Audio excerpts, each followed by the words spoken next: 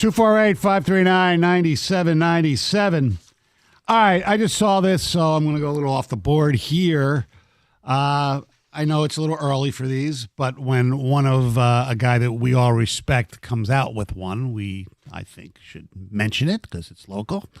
Dave Burkett of the Detroit Free Press, mock draft, his first one, has just come out, and I'm just going to go over a few things with you, John. So don't look. I'll see what you think. First, I'm only going to do a few of these picks, but he has Abdul Carter going number 1 from Penn State to Tennessee with the first pick of the draft. It's going to be interesting because I think he's really good. I don't know that he is, quote unquote, generational, as some people have talked about.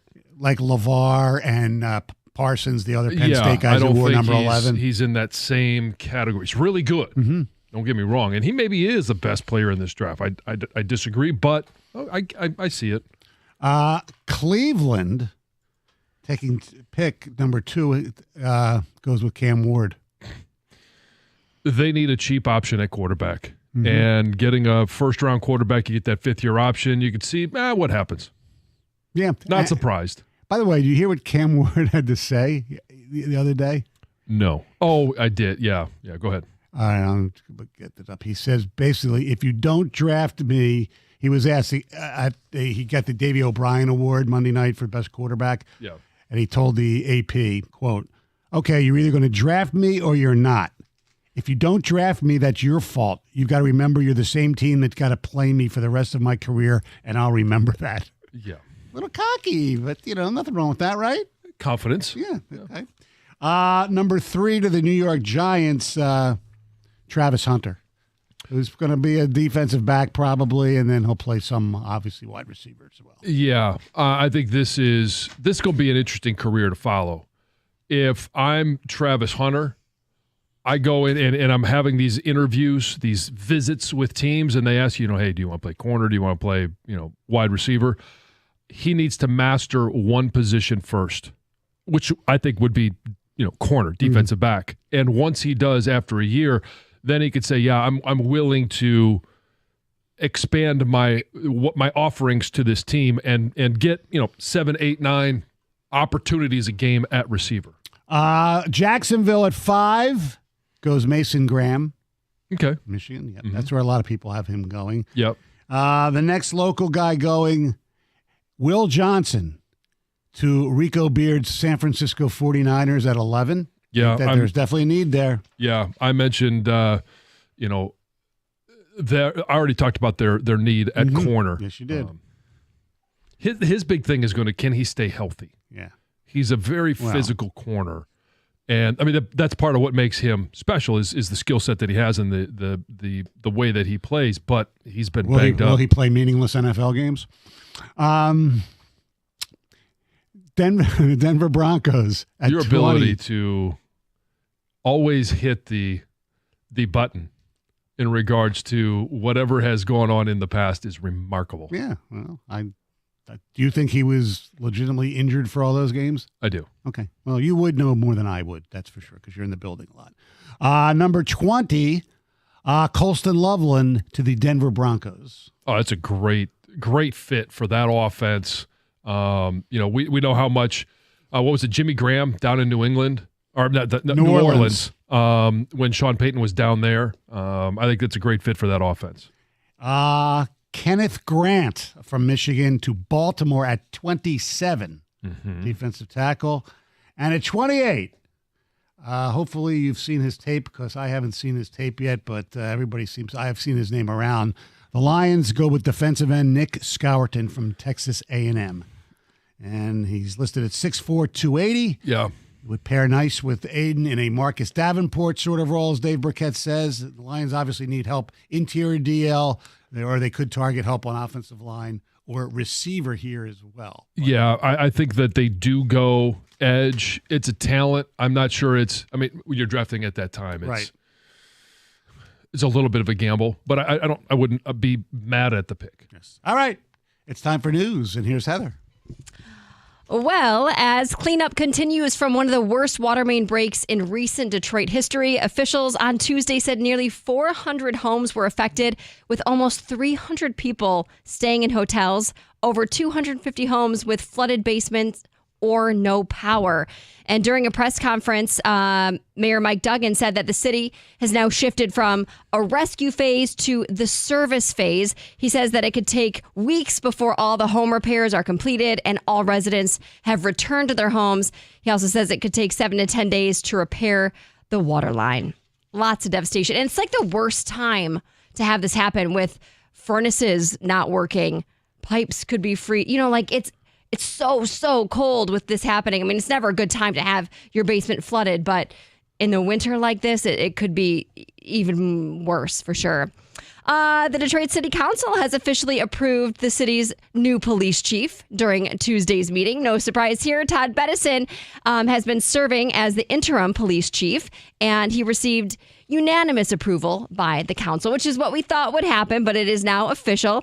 Council members shared their hopes for the incoming police chief while also praising his work with the city and the police department for over decades working with the office. So congrats to him. So there's still so many questions surrounding the case of those children who were left abandoned in that Pontiac home for years. And it's really hard to wrap your head around. It's really hard to believe that something so horrendous could be happening and nobody had any idea that it was going on. Well, now the Oakland County Sheriff Michael Bouchard is sharing some more details about how this neglect went on unnoticed for so long. First, he says it's believed that these kids were abandoned sometime in the spring or summer of 2020. Right? Like that long ago. The mother dropped off trash bags, gloves, and Febreze in 2020, and they believe that is the last time she brought them any hygiene-related items. What? Okay, so while these kids were living in the house, the mother was living in another location in the city. They survived on weekly drop-offs of food, but it wasn't always the mother dropping it off. DoorDash, Instacart, those types of services were dropping foods off, but it's believed that they had no idea what was going on behind the door, right? Towards the end, like before they were found, these kids were just eating a loaf of bread. Like that was their prepared meal that they had to share and last for 4 days, right? The father, the boys and girls' father, was incarcerated for quite a long time, didn't have any contact with the kids. But when he got out, he did file legal papers to get visitation rights to see them. But the mother wouldn't allow him to see the kids. So he hasn't had any contact with them. There were relatives, right? But they apparently had no idea what was going on. And the kids never asked for help. The sheriff says that they were so young at the time and so scared that just became their normal. He said the oldest boy, was the only one who ever went outside twice in that entire time. Once to get the mail and once to feel the grass. It blows my mind. Yeah. I don't even know what to say. It's so crazy. And, with school, it was right near the pandemic. So there was lots of changes going on within the school system. So they fell through the cracks, lost in the shuffle, yes. all those different analogies. Neighbors had no idea. Yeah. I mean, it's wild. It sounds like the kids are starting to improve already. Good. They've received a ton of donations as far as clothes go. So now they're accepting money to go towards their medical bills and also education. Yeah. So. I know Sheriff Bouchard, they put out a thing about that they needed, clothes of specific sizes and things like that because my daughter, Jessica, texted us and said, do we still have some of our stuff in those sizes? And we don't. But. Yeah. Well, it sounds like a ton of people donated, so they're good on the clothes. Now let's raise some money to help these kids go even further. So, All right. Thank you very much, Heather. Our telephone number is 248-539-9797. I might get unpopular again for the next topic, but we'll see what that is coming up next. 97.1 The Ticket.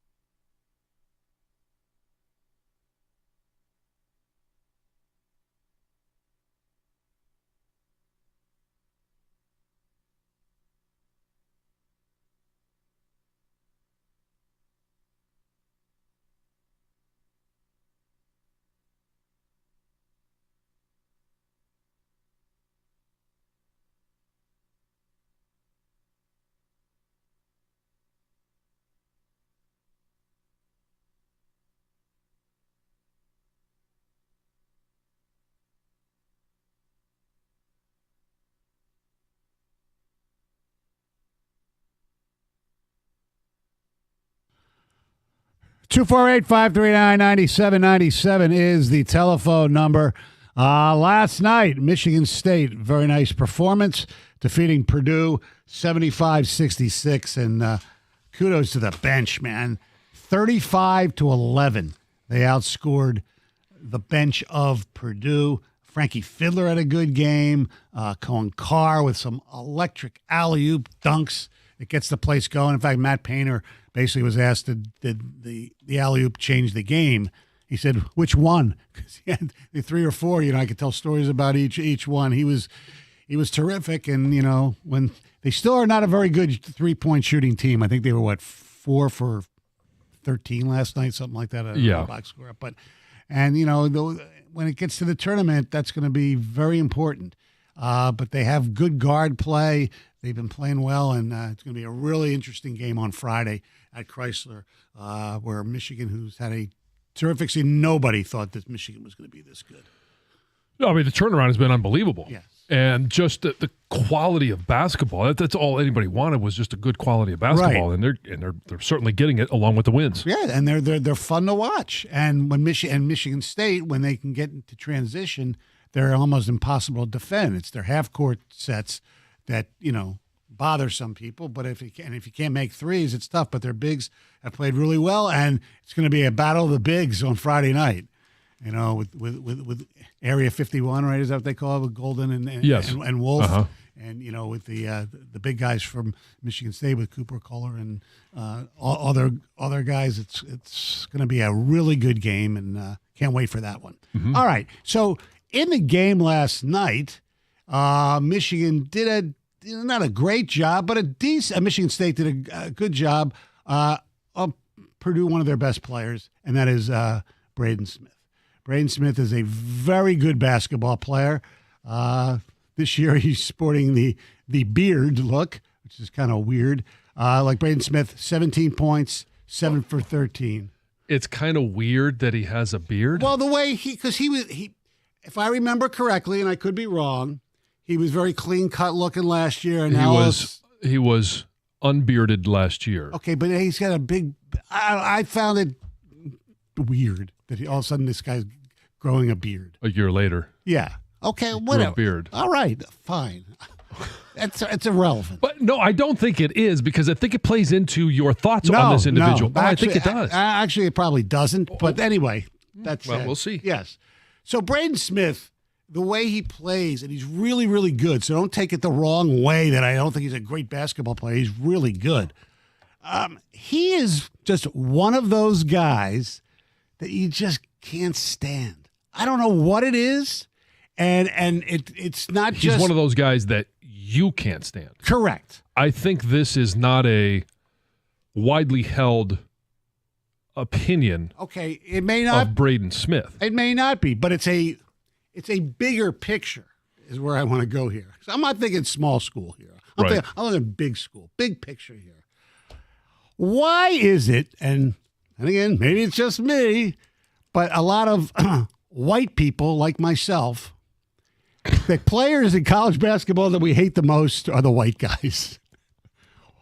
What is that? All the Duke, we hated J.J. Redick. You hated Hurley, Grayson Allen. Who's the dude who played for Wisconsin? Brad Davison. Hunter Dickinson could be one of the more hated players of all time. Well, he earned that. No doubt about it. Well, so did some of the others. Grayson Allen learned it. Sure. A lot of them.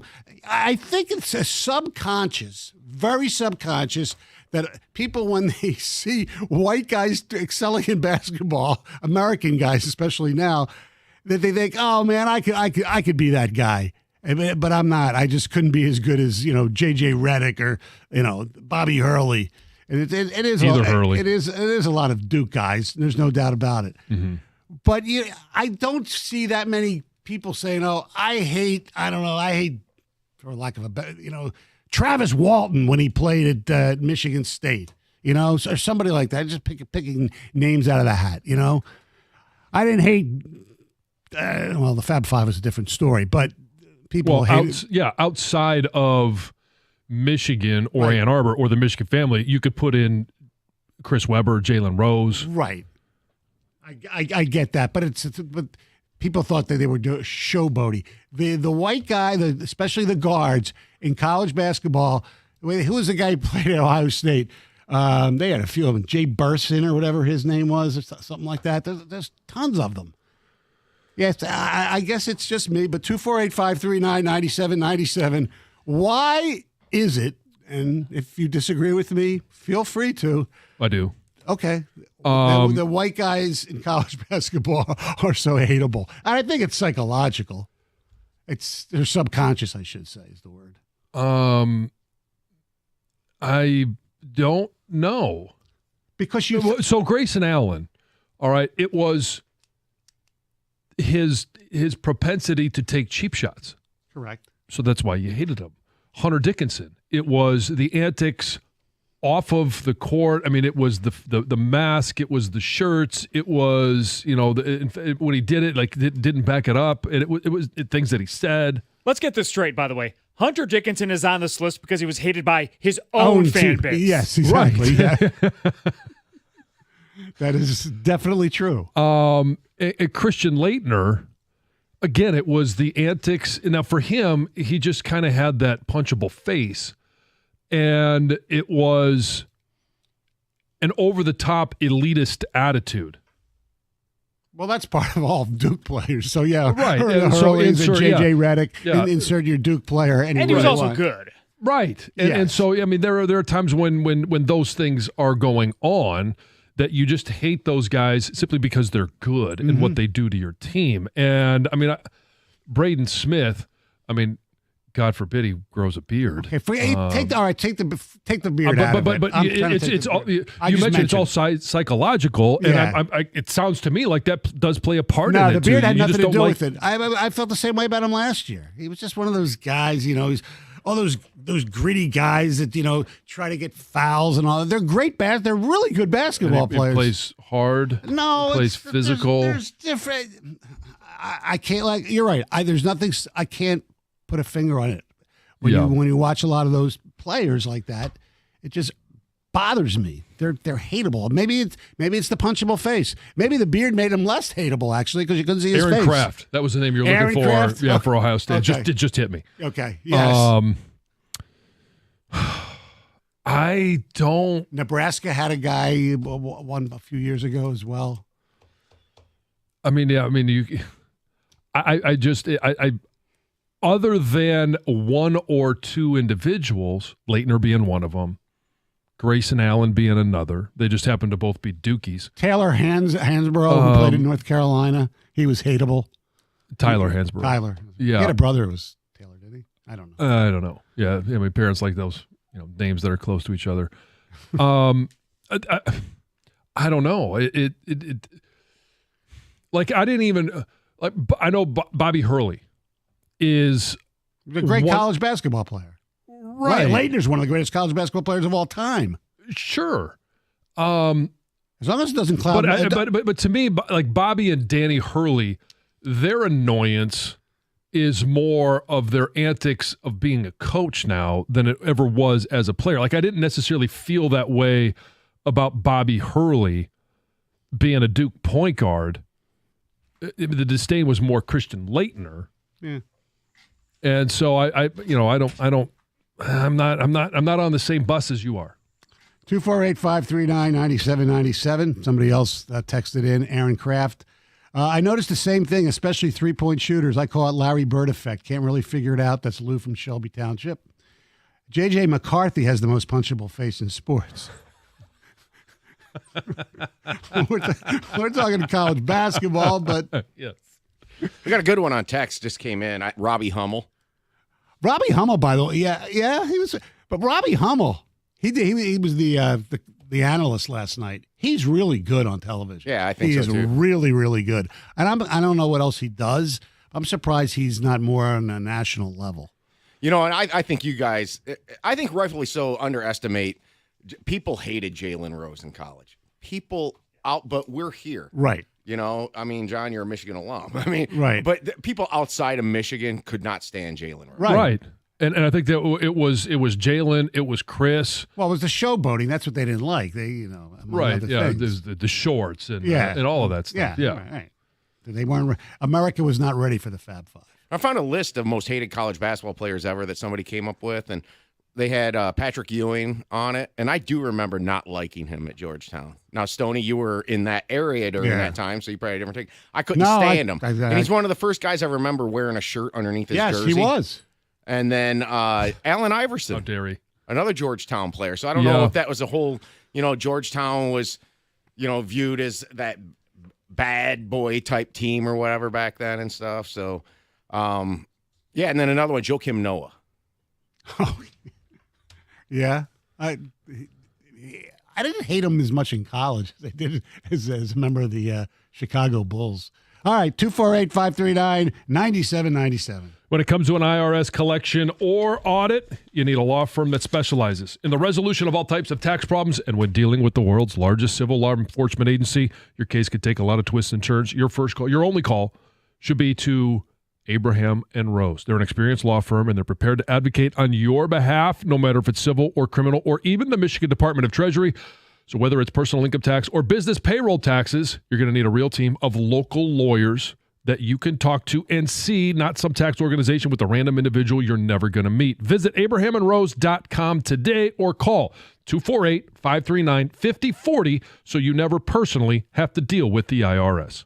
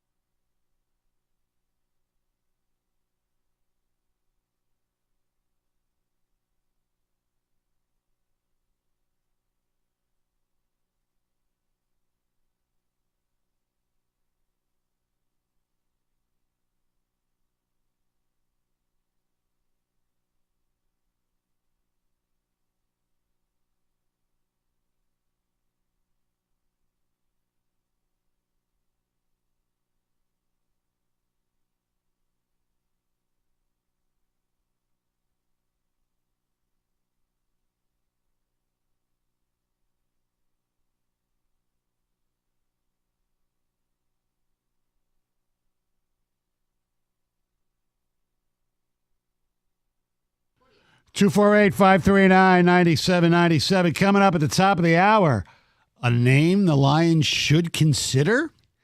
Played his college football in a city that John can't stand. All right.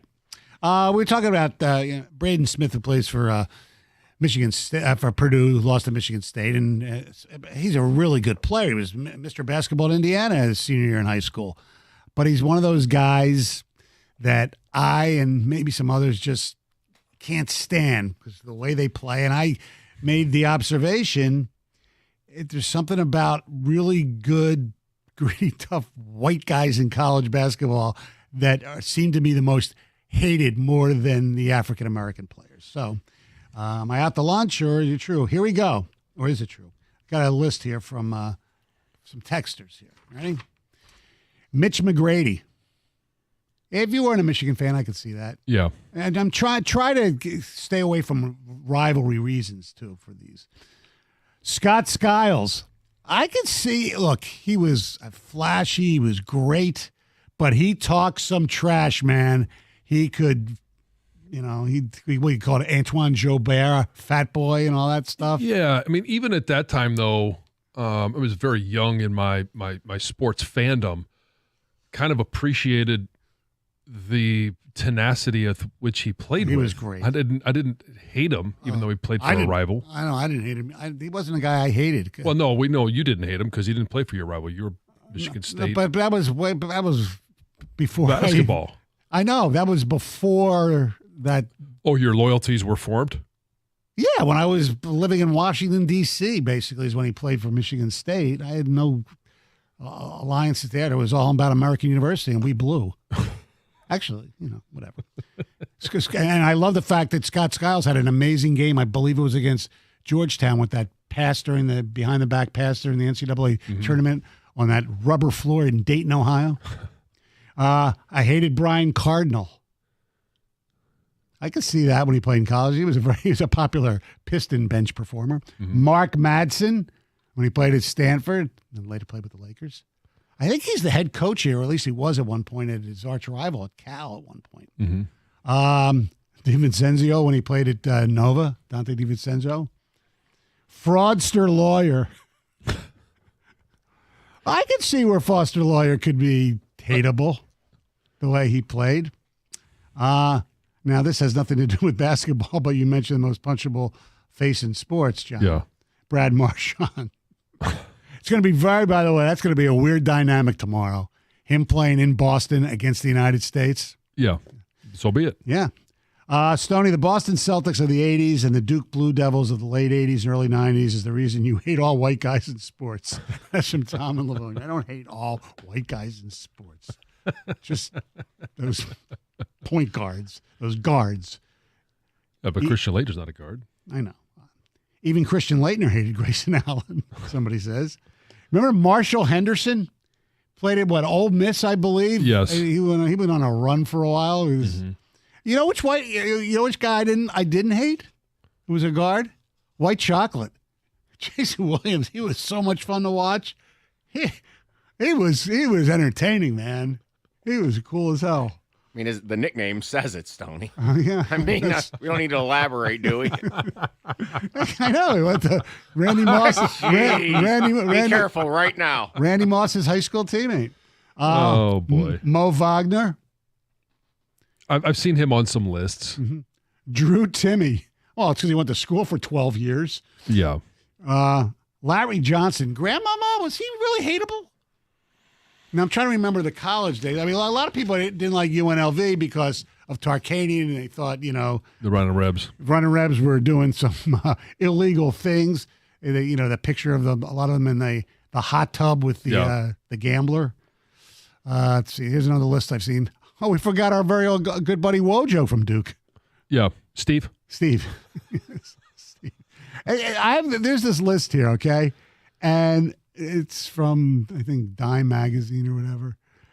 And of the top 10, listen to how many of them are from Duke. Number 1, Christian Laettner. Number 2, Jalen Rose. 3, J.J. Redick. 4, Wojo from Duke. 5, Bobby Hurley. 6, Tyler Hansbrough. Then we get into the others. Reggie Miller, 7, Patrick Ewing, 8. Another Dookie, Greg Paulus. who later became, I believe, a coach. Did you say Grayson Allen? I didn't even say Grayson Allen. Maybe He's got to be in everybody's maybe top 10. I didn't see when this list came out. Who knows? Maybe it was before he was even playing in Duke. Gary Payton, Shane Battier. Oh, here's a really good one. Adam Morrison.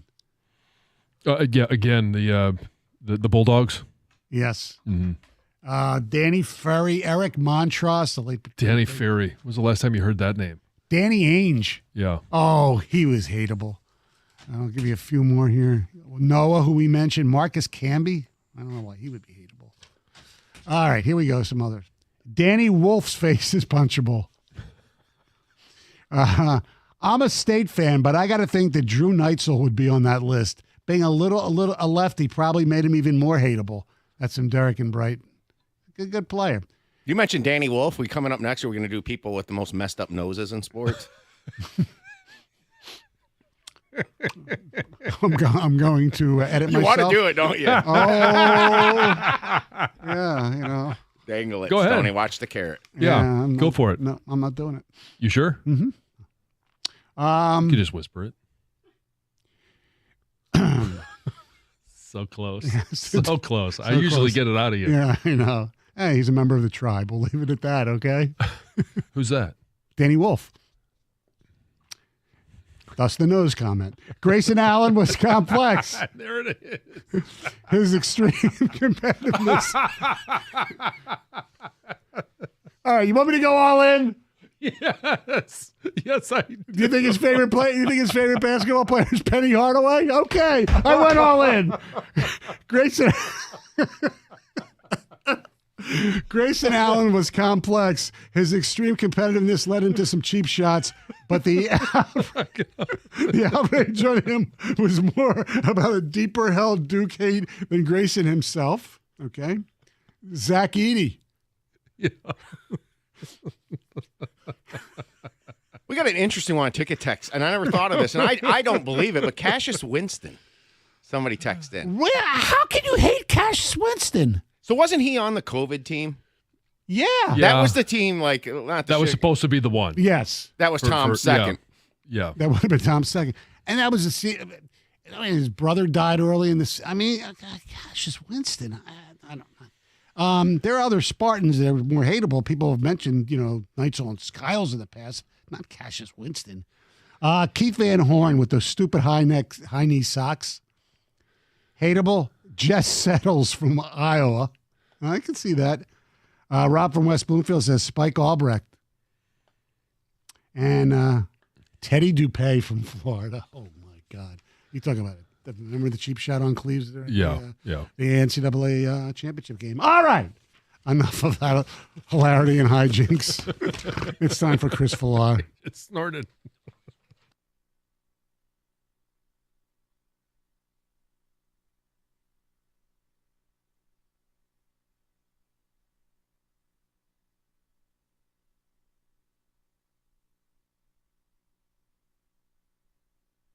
Michigan State defended home court during a huge Big Ten matchup. They won both halves against Purdue and earned a 75-66 victory and pull within a half game of first-place Michigan. MSU shot 58%, 35 points coming off the bench, and head coach Tom Izzo was glad to see them fight.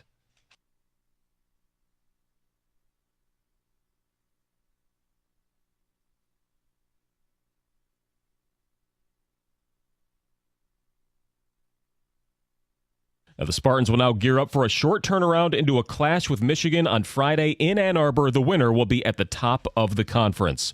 Returning to practice, the Red Wings getting back to their groove after a week and a half away, many complimenting the excitement of the Four Nations tournament. Patrick Kane mentioned it was disappointing he couldn't be a part of it, but it was fun to watch Team USA compete with Canada. And spring games in Lakeland will feature the league's automated balls and strikes system, as the Tigers will help the league to test that system for potential future use. It could be deployed in Major League Baseball as soon as 2026. Manager A.J. Hinch mentioned the challenge is finding a universal strike zone. At the Corewell Health Sports Desk, I'm Chris Villar. For more, go to 97.1 The Ticket and Odyssey.com.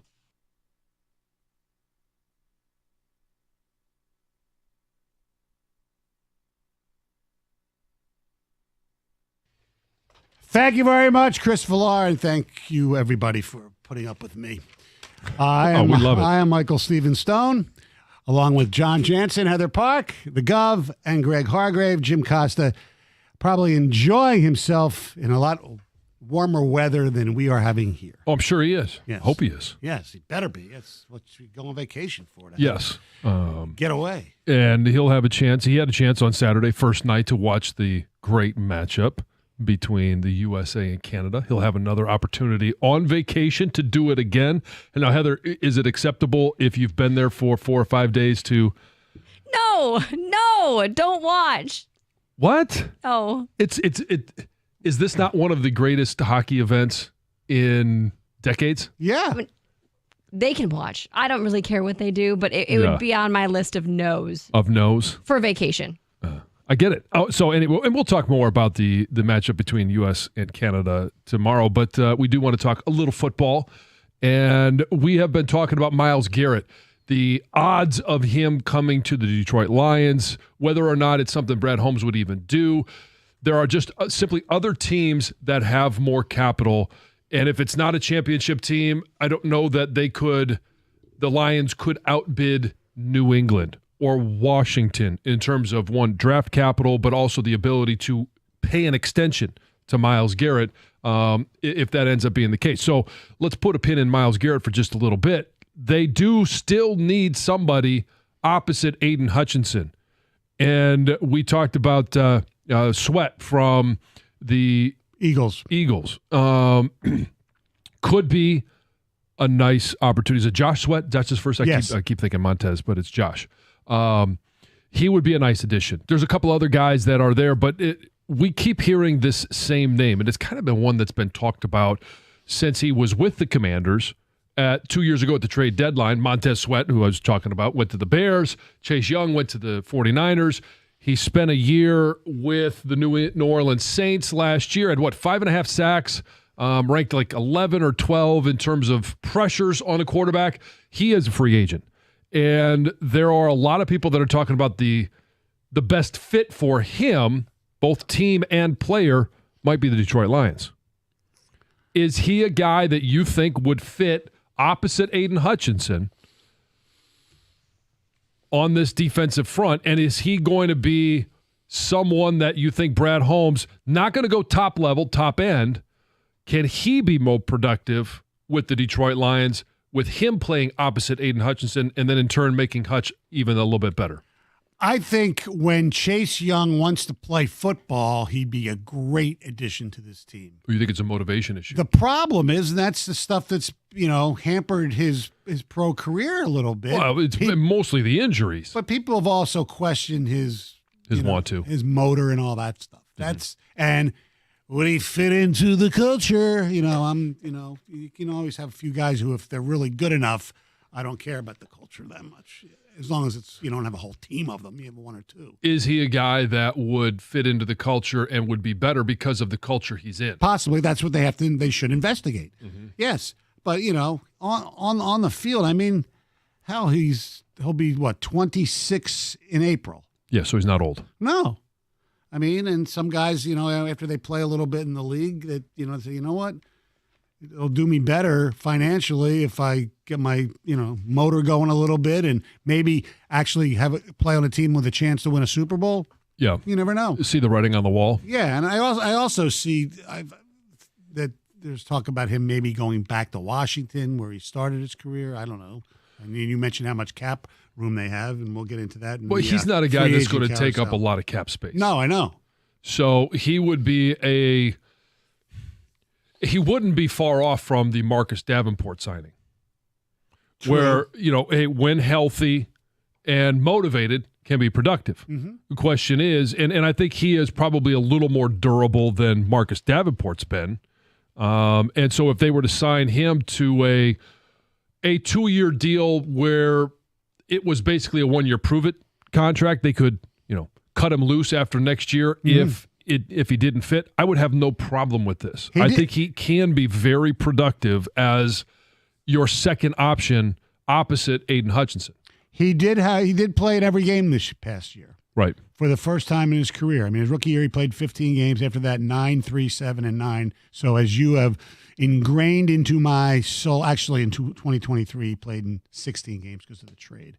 I read that wrong. Anyway, but you've ingrained in my soul, my brain. One of the greatest abilities Yes. is availability. Yes. And I do think he still is he's never going to be an elite pass rusher. No. But if he is opposite Hutch, and you know that last year, okay, at 46 pressures, 11 most in the league, had 5.5 sacks and played every game. So the 5.5 sacks is not going to knock your socks off. No. But Or is it sacks to a certain extent is a little overrated stat because sometimes is it? Well, if you're a guy who doesn't put up great sack numbers, but your pressures, your hurries, your quarterback hits are high in the league, that to me is just as important or pretty close. It's close. Close. And so that's where I would go with him being opposite Hutch. If he's, through 17-game season, 11th most QB pressures in the NFL, and you'll have Aleem McNeil back. You got DJ Reader inside. You got Hutch on the other side. We saw the videos of him running. I think he's going to be fine by the time the season starts. Question for you: if you would bring somebody, let's say it is Chase Young, do you cut Zadarius Smith? Because obviously, because of your age, Chase Young is probably a more productive player than Zadarius Smith, right? Yeah. I mean, they're in a position right now where, one, they don't have to. Right. They could have all three of them. Correct. And then you have a little bit of depth in case, I think we've learned that somebody could get hurt. Yeah, you think Josh Pascal might get hurt? Well, Pascal, Hutch got hurt. I mean, I 13 guys defensively, not all on the defensive front. But, right. Davenport, Aleem McNeil, Hutch. You go down the list of guys that are going to get dinged up, and you can never have too many guys up front on either side of the ball that are good players, quality players that can come in and play. And I think Chase Young has shown that he can be productive and he can also be available. Yeah. So I think it's something that don't be surprised if Brad Holmes explores the opportunity to sign Chase Young, and not just for a one-year deal, probably going to be 2 or 3. How much more draft capital would it take to move up into the top 5 as a ticket texter and get Abdul Carter instead of trading for Myles Garrett? That's Jay and Warren. Well, you're 28. You might have to go. I mean, there's mock drafts that have Carter. I just mentioned Dave Burkett's mock draft about an hour ago. Going up to 1. You'd probably have to give up another 1, right? Oh, yeah. You'd have to give least. up next year's 1 at a minimum, and some more draft capital. I mean, I don't have the draft value chart in front of me. Is Abdul Carter worth 2 number 1s and let's say a number 3 or a number 2? I don't know. Because you feel what? So it would be 28. You're hoping it's going to be around the same, if not, better for the Lions, like 32 next year. So I'm trying to find the correct draft value chart in regards to what everything would cost, but. If you're going off of, it won't load. It generally is 3,000 points for the number 1 overall pick. I know that value. And by the end of the first round, I'm guessing it's, 600 points. So I don't even think that 2 first-rounders are going to get it done. No. Okay. Chase Young is another injured end. Why do we keep getting or going after injured ends? Well, he's got injuries in his past. The last 2 seasons, I mean, in 2023, he played 16 of 17, and last year he played all 17. So it's 2 of his years, okay? His first year he had played 15 out of 17, and then in 21 and 22, he only played 12 combined games. So, yes, he has an injury history, but the last 2 years he's been healthy. Yes.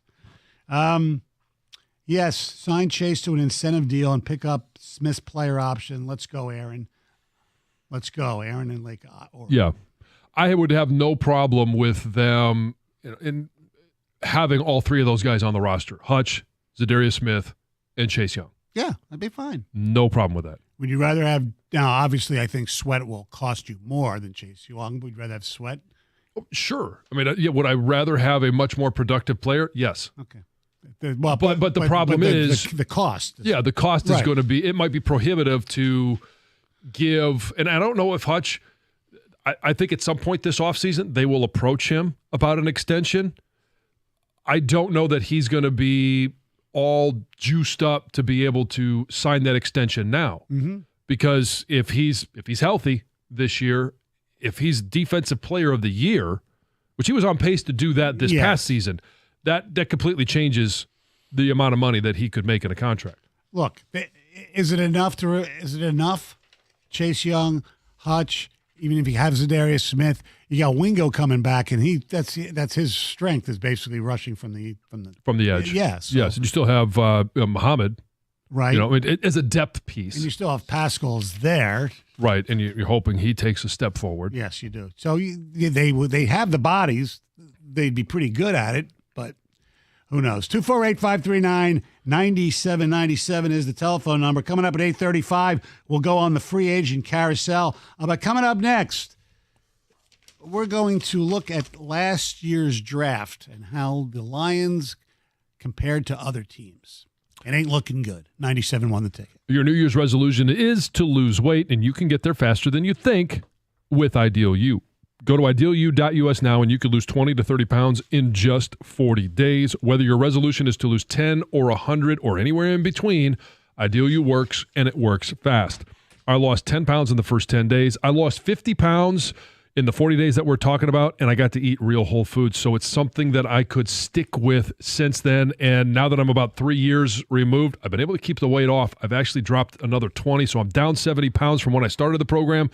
Ideal U's weight loss coaches are with you every step of the way. Your coach is there to help you lose weight and to help you keep it off. If you want to weigh less, go to idealu.us. Ideal U is a Michigan-based weight loss company that's helped thousands of people just like me and you lose weight. In fact, over 90% of Ideal U customers, that's 9 out of 10, and we love stats, that's a great stat, at least 20 pounds, have lost at least 20 pounds in just 40 days. If you want to weigh less, go to idealu.us. Sign up now and get a $200 Visa gift card. Start your new year off right, lose weight, and get that $200 Visa gift card. If you want to weigh less, go to idealu.us.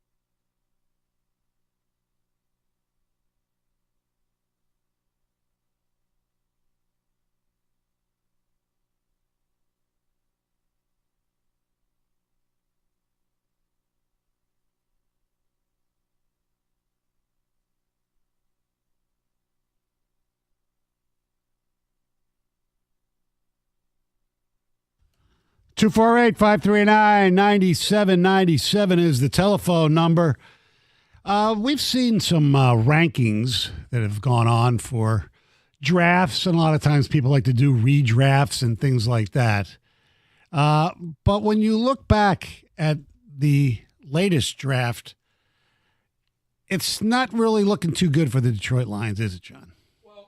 No, it's not. And this is all production after year one. Correct. Brad Holmes and others have always said it's only fair to judge a draft after 3 years. Right. And so you look and you say, okay, Ennis Rakestraw, didn't get a lot out of him, injured. Giovanni Manu, didn't get a lot out of him because he was a developmental product. Sione Vaki, you got a lot out of special teams. They didn't use him other than some mop-up duty on the running back side of things.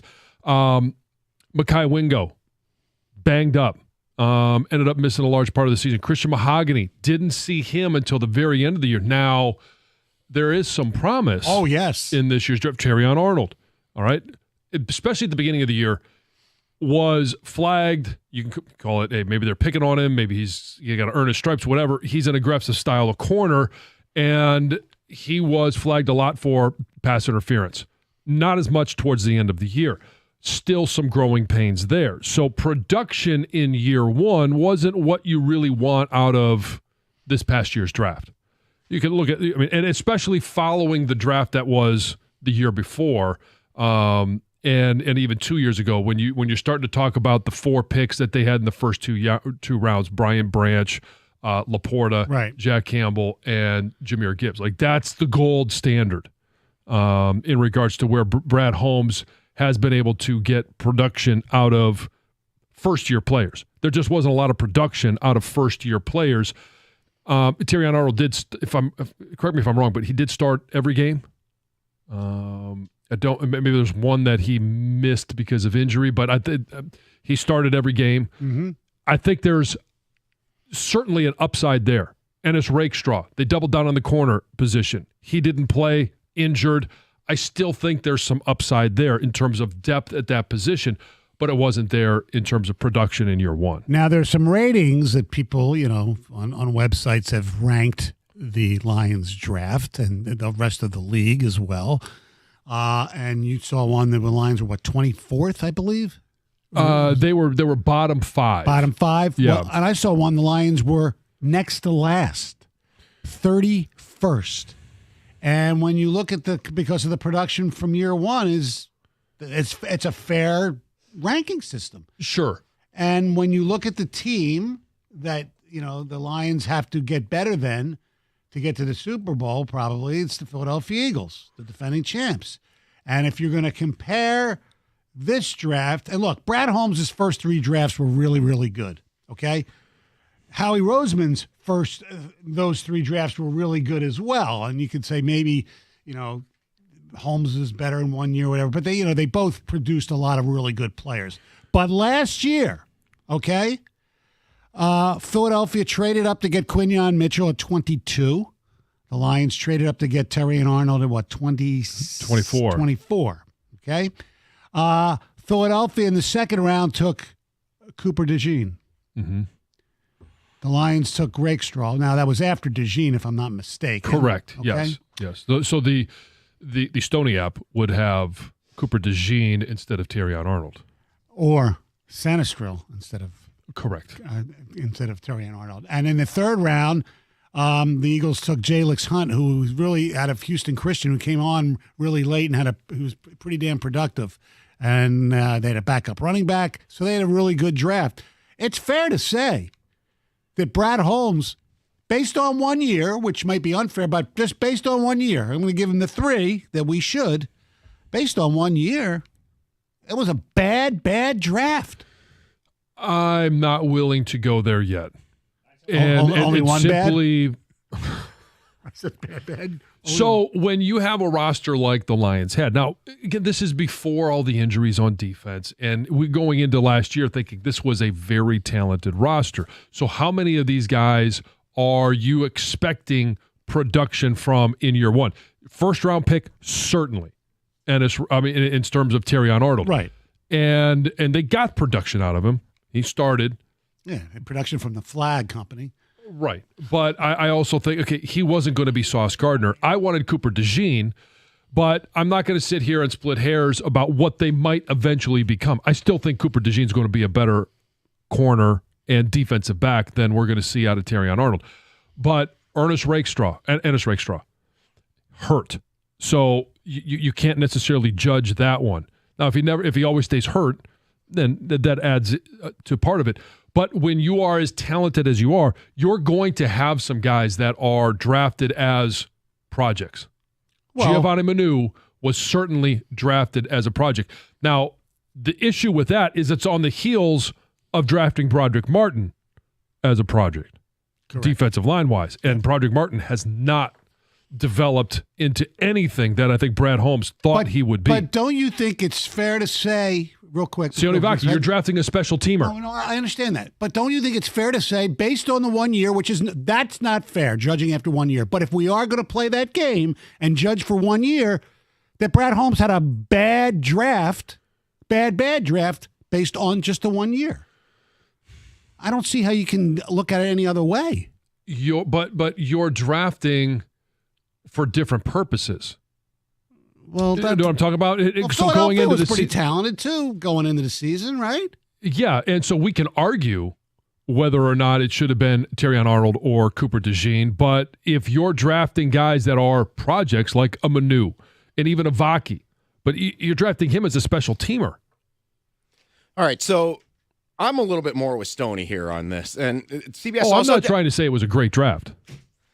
CBS did a redraft My also apologies yesterday. for interrupting you. CBS did a redraft yesterday, and DeJean and Mitchell were the top two. They went 7 and 11, so the Eagles couldn't even get either of their guys that they took. So 7 corners went in the first round of this redraft, which is pretty remarkable when you think about it. One of them is not named Sandra still, which is even surprising. Right. And one of them's not named Terrion Arnold. Right. Look, this comes down to Arnold right now, because I agree with John in terms of the projects. Yes. I mean, I don't have a problem with taking Manu. You got to roll some dice. I think Mahogany's probably going to work out and be agreed a startable guard. So that's really a home run pick. But I mean, there was opportunity there to take better players that would have helped this team this year. And I'll tell you what, right now, I'm not sold on Terrion Arnold being a starting corner in this league. I'm not. Maybe he's a 2. Yeah, but he's got a lot of work to do. Absolutely. And he had some really nice help with a veteran on the other side. Mm-hmm. Yes, indeed. That's why they need another vet. And if they don't bring him back, they got to get somebody. Look at the 2 safeties they had, and it still performed like that. Yeah. That's what worries me. Right. And look, Holmes got those safeties, so he did a nice job with those. And there's no doubt his other drafts were great. This draft, bad so far. After year 1. Right, exactly. That's what I said, after year 1. Our telephone number is 248-539-9797. Let's go to Demetrius. You're on 97 on the ticket. Hey, guys. Thanks for taking my call. Thanks for calling. I hate disagreeing with Stoney because I love Stoney. Everybody does. But I think it's unfair for 2 reasons. John has pointed one out. Your strategy, when you're a Super Bowl caliber team, you're as talented as they were a year ago today, your draft strategy is different. 2 years ago, they had clear gaping holes, plus they had 2 1s and 2 2s. So benchmarking against that draft is patently unfair because they needed, when you got Gibbs and Branch, Laporta, Campbell, all those guys could walk in and truly had an opportunity to start from day one because they had those needs. 1 year ago today, this was a Super Bowl caliber team that, with the exception of, I think, guard and corner, but they filled guard in free agency, corner was the spot. I think it's good because I think Arnold's going to be better, and I believe that John is absolutely right in you can't count injuries, right? They drafted projects on purpose. They specifically drafted projects. And when you're drafting a project, you have to, by definition, give the project. So a lot of this is just after 1 year, a project. It's still a project. Right. Well, but then, look, Demetrius, that's what we say. It's only after 1 year. You can't fairly judge a draft till after 3 years. We all agree that. But if you're going to grade or rank a draft after 1 year for our little exercise, it was not good because other teams got better cornerbacks that some were available, some weren't when the Lions took Arnold. So You're based not on really grading the whole draft. You're grading the Terrion Arnold pick. And if you're doing that, I agree. You're fine. But I don't think you can benchmark the draft with Branson Laporta and those guys because there's more picks. no, and I'm not more needs, I'm not right? comparing it to his great draft. No, I'm just judging on this year's draft was not, as of 1 year, it was bad. There's nothing wrong with criticizing Brad Holmes every once in a while. I don't think anybody is worried about criticizing Brad Holmes. He's an executive of the year, and he's a great. Been a terrific general manager. It's possible, based on 1 year, that this draft was a punt. It's possible. 97 won the ticket.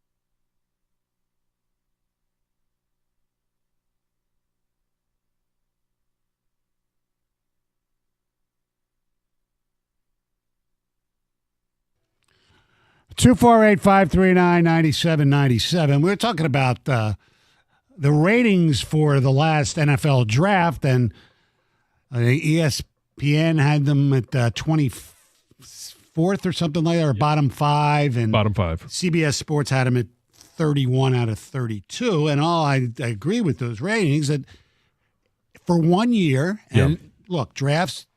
Production out of the first year of Right. that class. It was a bad draft based on that. And part of it was injury because Wingo, who I think is going to be a good player, he was hurt. He got hurt. Mahogany was out all up until the end. He looks like he's good. So down the road, this draft that I'm criticizing may turn into a really good draft, but based on the fact that Terry and Arnold had a rough rookie year and other cornerbacks who were rookies were better, had something to do with it, and the fact that Rakestraw didn't play a lot because he was hurt has something to do with it as well. All right, we have some ticket texts.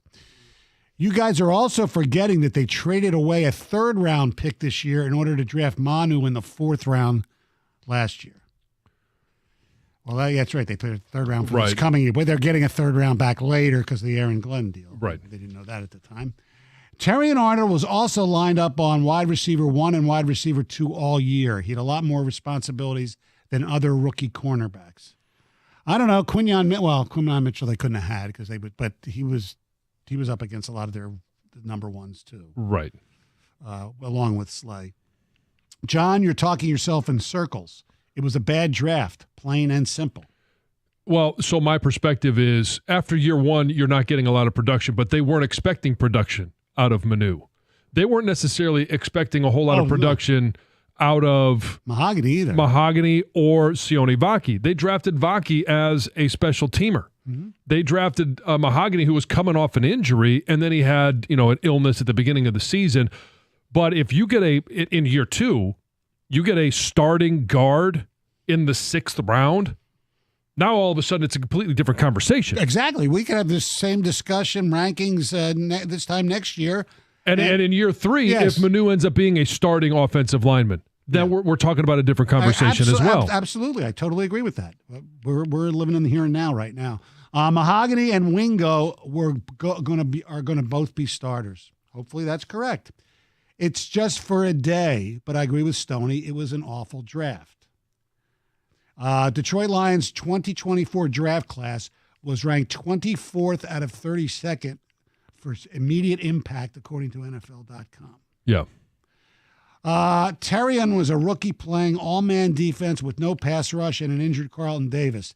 The Eagles rookies were playing with Slay and with a great pass rush. Point is, Arnold would have been great on Philly, too. He might have been better. He would have been better. Yeah. But and finally, you're not comparing it to other drafts. You're comparing their draft to how other teams drafted. They still had holes to fill, and they drafted projects. After 1 year, it's a bad draft.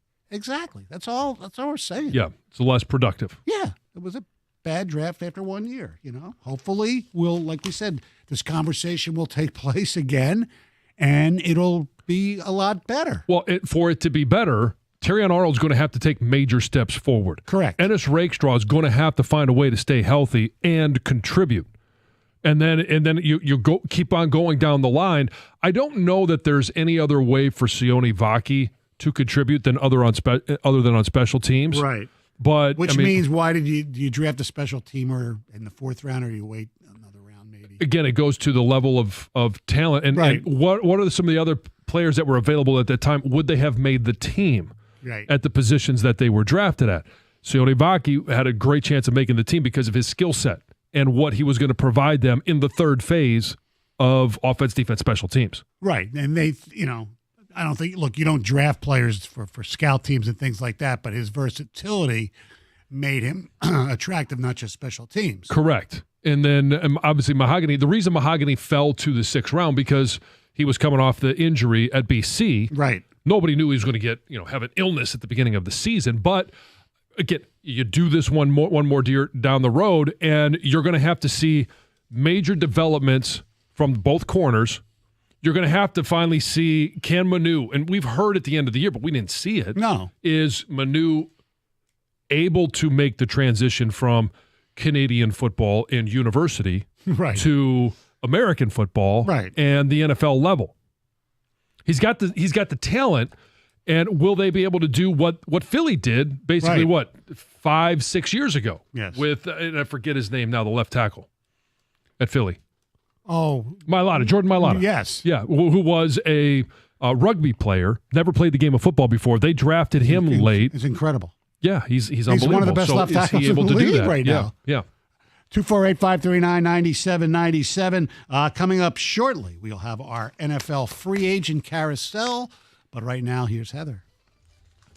Listen to this story. A Michigan man from the Grand Rapids area is facing numerous charges after he drove 700 miles to Pennsylvania to set a house on fire, all because a guy who lived there had been talking to his ex-girlfriend. So he wasn't even his girlfriend anymore? Just an ex? Just an Scorned ex. lover? Scorned lover, yes.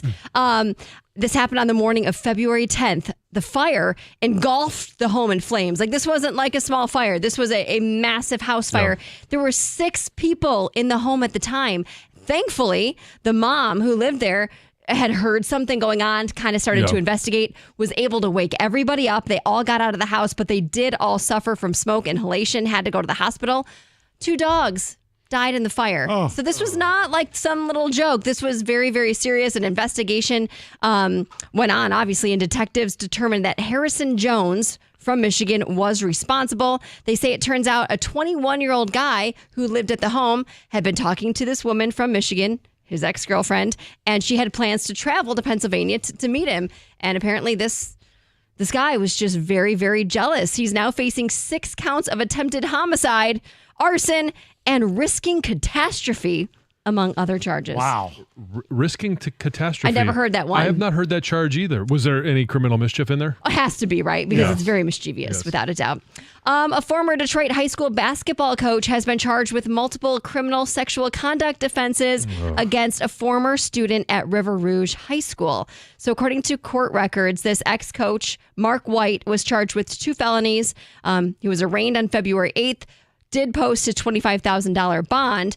Now, when it comes to the crimes, there is a female accuser, obviously a former River Rouge student who was 16 at the time the crimes took place. That was 8 years ago. Says that White allegedly assaulted her while at his home, while his wife and children were there as well. Now, White's attorney says his client will defend himself and his reputation at trial. A Warren man who was the first person in Macomb County charged last year under Michigan's new firearms safe storage law pleaded guilty on Tuesday after his young son accidentally shot himself in the face with his father's unlocked and loaded gun. Now, this plea comes like less than a year that this all went down. The father pleaded guilty to felony firearms, safe storage violation, and this added 4th-degree child abuse charge. He was facing other charges. Those charges have been dismissed. It's just when you read about everything that happened, the father had a prior felony drug-related conviction and wasn't able to buy a gun legally. So he purchased this gun off the street just a couple months before this tragedy happened. Thankfully, the boy survived, right? The young boy is going to be okay, but sad story. Yes. For sure. Joe Buck will be back in the booth for opening day between the Milwaukee Brewers and the New York Yankees on ESPN, March 27th. This will be the first time in like 4 years. Yeah, so it'll be nice to hear him back doing baseball games. It's a baseball game. A baseball game. Yep. It sounds like this is a complete one-off assignment, and there's not going to be a permanent return to the baseball booth. But he was very excited, specifically because, excited nonetheless, but very excited because it was the Yankees, sounds like. Well, he grew up, he did the Cardinals for years. I remember when the Tigers played them in the World Series and Joe Buck was doing the game, people thought he was anti-Tigers because he's the Cardinals guy. You know, the announcers, everybody, the announcer hates us. Every fan base believes that. All right. Thank you very much, Heather. Yep. Free agent carousel. Get on board. That's coming up next. 97 won the ticket. Hey, I've been telling you about Planet Fitness. Stoney's been telling you about Planet Fitness. You walk in there and they're always helpful. They're always welcoming. It's a clean environment. They've got a lot of new equipment. They're always updating equipment. So if you're going there for strength, they've got a lot of, whether it's machines, plate-loaded machines, bars, hack squats. It doesn't matter if you're there for cardio. They've got treadmills, Stairmasters, bikes. They've got it all. They got the 30-minute workout, and you can get all of that for $1 down, $15 a month. And here's what's even better. It doesn't matter the level of membership. They offer free fitness training focused on you at any level of membership. Where can you get that for just $15 a month? If you want a little bit more, you upgrade to their Black Card membership, and you can get access to 2,600 clubs nationwide. So it doesn't matter where you're at. You're most likely going to have a Planet Fitness there where you can get a workout in. You also have access to the Black Card Spa and unlimited guest privileges. So if you're like me, and you don't like working out alone, you can always take somebody with you. Find your nearest club and join today in club, online, or on the free Planet Fitness app. We're all strong on this planet. Planet Fitness.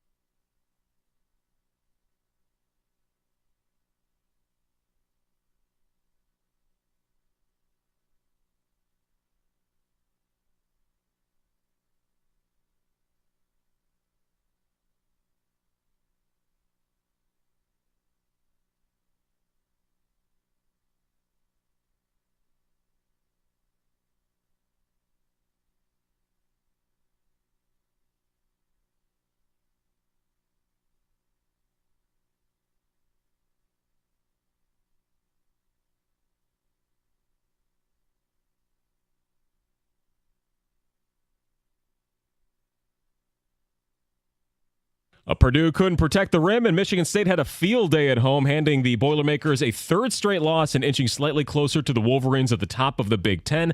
MSU won that game last night 75-66, and they will head to Ann Arbor in just 2 days to play Michigan in their first rivalry game of the season. Izzo said they're just trying to figure out how they want to manage the short turnaround before that huge game. Elsewhere in college hoops, something you don't see very often, Bill Self and Kansas absolutely dismantled, losing to BYU by 34 points, 91-57. Self said their offense simply stunk, and mostly it was their inability to get stops or halt momentum. Players and coaches in Detroit are loving the Four Nations Face-Off tournament as much as anybody. Patrick Kane wishes that he could be back out there for another best on best.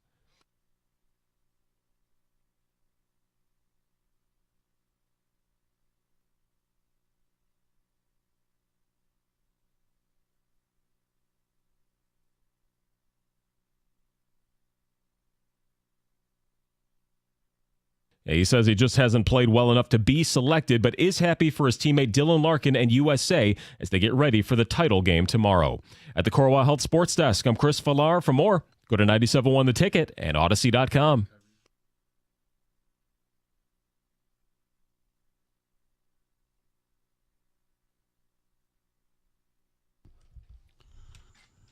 Thank you very much, Chris. 248-539-9797. I want to mention this. If you follow social media at all, especially Twitter or X, whatever you want to call it, there's been a great follow over the years in the sports realm here in Detroit, the world of Isaac. He would go to games and eat sausages. They called himself the Sausage King. Very opinionated Detroit sports fan. His name is Andy Israel, and he's been battling cancer for a long time, and he posted yesterday that he's gone into hospice, and he's way too young, and a lot of people followed him, even nationally. There have been some shout-outs yesterday from people like Chris Long and Katie Nolan and a lot of the people in the media around Detroit. Dan Miller wrote something really nice on Twitter as well. So for all of us here at 97.1 The Ticket, I know he listened a lot. Yeah. Andy, Godspeed, man. Mm-hmm. Another thing that was announced today, I don't know if you saw this, John, another international game. Oh, I did, yeah. The Los Angeles Chargers, Jim Harbaugh in Brazil, baby. Sao Paulo, where the Eagles played the Packers last year. Doesn't say who they're playing. That's in 26. Did I see that right? No, I think it's this year. Oh, it's this year. I believe so, unless I read it wrong, which, I could have. Anyway, but yeah. The 2026 is Australia for the Rams next, in 2 years. I know that. Yeah, I'm not a huge fan of these long-distance international games. Mm-hmm. I've adjusted to games in London because it's not that different for a team like Jacksonville, who's played over there a lot, right, to go from there to London versus going from there to L.A. Mm-hmm. Like it's very similar. But when you're starting to talk about 18 hours on a plane, Australia going to be, 20-plus hours on a plane, I don't care if it's the first game of the season, if it happens middle of the season, end of the year, it doesn't matter, and how they're going to work the bye weeks. That, to me, it's not something that they should ask players to do during the college or during the NFL season. So what it means is there's going to be 2 games. The NFL put out a little statement here. 2 games in London at Tottenham. The Jets and the Browns will be playing, at least not against each other. But right, yeah, they'll be hosting either of those games. 1 game in Berlin with the Indianapolis Colts, so that does not affect the Lions. 1 game in Madrid for the Miami Dolphins. 1 game in Dublin, the Pittsburgh Steelers. Now, that doesn't affect the Lions because the Steelers are coming to Ford Field next year. There is going to be a game in Wembley, though. We don't know who's going to be playing. And that could be maybe it's a Jacksonville game. I don't know. So supposedly there's going to be, Munich maybe? I don't know. So we're waiting to see. We anticipate the Lions are going to eventually be going overseas. Yeah. I thought it definitely might be this year, but who knows? You never know. No, you don't. And I think we did the math on the Australian one, which is, 2 years down the road, and they will not be one of the opponents in that game. Well, there's a chance because the Rams will be the home team. let's say the Lions. Well, okay, so if they finish at the same with the same there's record, there's a chance, a small chance, but yes, they won't be playing the NFC same West position next year. in Yes, the division. exactly.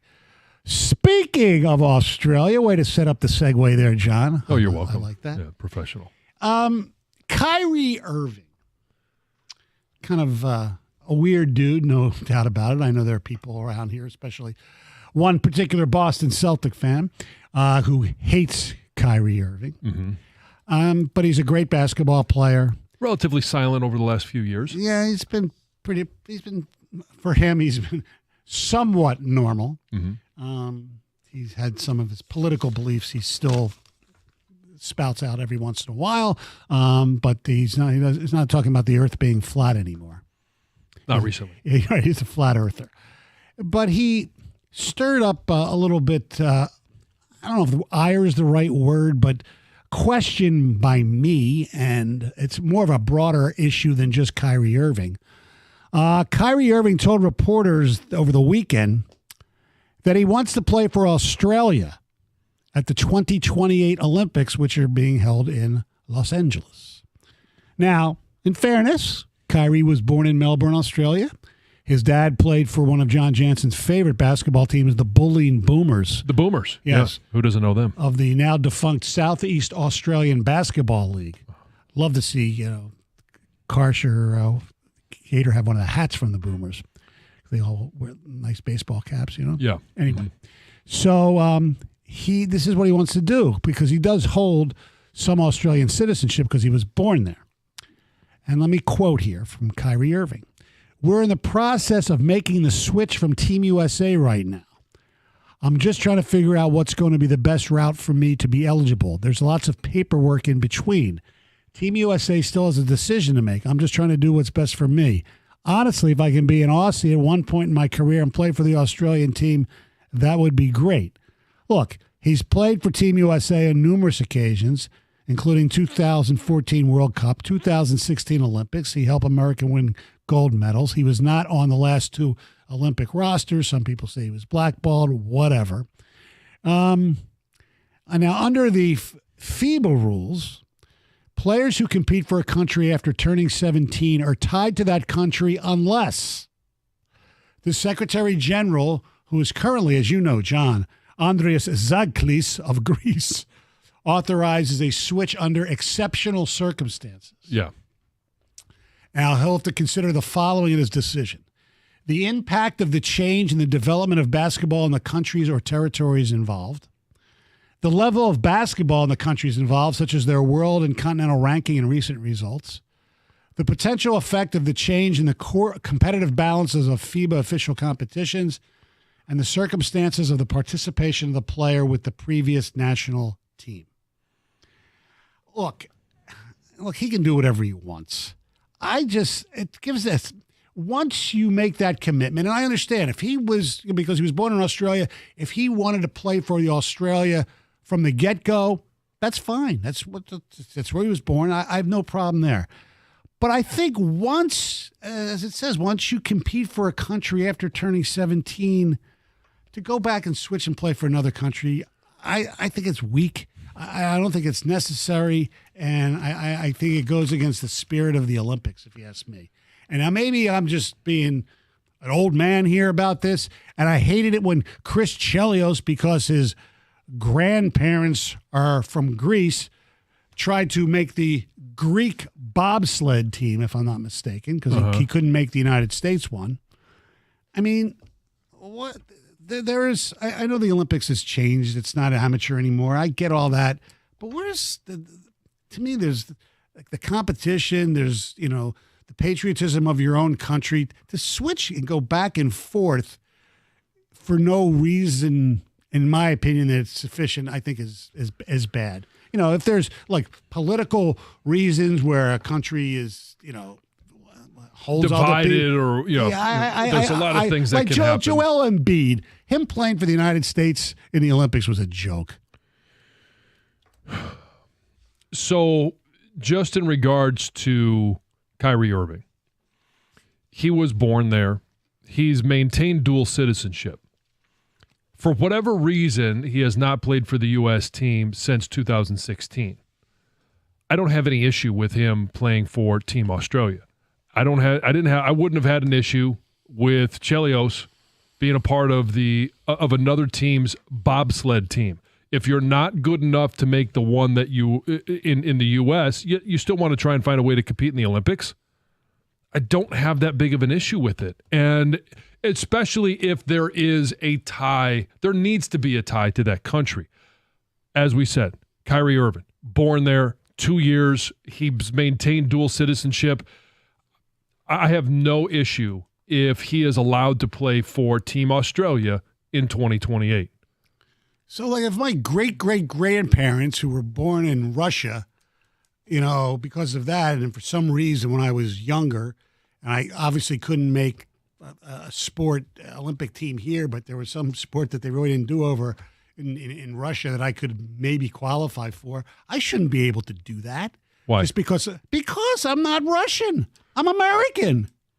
I understand that, but if you have, and maybe it's the great-great-great-grandfather, if you have, as Heather put it in our picks, your people, your heritage is, in lineage comes from a certain country, and insert any country you want. I don't care. Right. I don't have any issue if you're going to pay homage to your family who, originated in a country, and you want to make that switch, so be it. Then play for play in the heritage family games. Don't play in the Olympics.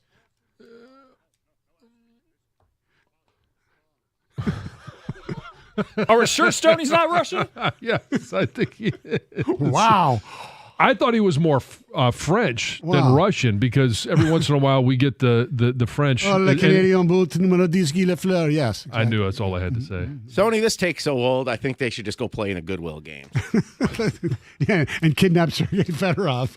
That was great. They did that. That's how we got Sergei. They kidnapped him basically. All right, our telephone number 248-539-9797. Do you think that you should be able to play for a different country, especially once you've already played for one country? And then the other thing is, look, everybody knows I'm Jewish. There are Jewish people who play for, Israel who have no family connection to Israel just because they're Jewish. They got a religious affiliation. Yeah, so they can go. No, that shouldn't be allowed. That should not, like the World Baseball. When they have that, it's Ian Kinsler played for the United, or maybe he was the manager, or Osmus or whatever. Those guys shouldn't play for Israel. They're American. No family over there. 97 won the ticket. A personal injury of any sorts is in fact personal. Injury attorney David Femininio has dedicated his career to securing justice and maximizing recovery for those who have been injured. David is also dedicated to ensuring that you get all the medical care that you need and deserve to put your life back together after an accident. You need an attorney who's going to make it personal, and that attorney is David Femininio. If you or someone you know has been injured, you need to tell them to call David Femininio at 855-65-CRASH, or you can always go to his website, getdavidgetpaid.com. That number again, 855-65-CRASH, or on the web at getdavidgetpaid.com.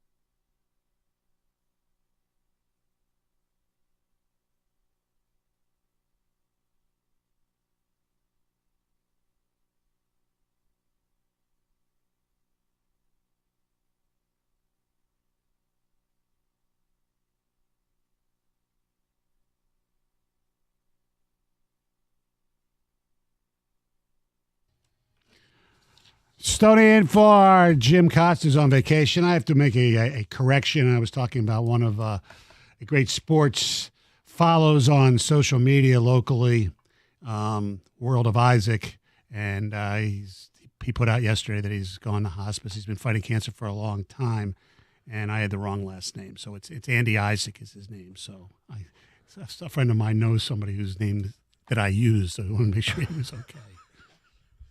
Yes. Thoughts and prayers. Yeah. 248-539-97. Why are you laughing? See, Why am I laughing? How do you laugh at something like that? Because on the air. Because off the air, you could not have. I was so embarrassed. I was laughing because I screwed up so badly. Yeah. Sometimes there's an opportunity to have an awkward laugh. We all are human, and no matter what country we live in or broadcast in. And Andy, if he's listening, would probably be laughing too. All right, let's go to before we take some texts. Let's go to Joe. What's up, Joe? Good morning, Stoney. Nice to hear you on the air. Hi, John. I agree with you, John, on this topic. If he can't play, that has to be part of the equation. He can't. He's blackballed. He's not good enough. I think he should have the opportunity to compete. Like John said, you want to do that. He's a competitor. And Stoney, if you wanted to for Russia, you could do, what is that, the break dancing thing? You might do that. That's right. Yeah, you could break dance. Oh, my God. Hey, I'd go viral. Yeah, you could. I would fly to Russia to see that. Yeah, or you could be the voice of the Russian rubles. The Russian rubles. I'm not even going to try to do a Russian voice. We had audio of you already doing it. Why not? That's why. Give us your best audition. No, not. Come on, I know you want to do it. Because I could try to do my.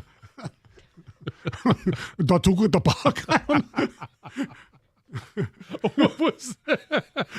I said Datsuku the puck. John, a question. Who do you think Stoney was trying to imitate in that cut I just played? I don't know. Can you play it again? I said Boston Strong. So did it have something to do with like Big Papi or something? It was Big Papi. Can we hear it one more time?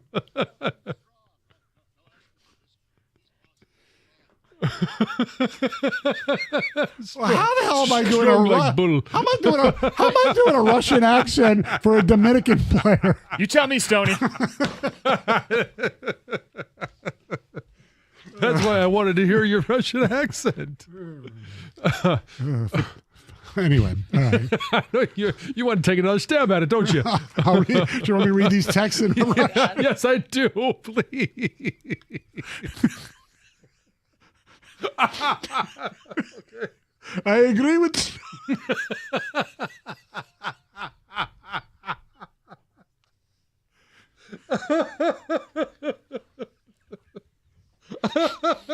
No, I can't even read them right in English.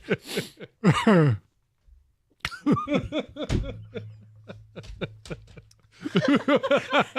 agree with Stoney. Once you pick a country to play for, you're tied to them forever. The spirit of the Olympics is to represent your country. Playing for more than one devalues the Olympics. Not sure if Kyrie played for Australia all along, but switching countries. Oh, no, he says, excuse me. No issue if Kyrie played for Australia all along, but switching countries is crazy. That's not the spirit of the Olympics. There's country pride. That's what I'm saying. Stoney, your hate for Kyrie is showing. He was born in Australia as a citizen. How much more ties would you like? I don't hate Kyrie. He's a great basketball player. He's a little weird. I just don't. I think once you play for one country, that should be your country for the Olympics. That's my issue. I don't hate him. You don't happen to have an Australian accent, do you? Oh, stop it, please. I have absolutely no issue if Irving wants to play for Australia. You should be able to play for either the team that you're a citizen of or the country you were born in. That's Kevin from Ann Arbor. How is the mate?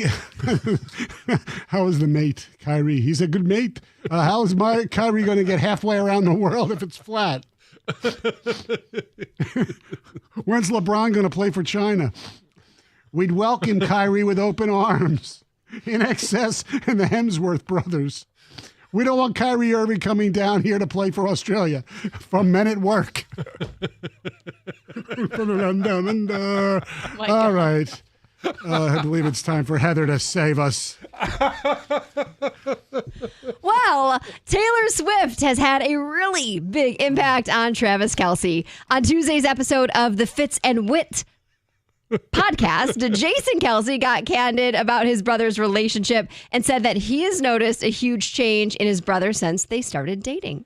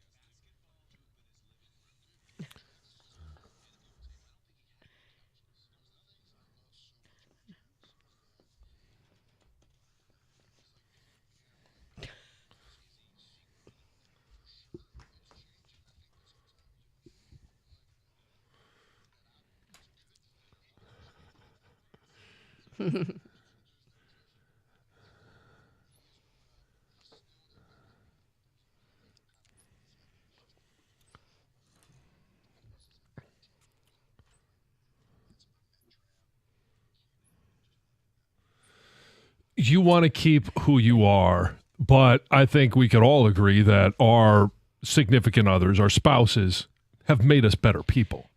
And you normally want to be a better person for the person you're with. So Right. while he didn't say her name specifically, he implied that those people in his life have had some big impact. So it sounds like he has a couch in his living room. He's got some furniture to sit on. Yes. Way to go. Philadelphia Eagles GM Howie Roseman has applied for the trademark of the phrase, "I bleed for this city." So this was after he was hit by a beer can right in the head during the Super Bowl parade. Yeah. Did you see the cut? I didn't, but I've read enough about it that, somebody chucked this beer can, hit him enough to draw blood, right? Oh, yeah. He was on a float at the time, but then at the end, it was like, he addressed the cut on his head while he's holding the trophy, a cigar, and he said those words, "I bleed for the city." So now, anyway, filed this trademark application. He wants to develop a clothing line around the phrase. Yeah, sell it in Philly. I think it hey, whatever it is, it's cool for that town. Yeah. So be it. Why not? There's a guy from Michigan, the Grand Rapids area, that is accused of driving 700 miles to Pennsylvania to set a house on fire because a man who lived there had been talking to his ex-girlfriend. There were 6 people in the house at the time. This was on February 10th. They all suffered smoke inhalation, but thankfully all got out of the house. 2 dogs in the house died. The serious fire, right? Like the house was engulfed in flames. Police were actually able to use like license plate readers to track the car and the suspect all the way back to Michigan. So he's facing tons of charges, like 6 counts of attempted homicide, arson, and one I'd never heard of, 6 counts of risking catastrophe, among other things. You're risking catastrophe. All because That's there was, like a 21-year-old who lived there that was, who knows, talking to his ex and he didn't like it. Yeah. Joe Buck is coming back to baseball, at least for one day. He'll be back in the booth for opening day, which is March 27th, between the Milwaukee Brewers and the New York Yankees. So this will be his first time calling a national baseball game in 4 years. And he said he's really excited for it. He jumped at the opportunity. Quick, yes, but did say this is a one-off assignment and not a permanent return to the baseball booth. I think it'll be cool. I like Joe Buck. I do too. I think he does a great job doing baseball. It's kind of been almost criminal that he hasn't been able to do it in the last 4 years. Finally, you might notice something new on Instagram. It's in the test phases right now. It's a dislike button, which at first when I heard that, I'm like, oh gosh, we don't need more negativity on social media because there's enough negative people already. But it could actually be used for a good thing. So you can only dislike a comment. You can't dislike somebody's post, and it's all private, so nobody can see who How many disliked dislikes, what. yeah. But what it's for is to take some of those really negative comments that nobody likes to read. If it gets enough dislikes, it will push Bump it it down down to the bottom. So the more positive comments will be the ones that are first seen. They're going to see how it goes, and then maybe this could become a permanent fixture. Whatever. You don't like the dislike button? Yeah, why do you have to be forced to like it? You could dislike it. Yeah, nobody forces you to like it either. Right. So. Yeah. But if they have Yeah, one, the non-like is is kind of like a dislike, but I do like that it thumbs bumps up, thumbs down. Yeah, and it pushes it. All those really bad ones push it all the way down to the bottom. You should be able to do that for ads. Yes, you should. Dislike, you kind of can. Yeah, you can block ads. You have to do a couple taps, but you can do that. Mm-hmm. All right, thank you very much, Heather. Our telephone number is 248-539-9797. Coming up next, he is one of the most popular players in Detroit who never plays. Would you be upset if he's no longer here? 97 won the ticket. Your New Year's resolution is to lose weight, and you can get there faster than you think with Ideal U. Go to idealu.us now, and you can lose 20 to 30 pounds in just 40 days. Whether your resolution is to lose 10, 100, or anywhere in between, Ideal U works, and it works fast. I lost 10 pounds in the first 10 days. I lost 50 overall in those 40 days, and I got to eat real whole food. So you know what? I was able to stick with it. It's a lifestyle change, so it's not something with shakes and bars that you got to try and stick with. Ideal U's weight loss coaches are going to work with you every step of the way. They're going to help you lose weight, and maybe the best part is they're going to help you keep it off. It's always a challenge. If you want to weigh less, go to idealu.us. Ideal U is a Michigan-based weight loss company that's helped thousands of people just like me and you lose weight. In fact, over 90% of Ideal U customers, that's 9 out of 10, lose at least 20 pounds in just 40 days. If you want to weigh less, go to idealu.us. And if you sign up now, you're also going to get a $200 Visa gift card. Start your new year off right, lose weight, and get a $200 Visa gift card. Want to weigh less? Go to idealu.us.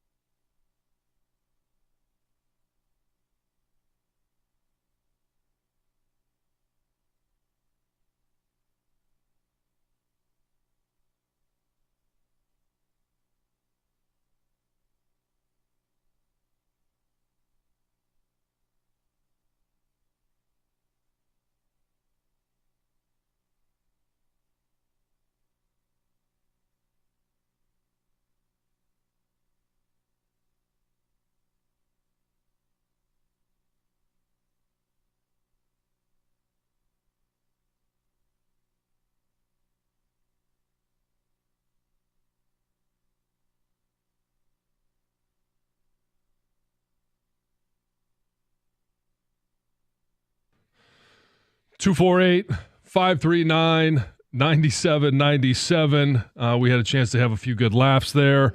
And Stoney teased this. One of the most talked about players on a Detroit sports team that has rarely seen the field is Hendon Hooker. And he has been talked about as, and we've talked about him a lot, as the number 2 quarterback here in Detroit. He was drafted in the 3rd round. He's going into his 3rd season. We haven't seen him. We didn't see him in the first year because of the ACL injury that he was recovering from. Mm-hmm. And it's always the conversation of, was it a wasted pick? What was the value in that pick? What are they going to get out of Hendon Hooker? And now, when you listen to a lot of the talk shows going on, talking about free agency, and we know that both coordinators for the Detroit Lions, Ben Johnson is in Chicago, Aaron Glenn is in with the New York Jets. What is going to happen to not only the coaches that have gone with them, that's all been settled, but are there any players that may be following those coaches? You mentioned Carlton Davis earlier when we were talking about the free agent carousel, that he may end up with the Jets because of his familiarity with that defense. It's also been talked about that Hendon Hooker may be traded to the New York Jets because they are currently looking for a quarterback. They let Aaron Rodgers go, and that Aaron Glenn is very familiar with the skill set of one Hendon Hooker. Do you think there is any value that they have in Hendon Hooker that they could actually get a draft pick for him from the New York Jets? Do you think it's something that is plausible? Well, I believe that the only team that they could get if he has really progressed in practice and all that stuff, something that we would know nothing about. There's only one person, actually there's 2 teams who would know: the Chicago Bears and the New York Jets, right? Mm-hmm. Yeah, and as we know, the Bears don't need a quarterback. Correct. Maybe a backup. Right. Look, if Aaron Glenn and who's the passing game coordinator that he just hired, right, from here? Tanner Engstrom? Yeah. Yeah. Okay. If they believe in if he believes in Hendon Hooker, then yeah, the Jets are a viable option. But other than that, no. I mean, we talked about his draft, in 2024. I mean, the Hendon Hooker pick could be one of, if he doesn't play here, whether he's good or not, he wasted a 3rd round pick on a backup quarterback who never plays. Well, that was the 23 draft, I believe. Right, that's what I mean. Yeah. I'm saying we talked earlier in the show about the 24 draft. Yeah. I mean, you look at the players that were taken after Hendon Hooker. God, Tank Dell, Condre Miller, Jalen Hyatt, Tucker Kraft. Well, they didn't need a tight end at the time, but a lot of really good players. Kobe Turner, the defensive tackle from the Rams. I mean, so yeah, they could have gotten much more production, no doubt. Sure, they could have. But was it if he never plays a down here, a meaningful down? Mm-hmm. You could talk about the production, lack of production from that pick. Yes. Was it a bad gamble to take? Because before his ACL injury, there was a lot of people that were talking about Hendon Hooker as a 1st-round draft pick. Now, obviously the ACL changed all of that. Mm-hmm. Also, the fact that he was going to be older as a rookie. Now he's, 27 years old, and he's only going into his 3rd season in the NFL. So that was part of it as well. But was it a bad gamble to take at the time? I think that's more the question. Well, yeah, it definitely was a bad gamble at the time. I mean, well, at the time we didn't know, but yeah, looking back, it definitely was. He was the only quarterback, I'm looking at that draft, who was taken in the 3rd round. There were 2 and the Lions didn't have a 4th round pick. I don't know if that was because of the Broderick Martin situation or not. I think it might have. Anyway, regardless, there were 2 quarterbacks taken in round 4 back-to-back, so you assume a Hooker might have been gone there or somewhere before. And who were those 2 quarterbacks? Jake Hayner with the Saints and Stetson Bennett to the Rams. Stetson Bennett, yeah. And then later in round 5, you had Clayton Tune and DTR got drafted by Cleveland. Mm-hmm. Yeah, it could turn out to be a stupid-ass pick, especially because of the names of the people that I mentioned earlier who were taken guys after could him. have been productive in other areas of this team and Correct. Still be productive. Now, it's obvious because they took him in 2023.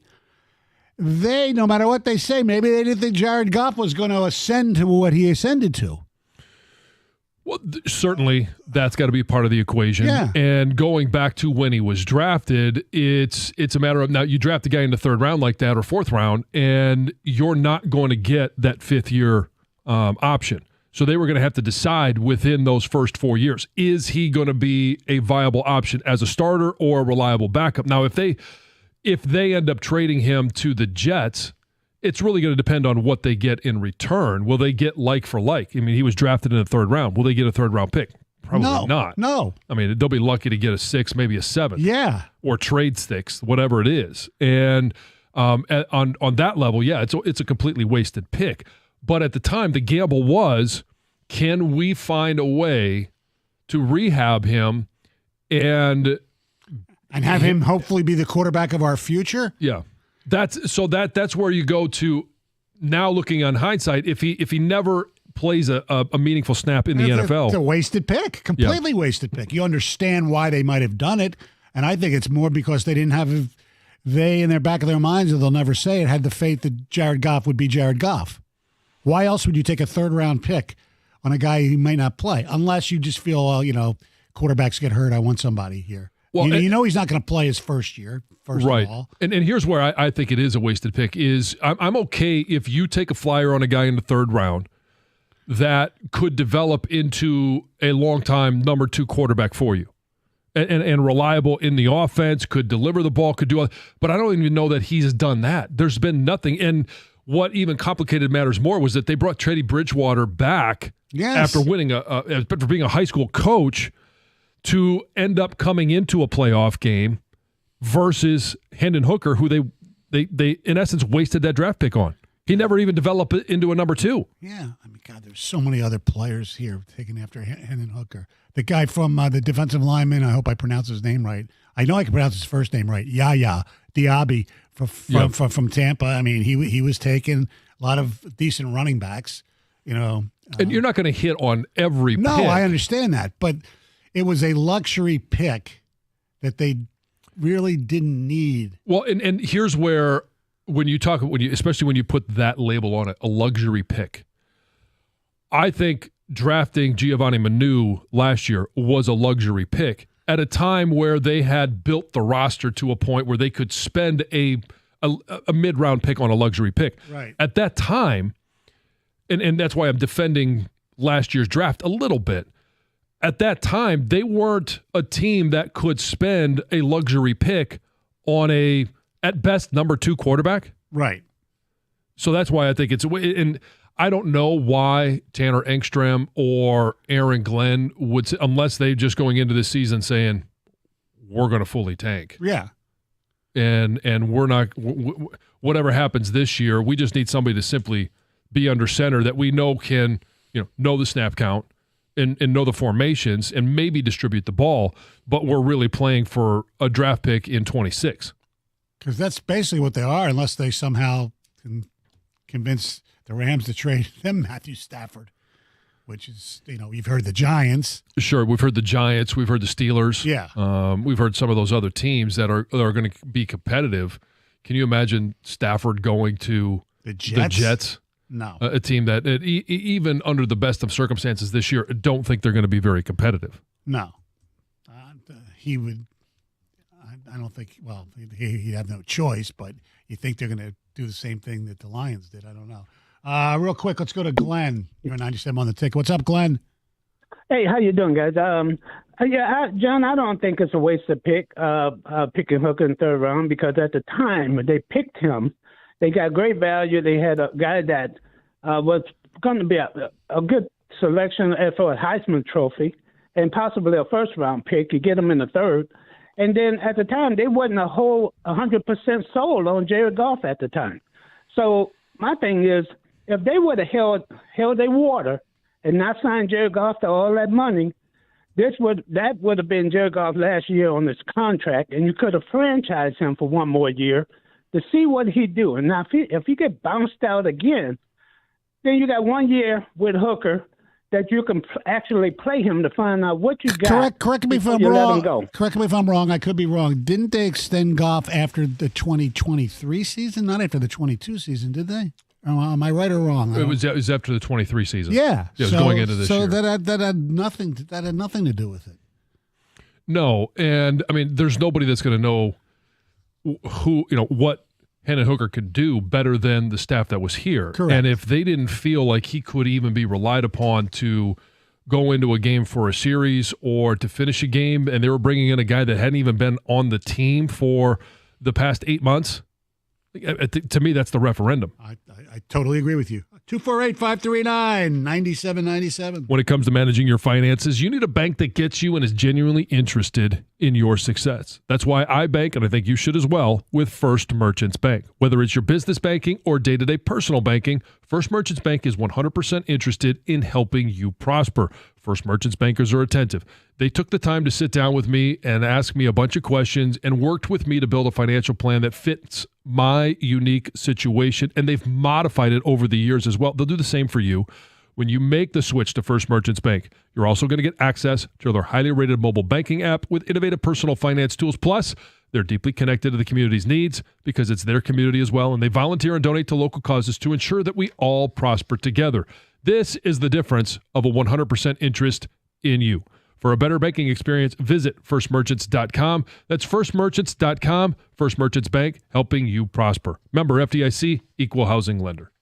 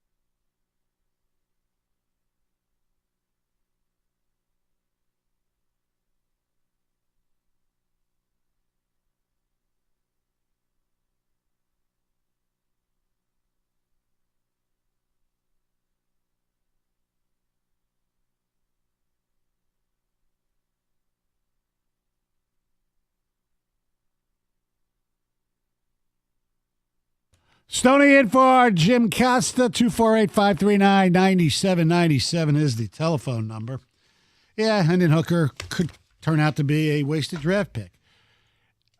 The problem is if Jared Goff continues to play really, really well, there's no need to have Hendon Hooker, on the field. So yeah, it is a wasted draft pick. But so far, we've been lucky that Goff has not gotten hurt. We understand the ramifications of that position. That usually somebody gets hurt for at least a few games, and that hasn't happened yet.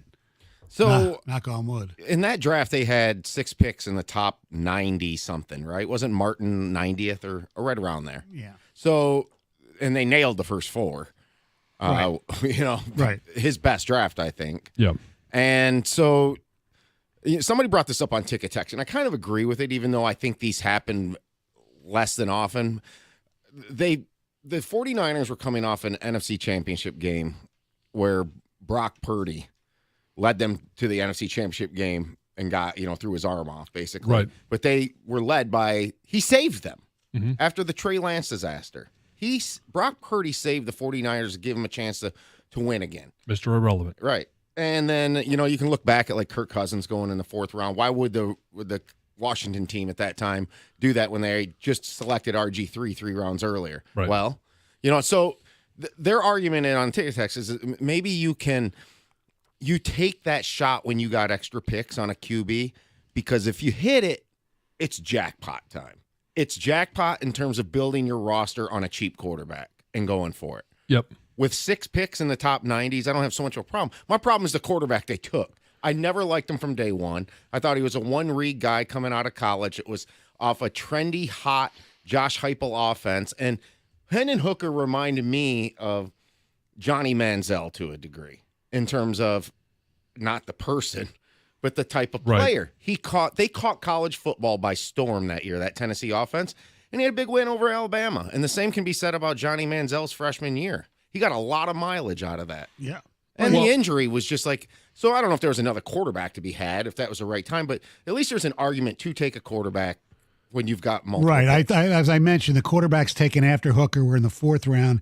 Jake Haener from Fresno State and Stetson Bennett. Yeah. I mean, well, they would have been criticizing when they took Bennett instead, like a few rounds later, because he would have been in Dallas getting liquored up. Well, you know what? Remember that story? Yeah. Yeah. Well, and the last pick in the 4th round was a guy who started games at quarterback in the NFL already, Aiden O'Connell. Yes. And it hasn't DTR started a couple of games for Cleveland? Mm-hmm. Not so good. No, not going good. He can't beat out. He can't be delivered from the picks either. Delivered. Please, dear Lord, deliver me from the pick sixes. Yeah. So, but here's the other thing that has to play into it. They were going to have to make a decision on what they were doing with Jared Goff before they even knew what they were going to have in Hendon Hooker, because Hendon Hooker wasn't going to be a part of training camp. Right. Wasn't going to be a part of the first half of the season. By the time basically he was a redshirt year. Yeah.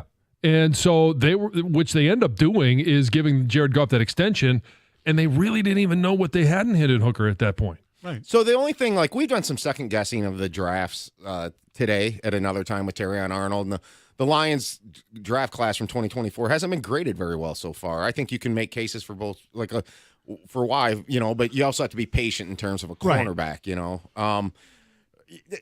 I think my frustration in general, if you want to kind of combine all this together with Hooker and maybe last year's not looking so good, is you've put yourself in a situation where the offensive line has gotten old fast.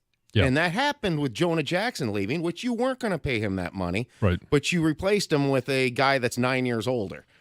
So now Graham Glasgow's kind of looking here, and Decker and Ragnow another year. So all of a sudden, these picks who could have been used to replenish the line, you're kind of all in with the 2 they used last year. Right, Mahogany and Manu. Yeah, and Manu's a project. Things can get bad really fast if they don't work out. Yes, they can. And where are they going to need the needs that they're going to have to address this year? And whether it's free agency or the draft, offensive line and edge rusher. And they could have addressed some of those with some of those picks, is basically what you're saying. Yeah. They have their draft strategy has to be trench warfare. You know, to the contrary, though, the guy's not going to hit every pick. Right, exactly. And if Owens Enrique and Pascal were better, what this team maybe been able to do. Sure. You know, so it's we or Broderick Martin. Right. Did anything? Maybe this year, John. There's always next year. Ladies and gentlemen, he is the Gator. He is Scott Anderson. How are you, sir? I'm all right. How is everybody? Good. Yes. By the way, I forgot to tell this to John, but I texted Doug and Gator during their show yesterday. Oh, yeah? Yeah, they were talking about the Four Nations, and they want to know about some international hockey. And I, because I'm a weirdo, was watching Gary Bettman's press conference on Friday, so I knew that they announced that there is a World Cup is coming in 2028, I believe, or 2020, 2028. No, they're going to go year off. Olympics next year off, then 2028, and it's going to be 8 teams as opposed to the 4 thing. This thing it looks like it's just 1 year and that's it. For the Four Nations, right, yes. But I do want to see, right. and whether it's, every 4 years it's going to be Olympics, on a different schedule every 4 years should be a competition like this. It looks like it's going to be Olympics, All-Star, World Cup All-Star, whatever. So anyway, bottom line is, so I texted, voice to text, Bettman or whatever like that, and Gator goes, did you, and it came out Batman. Because he texted, he goes, did you Batman. See what Bruce Wayne had to say? I mean, it might be 2 different things. You don't know. Yeah. Could be something real cool. Although I never see Bruce Wayne and Batman in the same room, so I don't know. Yeah, same thing with Superman and Clark Kent. Exactly. Wonder why. That's interesting. Peter Parker and Spider-Man. Never in the same room at the same time. No. And I also mentioned that if it was the NBA World Cup, the Joker already has a team. Diana Prince and Wonder Woman. Which is, how can you not know that's Wonder Woman? How can you not know? It depends on your age. That's simply got to be the only limiting factor. I don't. Beautiful 6-foot Amazon, and then here's some other beautiful 6-foot Amazon in a business suit. I'm not supposed to figure out that that's Wonder Woman. I don't get it. Doug doesn't get it either. I know. I don't get why we're talking about it. I do have. We do have something that we could offer you, and that is Stoney. I think maybe sending us off into your show in a Russian accent. It was phenomenal earlier. I can't believe I missed this. I thought you were going to say the Hendon Hooker stuff, which is very divisive. But what's the Russian thing? I'll let Stoney take it from here. Are you going to play the old clip? Is that what we're doing here? No. We want you to give introduce your our show. What's coming up next in the Russian accent. Because Stoney, the reason this came up is because Kyrie Irving has talked about wanting to play for Australia in the 28 games, basketball. And he said that he's a descendant of Russian ancestry. Not Kyrie Irving. Right, yes. And so, if he was going to play for any sport, pick your sport, that he could, make the claim that he could play for Russia in said sport. Popular take these days. Well, it is. So, Comrade Johnson. When I go over to Moscow, I eat the borscht. Pavel Datsuk, come over. Fetisov, Russian 5. Love them. You know what's funny is that Stoney's impression is... I'm not even trying. It's you as a kid watching Khrushchev is what it is. Yeah. Banging a shoe on a table at the UN or whatever. That's exactly what... This wall will not go down. Or the one in Berlin either. Doug, I knew you'd love it. You know what I'm going to say. Yes, I do. Don't ever change, Mike. Don't ever change. Karshan, what are you guys talking about? Karshan Ander. Son. We got a trade question we'll get to early in the show. All right. Karshan Anderson coming up next. See you tomorrow. 97.1 The Ticket.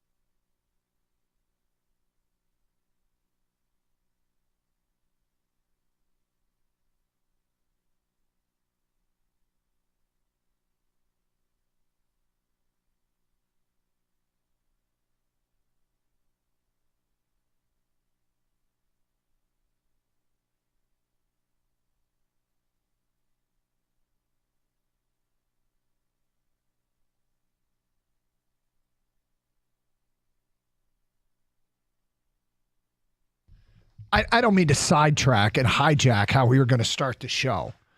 Well, we've never done that.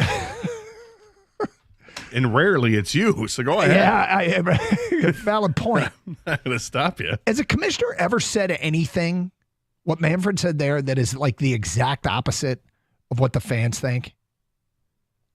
That what the Dodgers have done is great for the game? The idea that one team goes on insane, exorbitant spending, and I guess I'm sure their fan base thinks it's great, but they spent nearly $400 million.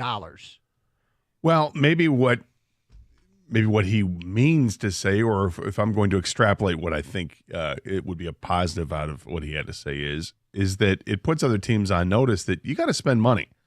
Okay? The Dodgers are willing to do it. Somebody else has to step up and spend some money. It can't just be the Dodgers. Now, the truth is teams can't spend as much as the Dodgers. No. That's the problem. Is 29 other fan bases are like, screw you, Manfred. Like the Tigers could have made a $50 million a year offer for Shohei Ohtani. The Dodgers would have said, okay, hold my beer. How about 70? And like, oh, crap. So that's the flip side to it. But I think what he wants is for other teams to step up because there are so many markets that don't even step up. Mm-hmm. And when all is said and done, you find there are some pretty good players out there that signed for very little at the end of it all and might still stay with the bigger teams because they want to stay with the bigger teams. With Justin Turner just signed a 1-year deal to remain with the Cubs for, was it $6 million or something? I guess as a sports fan, you know what doesn't excite me, and I've always felt this way, and that is, hey, who can write the biggest check? Like that it's the reality. It's the business of a non-cap league. But more than half the league has spent less than half the money that the Dodgers spend. And teams do have budgets. Teams, like I know the fans don't care. They don't care if their owner loses money.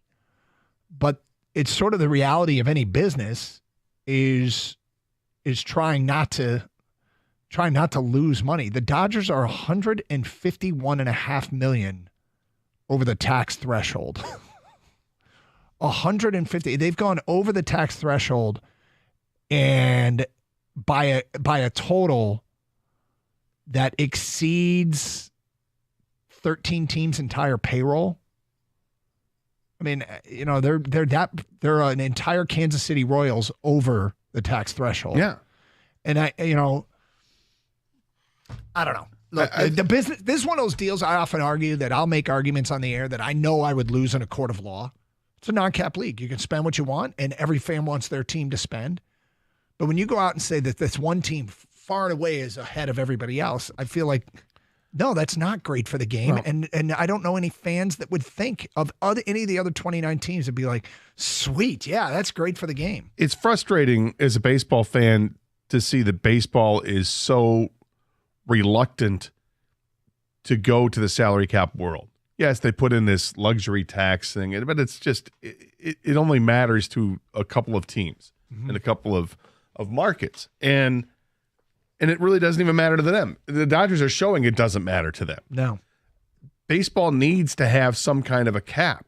And look, if you put the cap in at $200 million, would that be fair to the teams that have spent way over that? No, it wouldn't be. But what if you put a cap at like $300 million? And I think really what he wants to see is a basement. Force teams to spend money.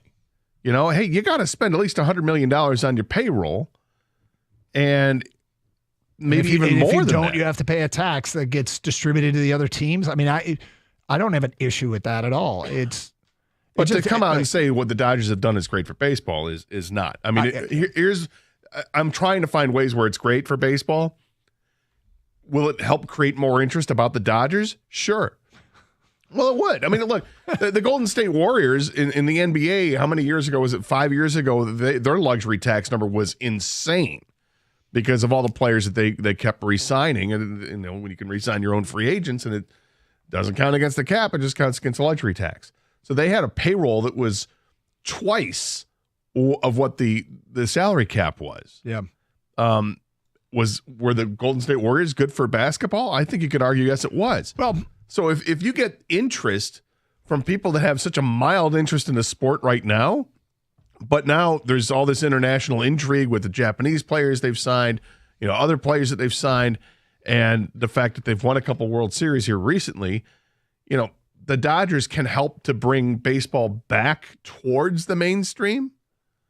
Is that what he's looking at? Because I think you could argue that, even though you and I would agree. I wouldn't make that argument at all. I think, the reason I don't make that argument is because I think there are other ways you can do it to bring baseball towards the mainstream. But I do think this is bringing baseball towards the mainstream. To me, that's such a convoluted argument. I can't imagine that most fans would be like, sweet, yeah.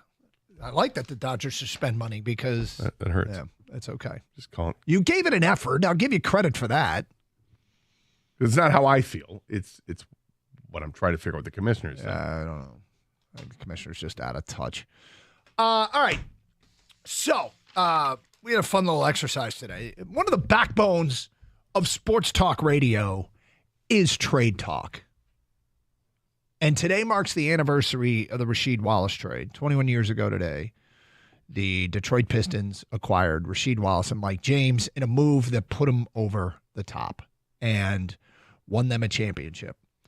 We are right now sitting in a sports community where there is one obvious move that all of Detroiters would think would put the Lions over the top. There is a player available that feels so over the toppy,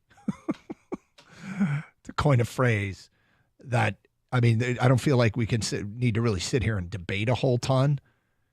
It is Myles Garrett the Rasheed Wallace deal of 2025?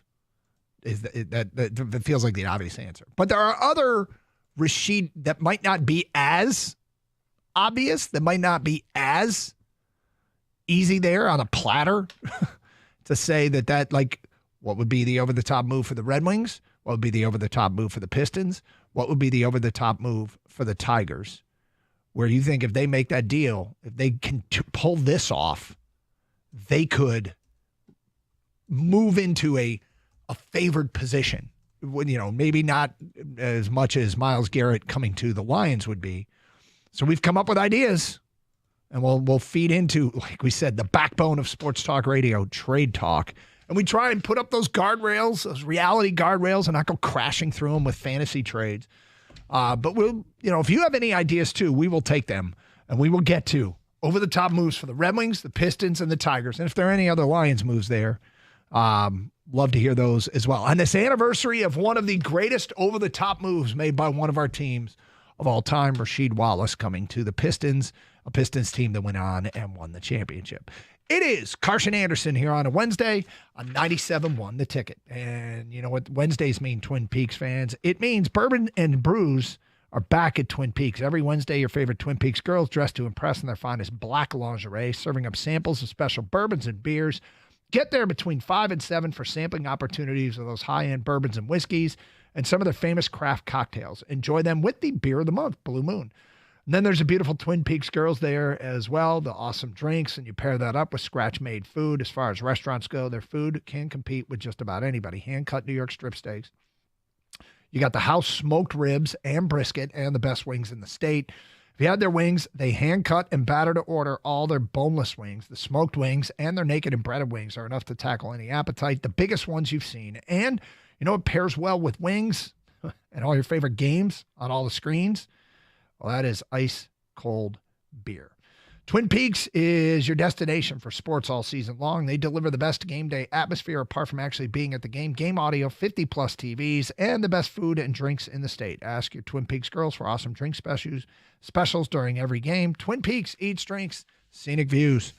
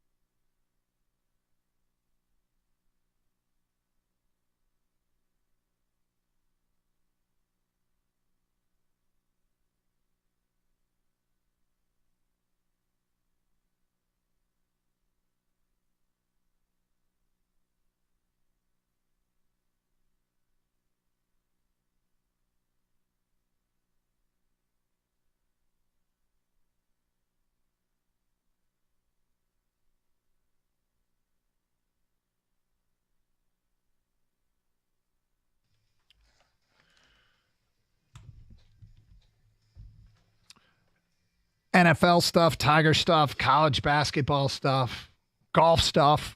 We got fun with Vegas odds today. We got all kinds of stuff planned on the Carson Anderson program.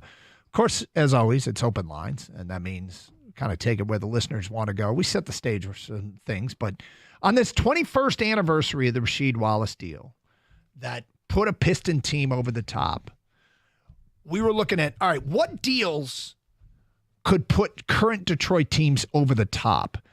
And I don't know that there's necessarily one there for our other three teams, Tigers, Red Wings, Pistons, but there are big moves that could be made. I know, Gator, you're going to bring up something for one of the teams that would definitely be over the top. And we try and keep everything like as realistic as it could possibly be. We got some suggestions, and then we could do other things with the Lions. Is there anything else worth bringing up other than the one that's sitting right in front of our face, and that's go trade for Myles Garrett? Is there any other?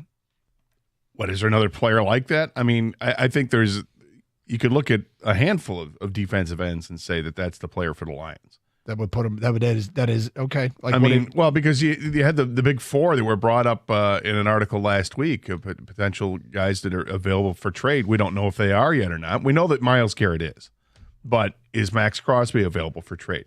Is Micah Parsons available for trade? What's going to happen with Trey Hendrickson in Cincinnati? So do they have enough money? The only so thing those I've are seen, four guys. Yeah, that recently, same thing with Trey Hendrickson is a commitment from Cincinnati. They say they're going to try and keep their big three, and I mean, you can say you're going to try. It doesn't mean you're going to be able to fit them all under the cap. And then the question is Hendrickson the one that they move on from? Crosby's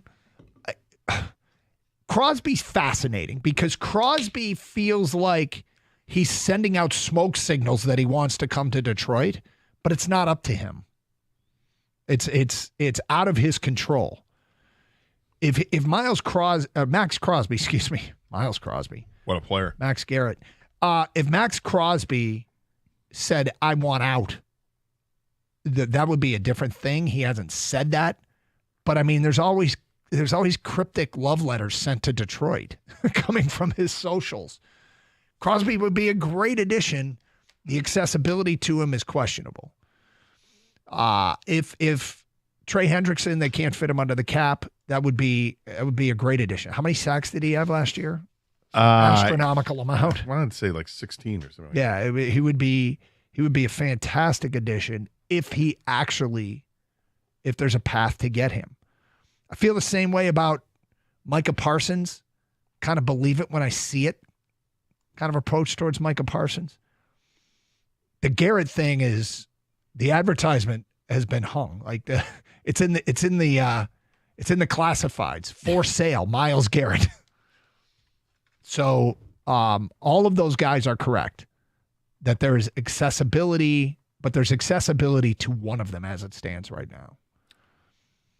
Well, I mean, if we're talking about you could do it as a trade, I think they're all accessible. It just depends on the offer that you make, right? Yeah, I mean, I realistically, what would you have to trade to get Micah Parsons? If the Cowboys know they can't sign him to a long-term deal because they've got everybody else they got too. I mean, it's you're looking at the same package it is for Myles Garrett.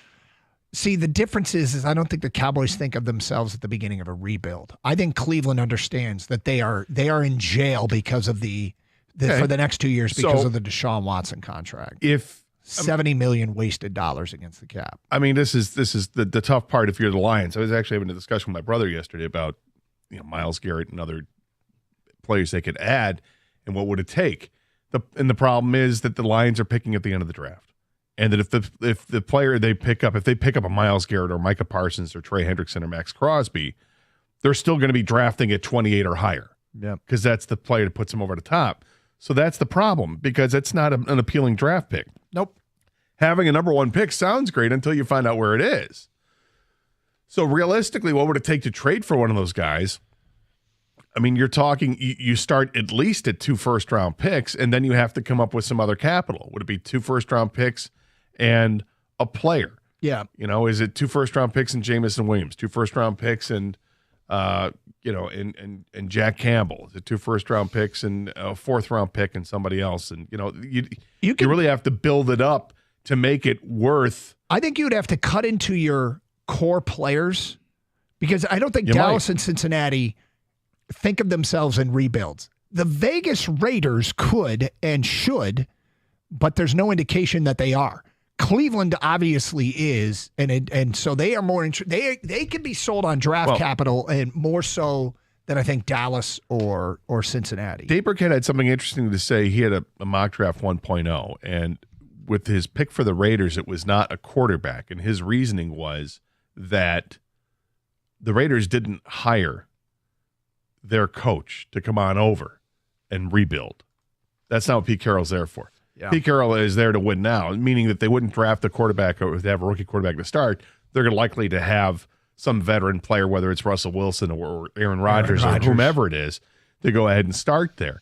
So does Pete Carroll come over to the Raiders only to see Max Crosby, their best player, leave? Yeah, probably not. Probably not. Yep. But I think Cincinnati's the team to watch and see what happens with Hendrickson.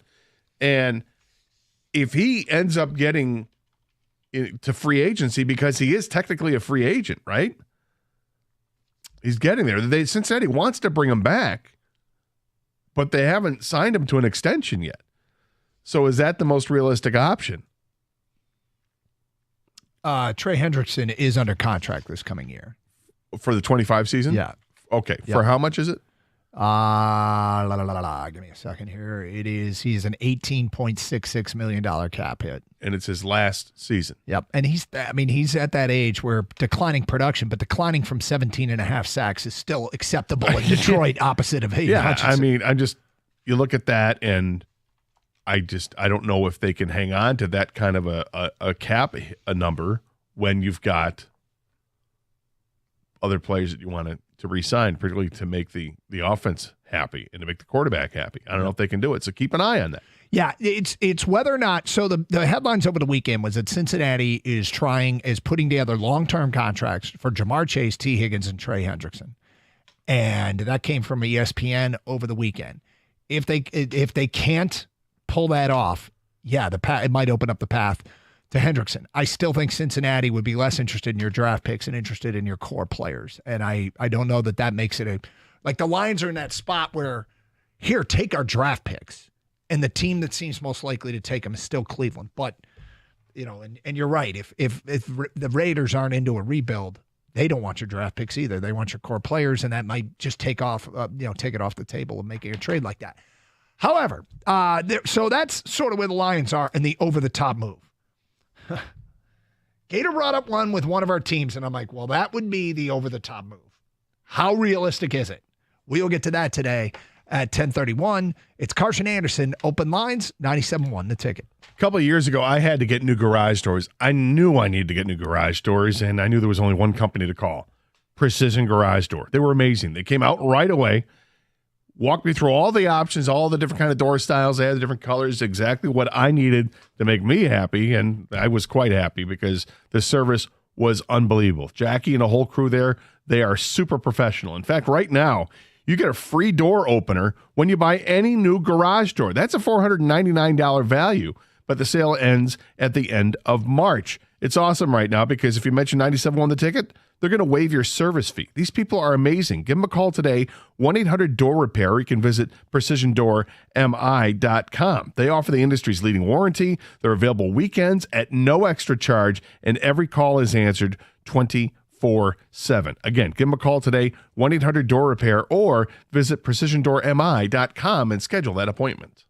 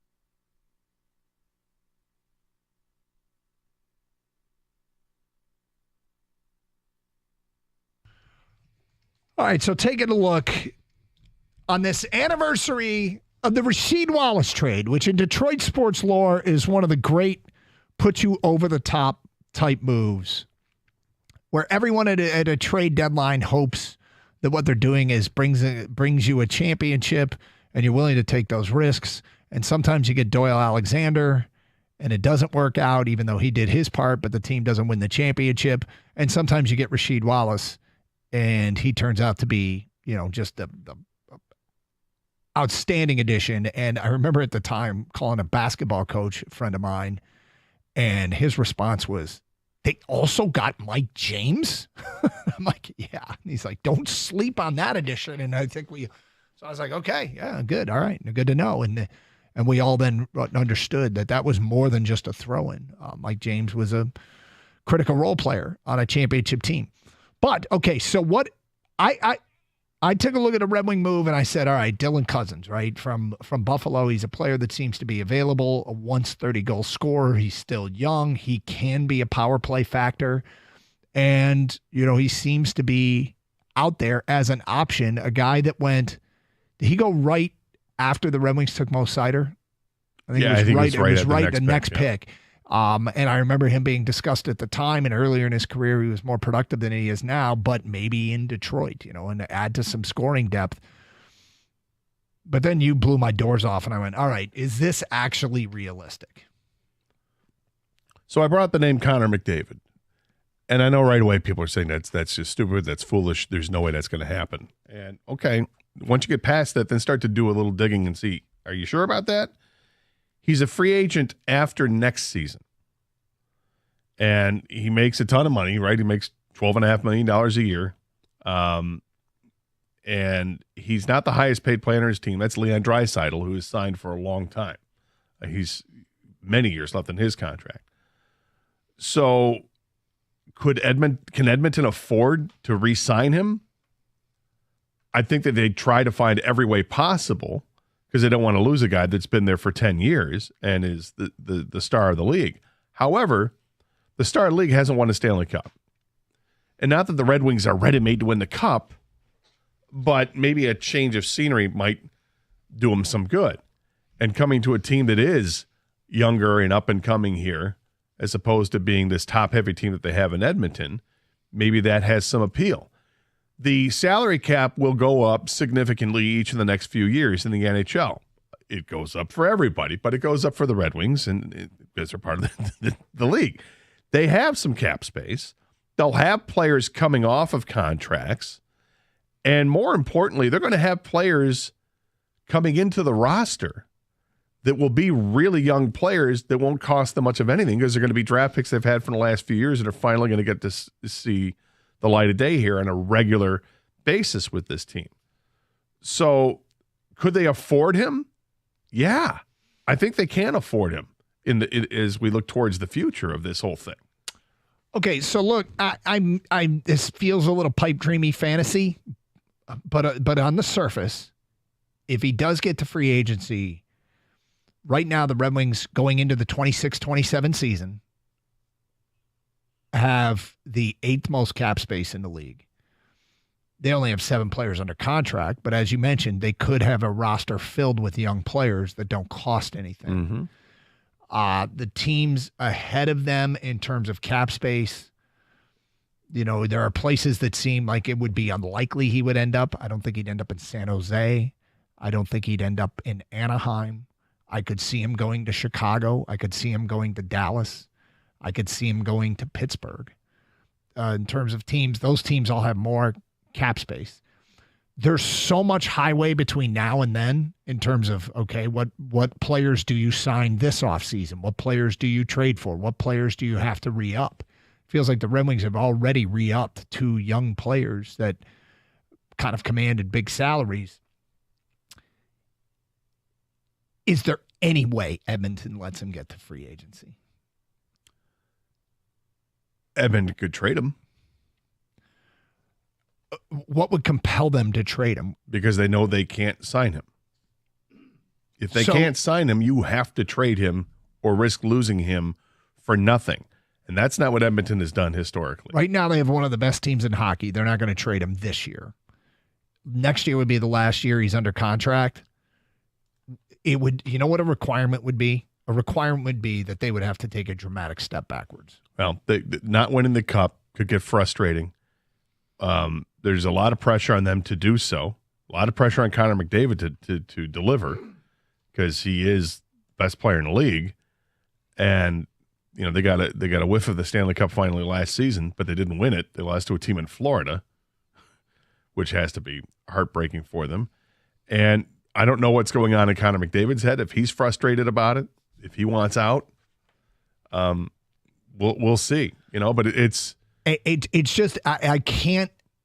The things that would have to happen, the dominoes that would have to line up to a path to get him, they're unpredictable right now.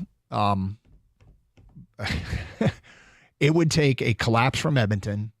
It would take a player that wants out, that's sick of it, and it would take an organization that is backed into a corner. Greatest player in NHL history was traded from Edmonton after they won a Stanley Cup. Yep, and the Luka trade has allowed us to sort of, it's kind of licensed us to talk about crazy crap, even if it does seem unlikely. Hell, whoever imagined Luka would get traded? There was an NBA player, I think it was Pascal Siakam, who recently was asked about his level of, you know, what his commitment is, and he's like, "Look, man, anything can happen now. The wheels, the lug nuts have been loosened on every possible trade."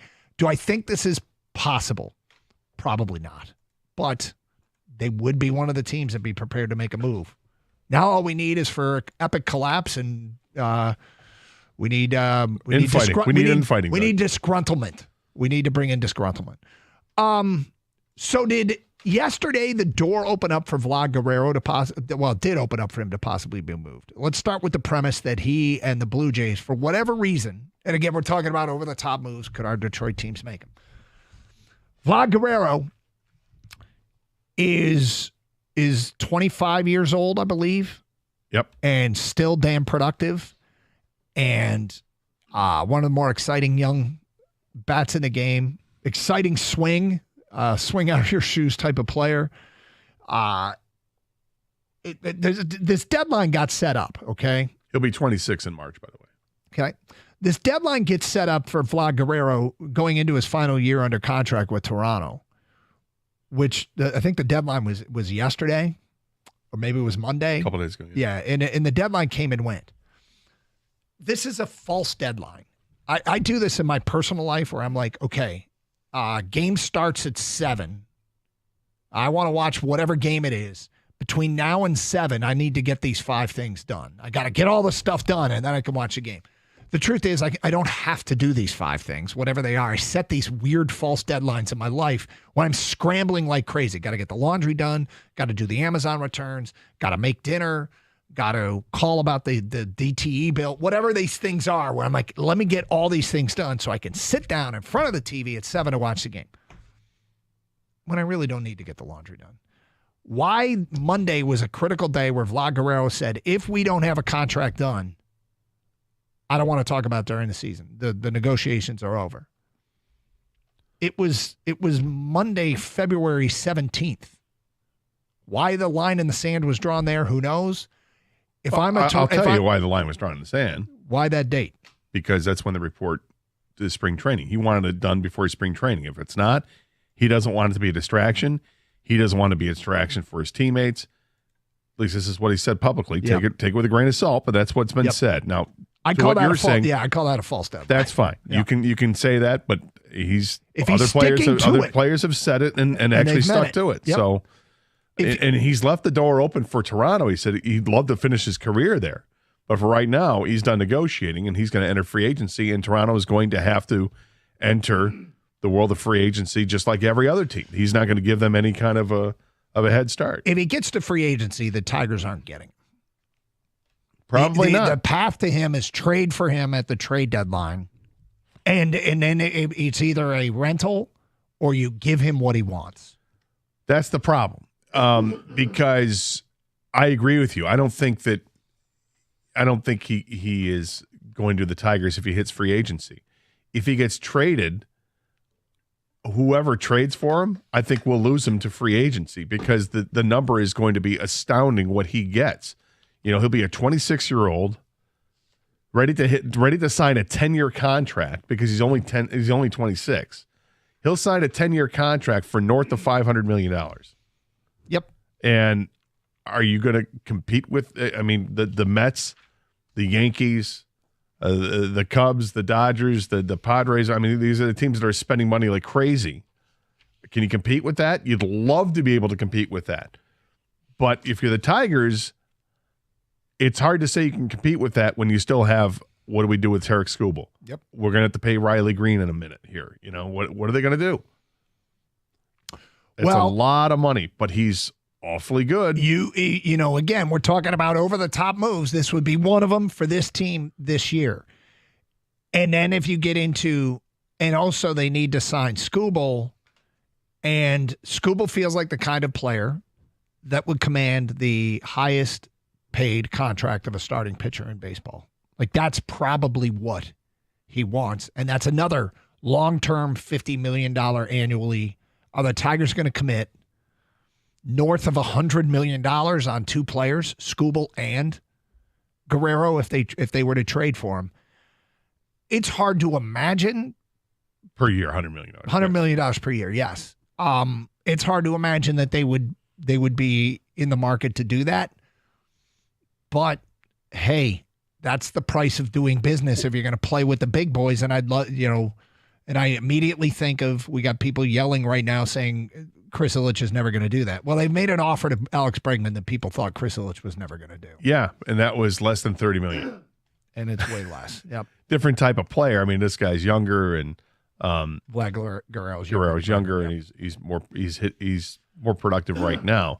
So then the question is, do you dip into your talented minor league system, which the Tigers have the material? We came up with a mock trade yesterday that made us both think this could be realistic. And that was, you can go get your choice of Briseño or Tyron Lorenzo, your choice of the two young shortstops, McGonigal or Bryce Rayner. And Jaden Ham, I think, was the other. Jaden Ham was now a top 10 pitcher in the organization. Would you give them, because the Tigers have, and if I'm in Toronto doing this talk show, I'm doing everything I can to say, let's keep Vlad Guerrero. But if we get to the trade deadline, that feels like the kind of deal that would interest me. It would interest them. The question is, would other teams offer up more? Would they offer up more, A? And B, I feel like the Tigers, you'd almost have to acknowledge, they're giving away 3 pretty good prospects for a rental. Well, the thing is, with our teams, the Tigers are one team for sure that has the talent to make any trade possible. Yep. They absolutely have talent to make any trade possible. And what it means, again, for people who don't know, you're talking about the young. Yeah, because they have a ton of young prospects. The question is, are they willing to part with those young prospects to land a player? And I think they would be, but I don't think it'd be to land a player that would be a rental like Vlad Guerrero Jr. would be. Well, because I think that would be irresponsible. To trade those 3 players for trade that group of prospects to land a player that's only going to be here for a few months. I don't think it would make much sense. But let me ask you this: that he's he's a first baseman now. If they're in the race, that feels like an over-the-top move. It does. If the Tiger team that finished last year, I'd be okay with it. Look, that would be an over-the-top move, but would it be a smart move? Well, it depends if you win the World Series, I guess. 248-539-9797. Is there one out there for the Pistons on this anniversary of Rasheed Wallace getting traded? People are suggesting some players. We will get to that coming up as well at 10:50 here on Carson Anderson on 97.1 The Ticket. Hey, warm up your winter with these hot deals from Sarah Chevrolet in Sterling Heights. Lease a new 2025 Silverado 1500 LT Crew Cab 4x4 for just $379 a month. That's $379 a month for 36 months with no money down. Unlock the savings with approved credit and a GM employee discount on a Chevy lease in your household. Don't forget, Sarah Chevrolet in Sterling Heights is your #1 volume Chevy dealer in Michigan. They guarantee the lowest price or it's free. 17.5 and Van Dyke in Sterling Heights. Stay warm and say Sarah. Call 87-SAY-SARAH or go to saysarah.com. Together, let's drive.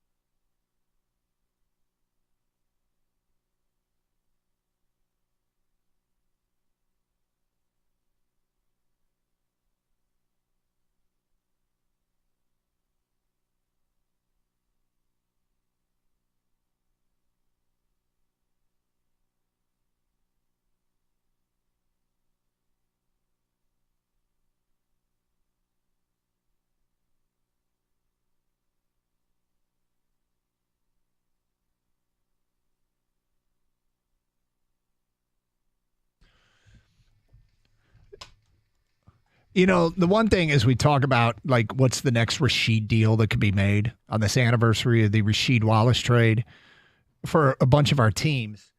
The Tigers are in a real interesting spot in that they have operated, quite frankly, on the cheap, in that their plan as part of a rebuild is to draft, hoard talent, develop it, and try and compete that way. And to their credit, they've had some success with that. Last year, this core of young players and players that they've drafted over the last half dozen years and young players that they traded for, it helped lead them to the playoffs.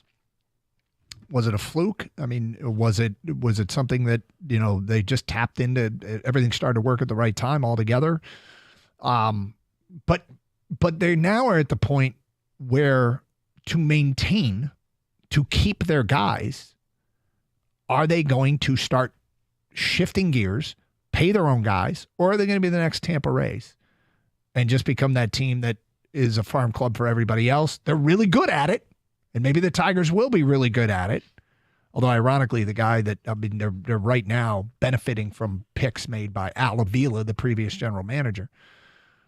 But they got to make a decision.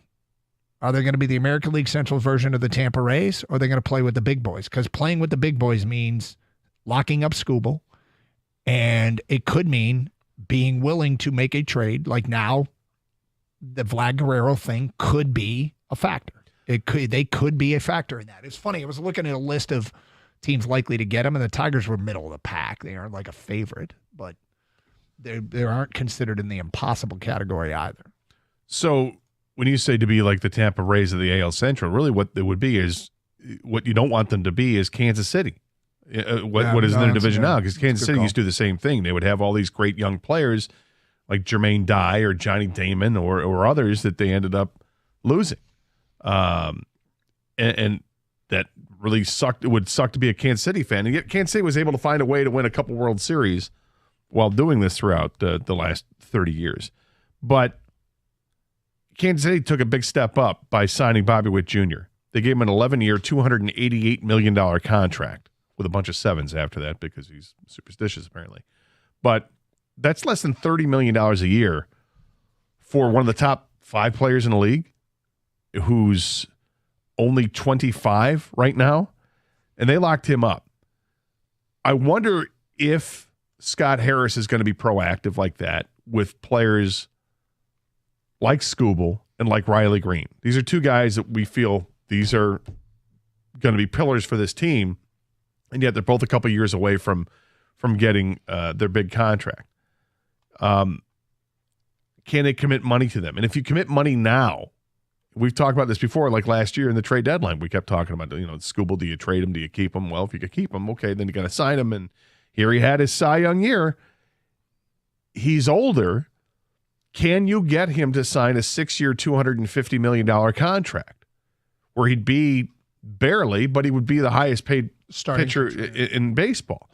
And that's not Shohei Ohtani, who's playing, both ways there. Can you do that? Because the Tigers they're paying him for the next year, and the year after that will be another arbitration year that'll get him even more money, but it's still nowhere near what his market value is. When you're paying him $15 or $20 million a year over the next couple of years, that's a pittance. But if you offered him, all right, right now, let's start over. We're going to scratch these arbitration years. We'll give you a 6-year deal for $250. You're averaging over $40 million, almost $41 million a year. Can you get that done with a guy who is, whatever he is, 27, 28 years old and is still nowhere near his market value? Yeah, and there are a couple examples of Boris clients accepting early offers. It's not as if Boris doesn't operate that way. But all right, so some of the feedback we've come in, because we're trying to find the next Rasheed Wallace, put one of our teams over the top deal. From an unnamed texter, Max Clark and Jackson Jobe to the Jays for Vladimir Guerrero puts the Tigers in American League pennant conversation. Okay, so that one's painful. All right? I don't know. I like to hear that. I don't think I would even do that. I think if I'm in Toronto, I'd be like, hell yeah, I'd do that. Hell yeah, I'd take a top 10 prospect in the game and maybe the top pitching prospect in the game. I don't think of him as a prospect anymore because I think he's going to be with the big club, but whatever, yeah. And Clark and Jobe. And those are players. See, they're planning on using. I feel like they're planning on using Job this year, so it cuts into your core players.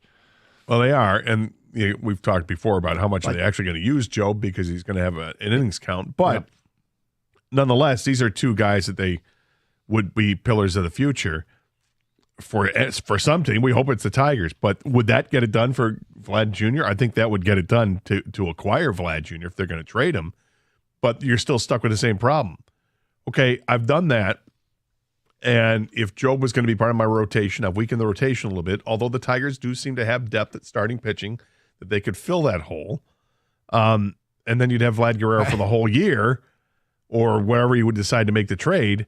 And he absolutely makes the offense better, but he's a rental. So not only have you lost out on having Vlad in the future, you've lost out on having Vlad for the future, Jackson Job for the future, and Max Clark for the future. The wildly uncomfortable part of that, of course, is teams are going to ask about Max Clark if you're looking to make an over-the-top move. 100%. Yeah, but isn't it going to take something like that to get a guy like Guerrero Jr.? Because wasn't Andrew Miller and Cameron Maben for Miguel Cabrera? Yeah. I mean, it's going to take really high prospects to get a guy of that caliber. The difference and then was you wouldn't hang on, and you wouldn't make that trade unless you're guaranteed to come to a contract extension with Guerrero. Didn't Cabrera also rework his deal when he got traded to the Tigers? I don't know if he reworked the deal or they had a deal. Well, either way, you don't make this trade unless you have a confirmation that hey, we've come to a contract extension with Guerrero Jr.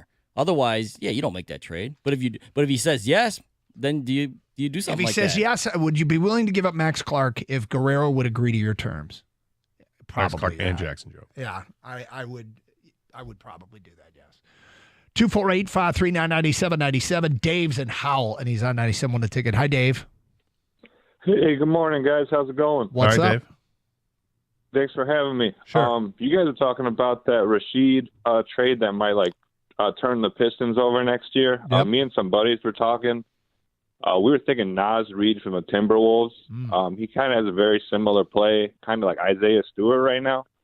Good defender, can shoot the three, and maybe he could show Big Stu some moves too, because he's been cooking this year, more as of late. And I think they're kind of loaded in around power forward center, so maybe Timberwolves might deal him out. Yeah, like the player a lot. Really good shooter. So the question becomes, will the Timberwolves sell a player like that?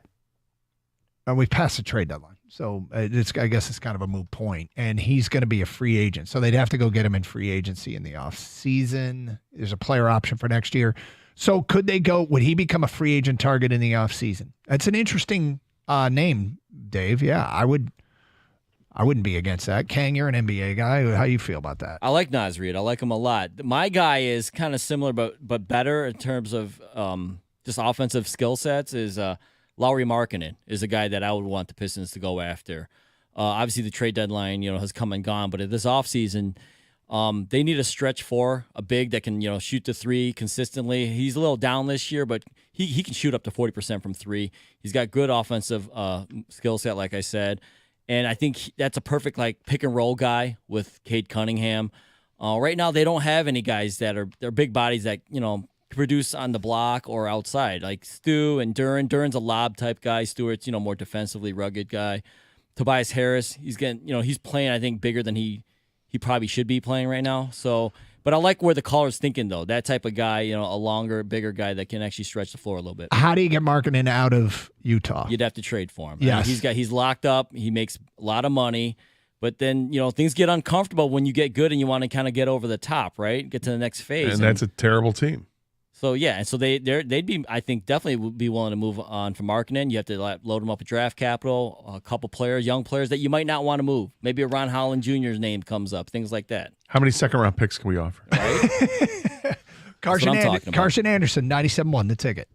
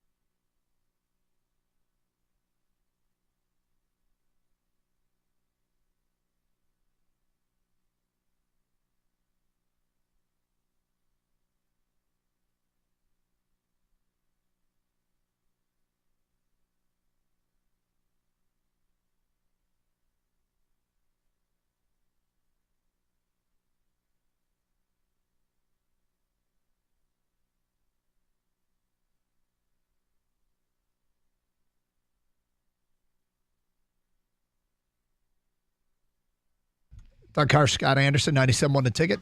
248-539-9797. Had some fun here this morning trying to come up with the next blockbuster, put you over the top type trade. The obvious trade for the Tigers is Vlad Jr. The Red Wings is tough, but I'd call Columbus about defenseman Ivan Provorov, who is a plus player. I haven't heard the discussion of him being moved. I believe he is a free agent after this year. So Red Wings approaching the trade deadline. That could be a move. For the Lions, it's Crosby or Garrett. For the Tigers, it's Vlad or Bichette. For the Pistons, it's Lauri Markkanen. For the Red Wings, it's a goalie. I don't know if I agree with that about the Red Wings.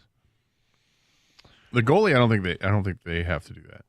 Guys, there's a report that talks have broken down between the Blue Jays and Vlad Jr. I don't know if it would put us over the top, but it would definitely boost our lineup. That's from Quentin. Yes, we've been talking about it. Adam in Denver says Isaiah Stewart, Ron Holland, and 3 firsts and a boatload of seconds for Jaren Jackson, who then signs an extension. Works in the trade machine? Sure. Well, if it works in the trade machine. Yep. I'm going to go buy a lottery ticket. I mean, as long as we're dreaming about the Lions trading for Myles Garrett, the Tigers trading for Vlad Jr., and the Red Wings trading for Connor McDavid, want me to get you the Sears Holiday Wish Book too. Which is more realistic. Yeah, you don't have to participate if you don't want to.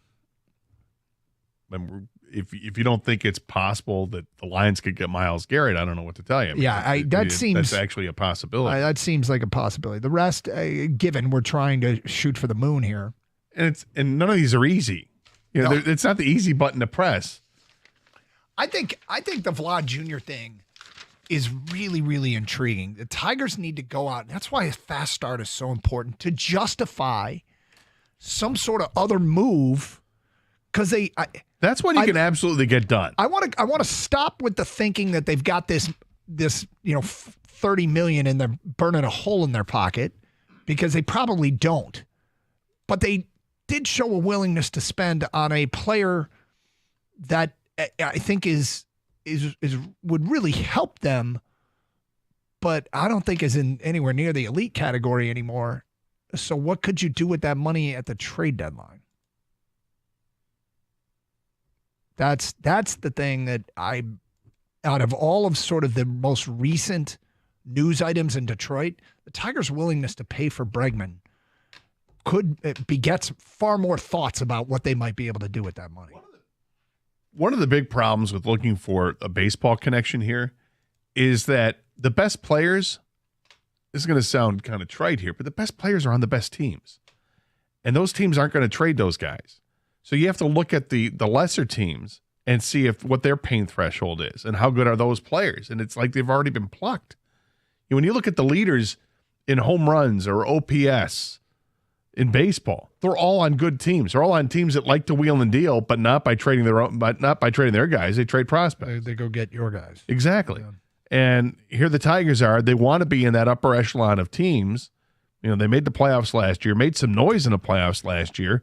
We're talking about ways to improve this, and yet Toronto, are they kind of stuck? Toronto finished 20 games out of first in the American League East, right? So if they get off to a bad start, and the Tigers get off to a good start, maybe it sparks a little something.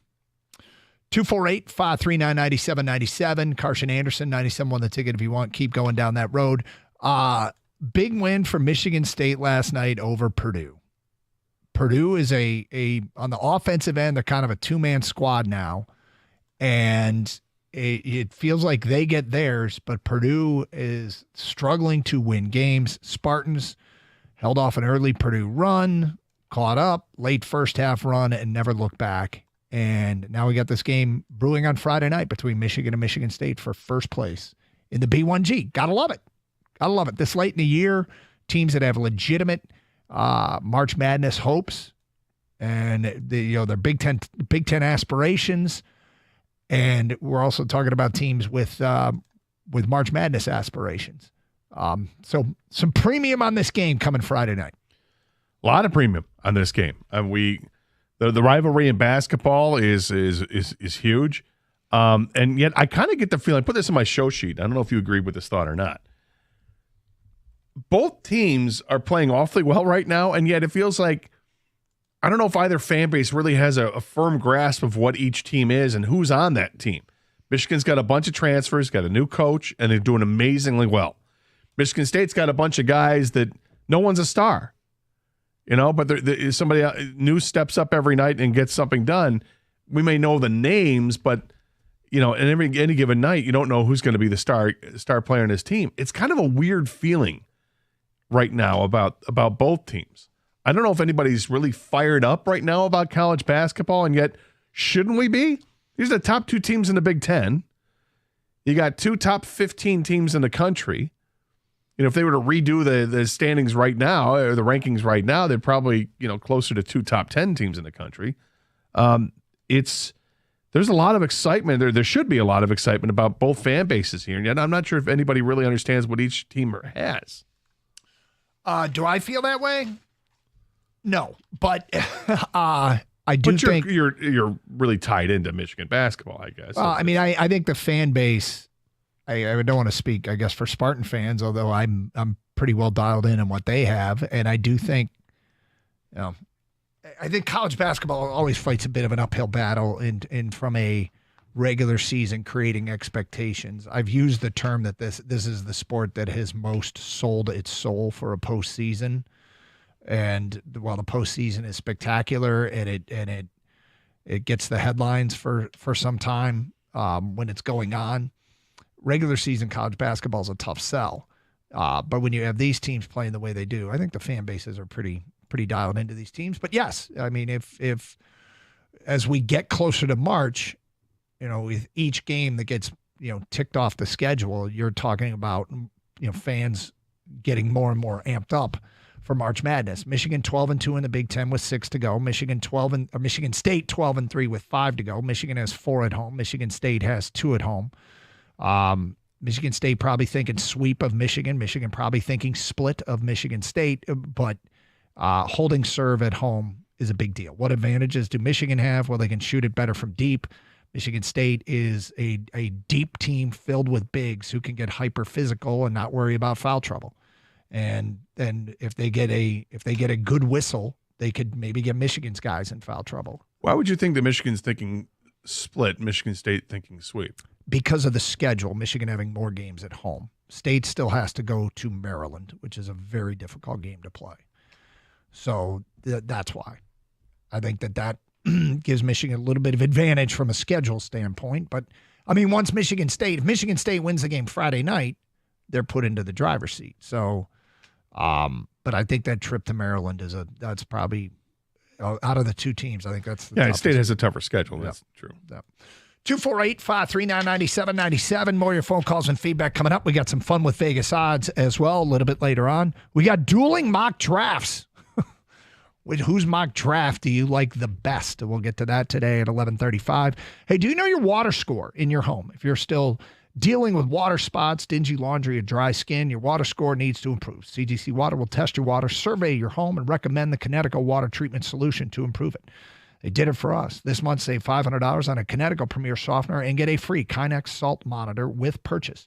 Contact our friends at CGC Water Treatment and Plumbing, your authorized independent Connecticut dealer. Call 855-339-4242 or visit cgcwater.com today.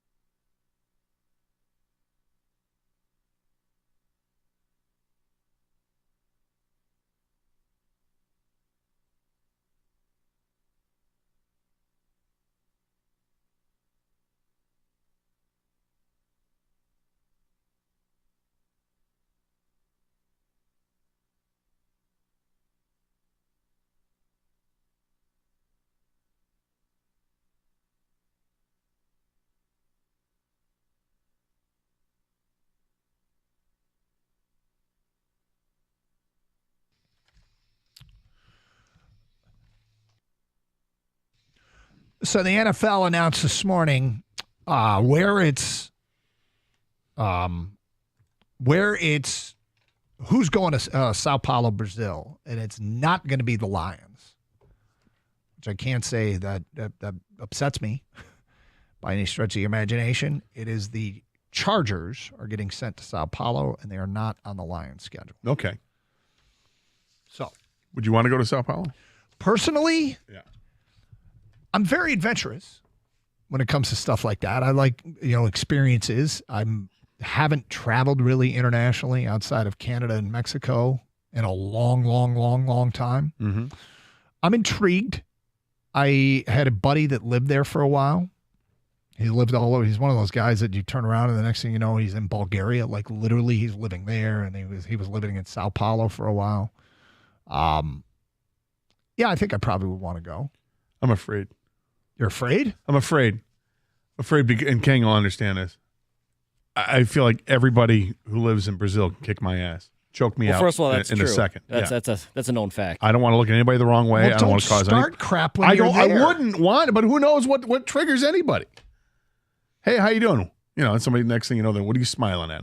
Nothing, sir. And I keep my head down, and now I got a spider monkey on my back who's ready to choke me out in 5 seconds.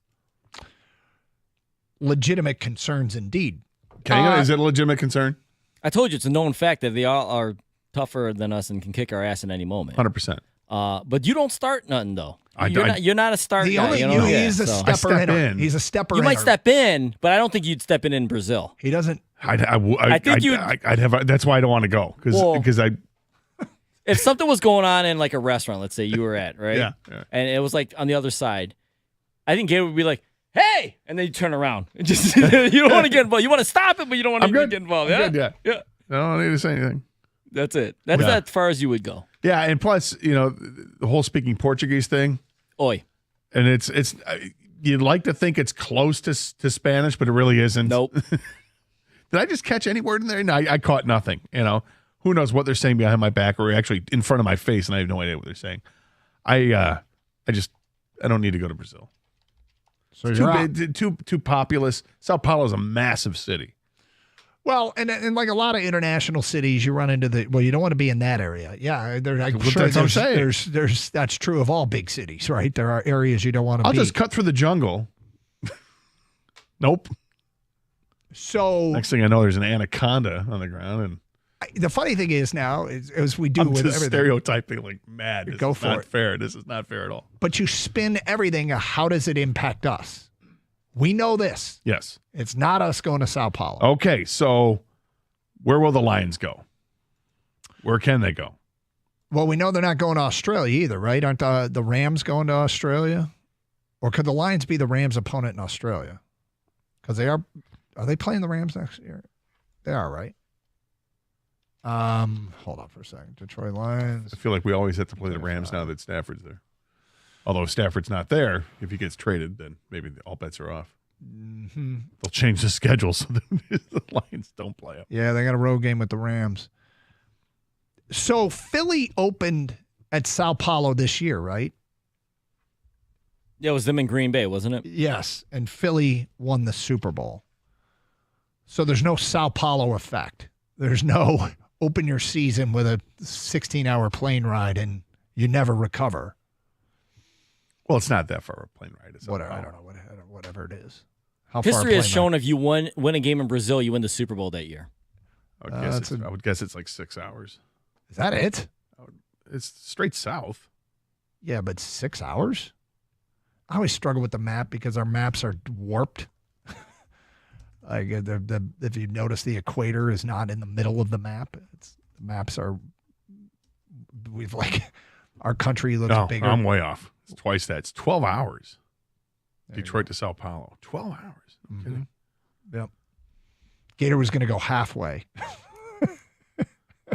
Well, because there's no direct. You can't do a direct flight because you got to refuel at some point. Even an NFL team.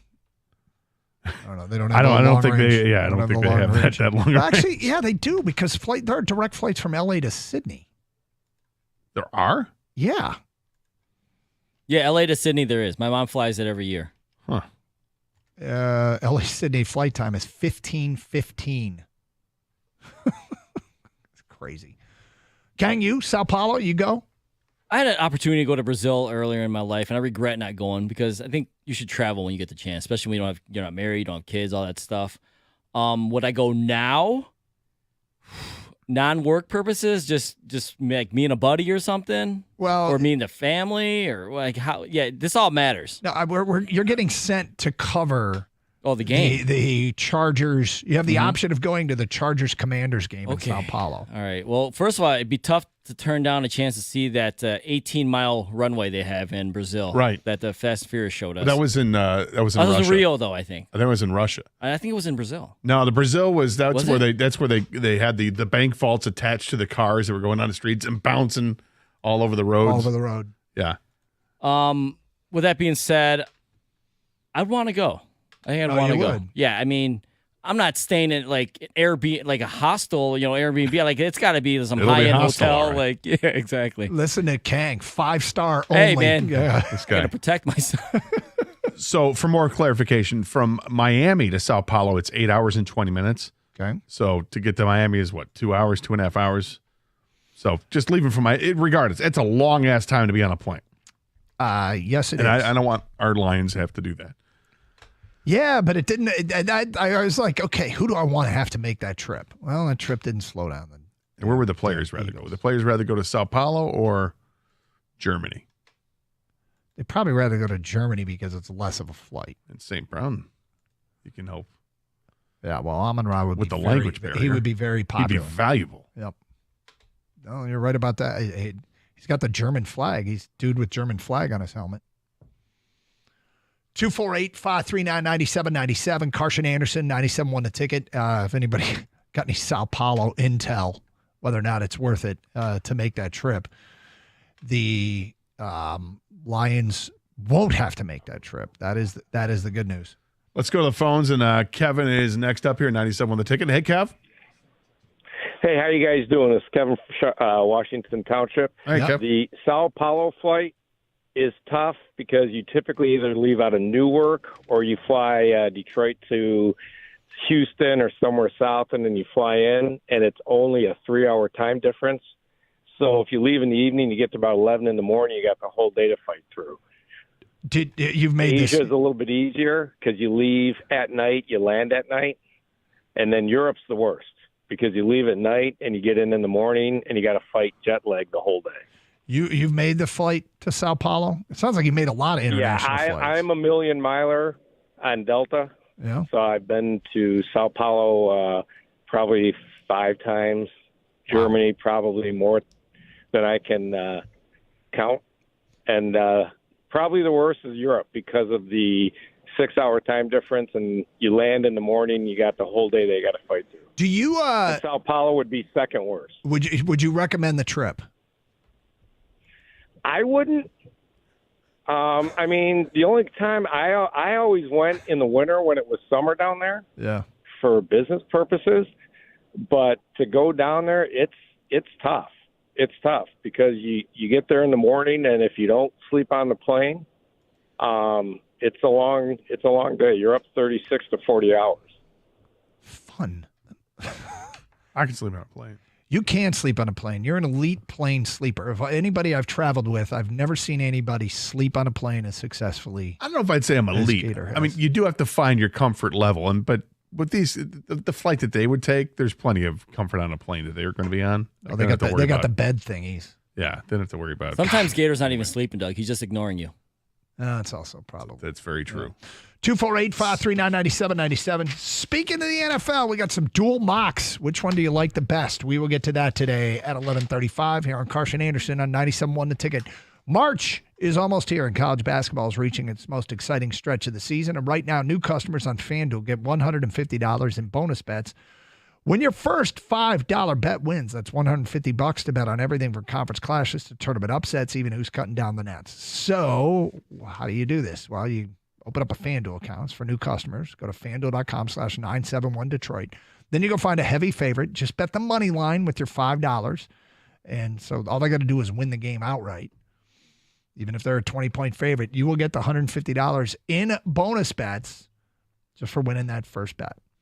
Get in on the college hoops action before March takes over. Must be 21 or over and present in Michigan. First online real money wager only. $5 first deposit required. Bonus issued is non-withdrawable bonus bets, which expire 7 days after receipt. Restrictions apply. See terms at sportsbook.fanduel.com. Gambling problem? Call 1-800-GAMBLER.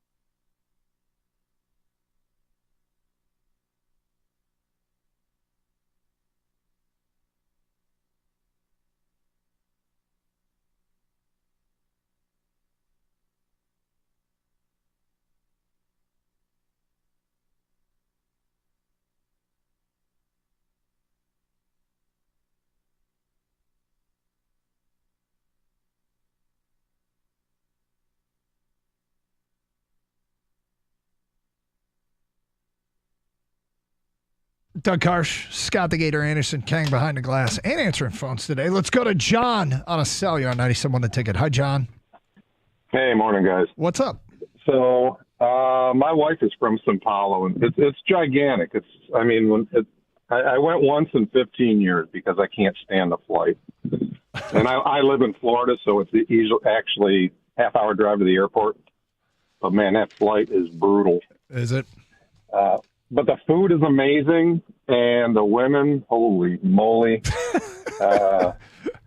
Okay, so wait. Once you were there, you liked it.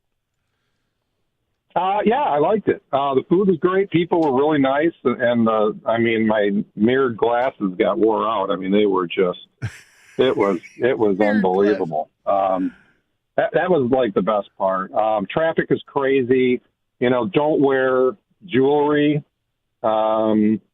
Keep your wallet in your front pocket. Other than that, the food's great. The culture's great. But boy, the women, whew, compared to here, it's unbelievable. You've gone to that well 3 separate times here in 45 seconds. You sure you're married? Yeah. Let me tell you, it's really easy to get divorced if you live there. Good God. Wearing out the mirrored sunglasses is a nice touch. Yeah, you. Yeah, but for her, she lives in northern Sao Paulo, which is actually so when you land, you have to drive 3 hours north. So it's a really excruciatingly long trip, and I do not like being in a plane that long. It's worth it. But have you seen the women, John? I've only gone once in 15 years, so what does that tell you? How does that sit with the wife? You've been banned. Not good at all. Because I go to Michigan all the time, like every other weekend for Spartan games and stuff like that for my daughter. And she's like, well, how come you don't go, come down to my family's more often? I said, because I need 2 weeks. This I need 3 days. So it is what it is. Okay, well, cool. With the women. Yeah. The women. I'm out of mirrored sunglasses. That's why. Yeah. Actually. I'm wearing this neck brace now. Hope he's got a divorce lawyer on retainer. Anyway, all right. So the women, The women folk. Have you seen the picture that Ansar Khan had tweeted out from M Live of a picture of the Red Wing players at practice today wearing the Stadium Series helmets that they'll be wearing in a couple weeks when they take on Columbus? Oh, I have not. Dude. Are the helmets sick? Yes. Yeah, I'll retweet it. Oh, yeah.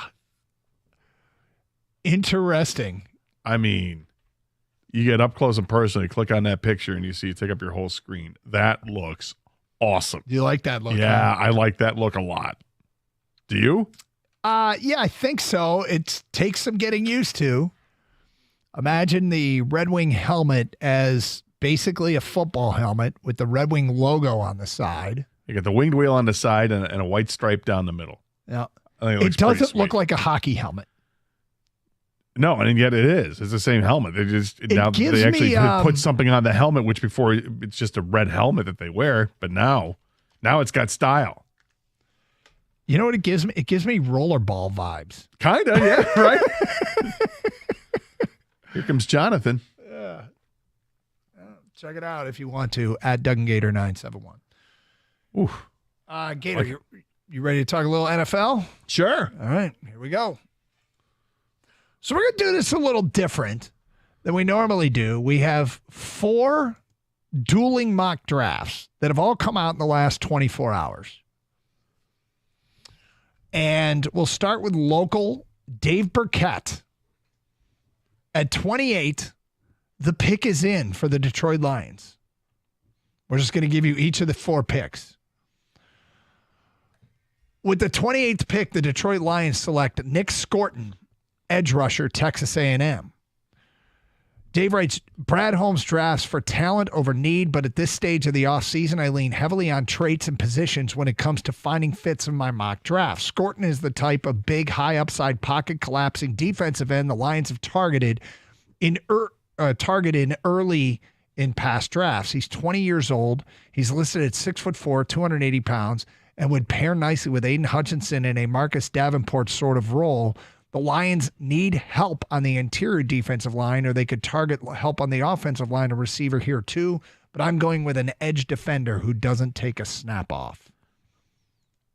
Interesting way to finish that. But I would say this. So for Dave Burkett, he understands this is probably not what Brad Holmes is going to do.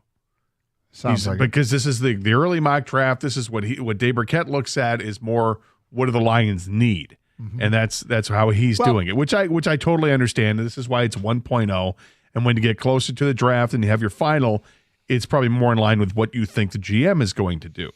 But from this standpoint, if we want to do this exercise before free agency hits, adding somebody to the defensive line makes all the sense in the world, and somebody who has the size to set that edge, I think would make a lot of sense. I think what's interesting about his mock draft is the player that goes before and to what team, to me, is just so perfectly what Baltimore does. Which is? I believe it's Kenneth Grant. One moment, defensive please. tackle from Michigan. Yes, it is. Sorry, I was looking at the other mock drafts. We're going to work our way through. Whoa. So, yeah, the Dave Burkett one's interesting to me because, like, if you had to pick somebody to go to Baltimore, it would probably be a Michigan player. Yeah. And a player that the Lions could use because Baltimore seems to be a very smart organization. And I think Kenneth Grant could be a really, really nice player in the NFL. And if he's gone, I'm not angry with this pick that Dave Burkett makes. Next up, we go to Daniel Jeremiah from NFL.com. His most recent updated of late mock. The pick is in. According to Daniel Jeremiah at 28, the Detroit Lions select Donovan Jackson, guard, Ohio State.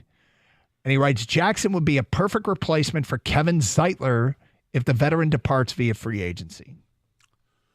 Okay, I don't hate it, but I know that the Lions have, they drafted a couple of offensive linemen in the last couple drafts that I think they're envisioning to take over for for their two guards, and one of them is Christian Mahogany, who got a chance to play, and the other one is Giovanni Manu.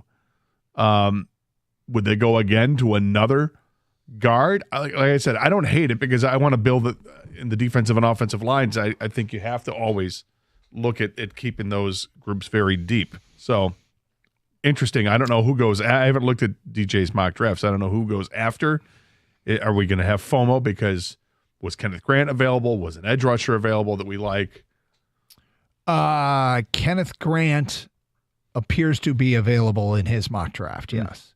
And they don't take Kenneth Grant. They go guard. Other players that are available in his mock include Josh Connerly, the tackle from Oregon, Malachi Starks, the safety from Georgia, Jahad Campbell, the linebacker from Alabama. But anyway, so some players. Dave Burkett takes Nick Scorton. Daniel Jeremiah counters with Donovan Jackson, guard Ohio State. Next up, we go to Field Yates, ESPN. He has just done his updated mock. Okay. And at 28 for the Detroit Lion, the pick is in.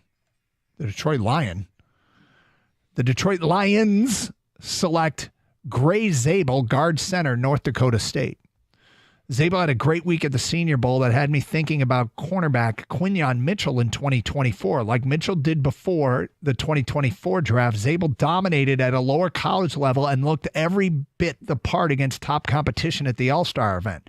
Zabel projects as an interior player in the NFL, which is the only part of the Lions offense that looks vulnerable on paper going into 2025. He is powerful, marries his quick feet and active hands in pass protection, and is ridiculously tough. He plays like a Lion. Regarding the defense, yes, I thought about bringing in some help on that side of the ball here. Maybe Ohio State's JT Tuimoloau or Boston College's Donovan Izarikaraku. They could fit opposite of Aiden Hutchinson. Okay, I actually like the Gray Zabel pick more than the Donovan Jackson pick. I also have a vulnerability. I fall in love with Senior Bowl standouts. You go have a killer Senior Bowl. Yeah. And I favor those guys. I do like a scouting report that says he's ridiculously tough. He plays like a Lion. I like to hear that. And the other thing I like to hear is guard/center. Mm-hmm. Guy in the interior. If he's got versatility, that also screams Lion. And if this guy was dominant there, then sure, okay, let's see how he measures up at the combine. This is a guy who's been shooting up draft charts, and I don't have a problem with this. I think the Lions need to have somebody who at some point can be the center of the future for when Frank Ragnow decides that he's had enough of being the toughest man in the world, and it can just go ahead and relax a little bit. And hopefully that's not for years to come, and he still plays at this high level. But in the meantime, to have somebody to play alongside him that's tough, I like it. And finally, we go to Sports Illustrated, and their writer, Daniel Flick, he updated his mock draft this morning, and at 28, the pick is in. The Detroit Lions select Derek Harmon, defensive tackle, Oregon. And he writes, prior to landing at Oregon in 2024, Harmon spent 3 seasons at Michigan State. He hails from Detroit. Beyond the allure of potential homecoming, Harmon is one of the best college football pass rushers this past season. He's scheme versatile, can play up and down the line of scrimmage, and wins with both quickness and physicality. Harmon finished 3rd in the nation with 43 hurries, and he had 55 pressures. The Lions need immediate help up front, and Harmon from their own backyard is ready to deliver. Look, if you can look in your own backyard, there's a couple of great options there. And Derek Harmon is a beast. He's a big individual. And give me the best one. Give me the one who's available, or give me the best one. Between he and Kenneth Grant, I don't think there's a problem there. So our question for you now, here on the Carson Anderson program, and Gator and I will answer it as well. Which one of these mock outcomes do you like the most? Dave Burkett, Free Press. Nick Scorton, edge rusher, Texas A&M. Daniel Jeremiah, NFL Network. Donovan Jackson, guard, OSU. Field Yates, ESPN. Gray Zabel, guard center, North Dakota State. Daniel Flick, SI. Derek Harmon, defensive tackle, Oregon. You know, sometimes we limit it to 10 texts. We might go ahead and take 12 this time. Wow. A dozen. Send 12 texts now. Remember to sign your name. Which of these... I like it. Changing things up. We're getting a little We're not punch getting drunk in stale the here. middle of the winter. It's gray out. We're getting a little cabin go fever. 12. We're going crazy. We're getting crazy up in here. Crazy. Which of these mocks do you like the most? 248-539-9797. We'll give you our favorites. We'll get Kang's. When we continue on Carson Anderson on 97.1 The Ticket. Hey, warm up this winter with hot deals from Sarah Chevy in Sterling Heights this month. Get into a 2025 Chevy Trax LS for just $259 a month for 36 months with no money down. Pay only $259 a month with zero down and approved credit and a GM employee discount in your household. Sarah Chevrolet Sterling Heights, where they guarantee the lowest price or it's free. 17.5 and Van Dyke in Sterling Heights. Stay warm and say Sarah. Call 87-SAY-SARAH. Go to saysarah.com.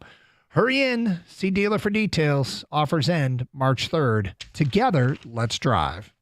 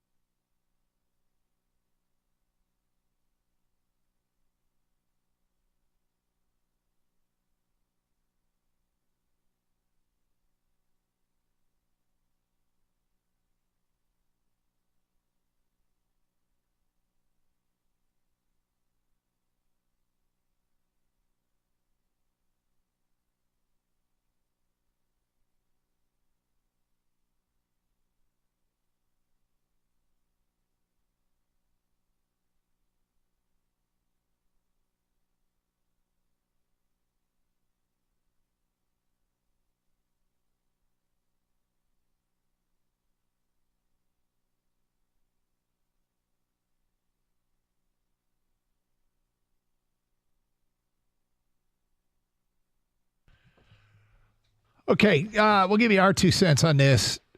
Recently updated, like last 24 to 48 hour mock drafts, 4 different guys projected to Detroit. This is going to be a weird year for us.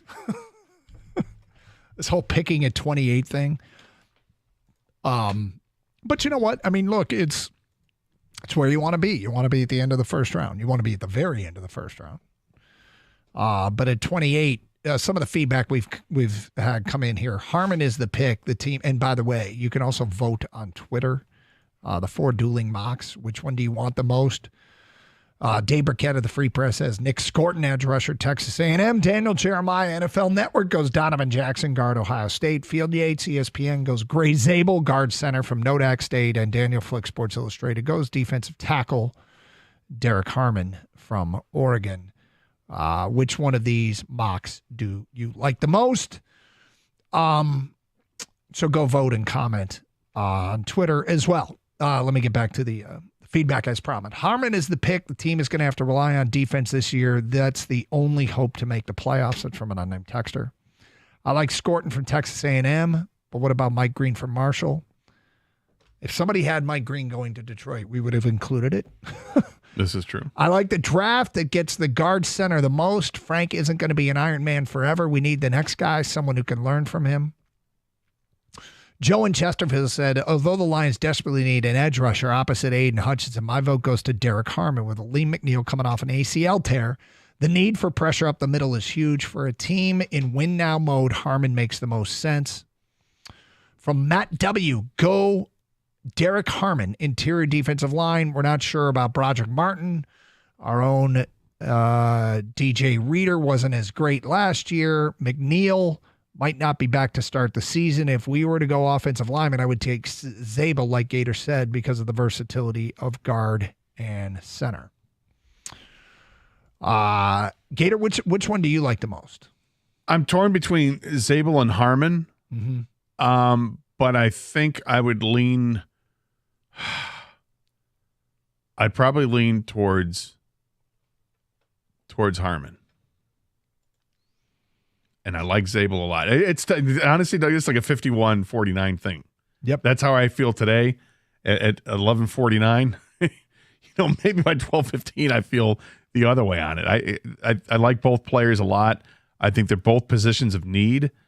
And I like what, Harmon, the fact that he's a big body, who can play defensive tackle, but still get pressure on the quarterback.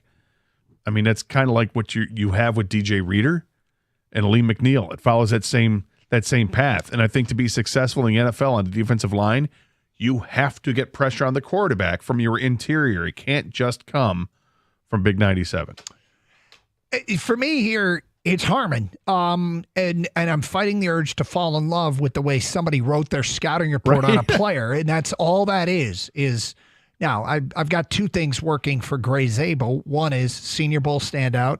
I favor those guys. 2 is the scouting report written by Field Yates. Ridiculously tough. He plays like a lion.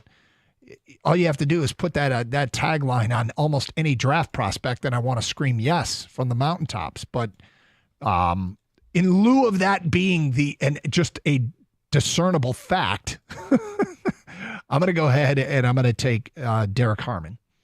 Out of these mocks, I like Flick from Sports Illustrated the most.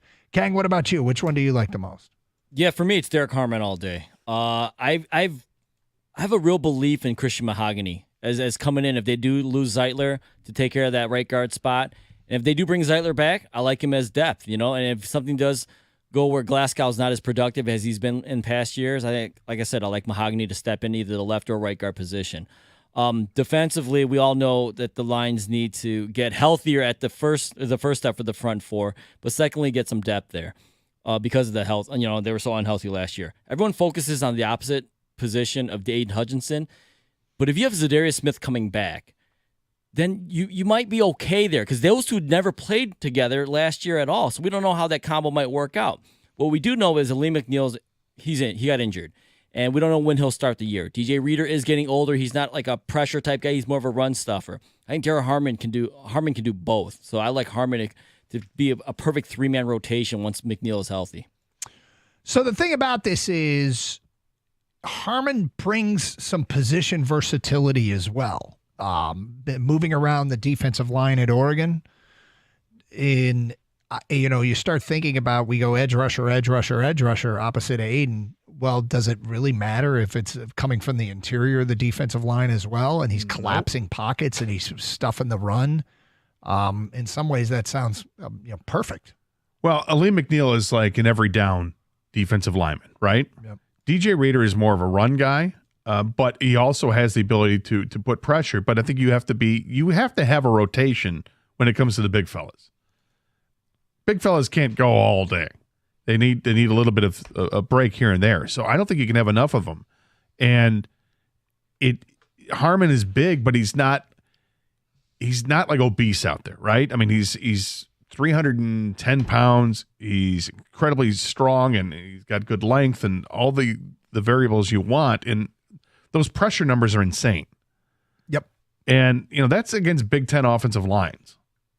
This is no longer looking at the Pac-12. This is Big Ten country when you play at Michigan State and Oregon against the Big Ten schedule and taking on the big boys. And this is the teams that like to run the football. So I like the track record there. You compare that to or contrast it with Kenneth Grant and the different size guys. Grant's a bigger body, but is he powerful beyond belief? Does he get as much pressure on the quarterback as Harmon does? Not statistically, but if you watch Michigan football, you see Kenneth Grant just penetrating into the backfield constantly. I like both of them, but Harmon, I think, is the more versatile of the two defensive linemen. Okay, so again, feel free to vote. Get your 2 cents in at DunganGator971 on the Twitter. The voting is early is favoring one player, but we'll update that throughout the show. And we do want your votes and comments, and we will read your comments on the air. I will say this. I am surprised, and I think it's because the Lions' positions of need actually marry nicely with being at the end of the first round. Like, this is one of those years where you can get help at positions that they need. Like, we'd love to be at the top and walk away with Abdul Carter. Got it. But I think there's depth at the edge rusher. I think interior offensive linemen, this is really where they go, and you can get a great player there. And I think defensive tackles is a deep, deep position this year. Does that help at all when you start talking about trading for Myles Garrett? Is that a convincing point if you're Cleveland and you're looking at, okay, I mean, I'd rather have the 10th pick overall in the draft, but let's be honest here. There's not a whole lot of difference between the guy we want at 10 and the guy we can get at 28? Probably not, because you'd still want the guy at 10. And, well, the thing is, I tried. And I'm saying the Lions' specific needs might not be Cleveland's needs. This is true. I'd have to do a deep dive into what Cleveland would really, really want. One thing that they'll really, really want if they trade Myles Garrett is Abdul Carter. Right, which they could have it too. If Tennessee passes on Abdul Carter, then they're primed right there to take that guy at 2. Or does Cleveland want to go with do they want to get a quarterback and start all over again? Or are they going to go in the free agent route and get somebody who's a stopgap, get a Russell Wilson type? Yep. Again, go vote at DunganGator971 on Twitter, and you comments will be read on the air if you so choose to make a comment. All right, coming up at 12:05, got a Tiger question that I want to get to as we go to spring training. There are always surprises. I got a question about one of those surprises. Hey, just a reminder, download the Odyssey app and listen to 971 The Ticket on the app for your chance to win the ultimate trip to Vegas. That's right. You could win $20,000. Plus, you and 3 friends will stay at the Circa Resort and Casino, Vegas's premium sports viewing destination, and view the biggest March Hoops party at Stadium Swim. Once you have the Odyssey app, you can listen to this show and all the shows here on 97.1 The Ticket anywhere in the United States. Also, make sure you're taking advantage of the streaming through our website, 971theticket.com. The champ and chump, well, Evan's out sick, so I will announce that the champ of the weekend was Dylan Larkin, and the chump of the weekend was Illinois for unveiling Terrence Shannon's banner upside down, which is one of the funniest things you'll ever see. So those are your champ and chump, but you can listen to our station through 971theticket.com. Also, streaming with video. Go to twitch.tv and you can check us out. Same thing, youtube.com. Both sites have streaming chats. We like to read what folks are saying, sometimes on the air, and, of course, interact when we can. It is Carson Anderson. We'll get to this Tiger question about surprises of spring training at 12:05. That is next. You're on 97.1 The Ticket.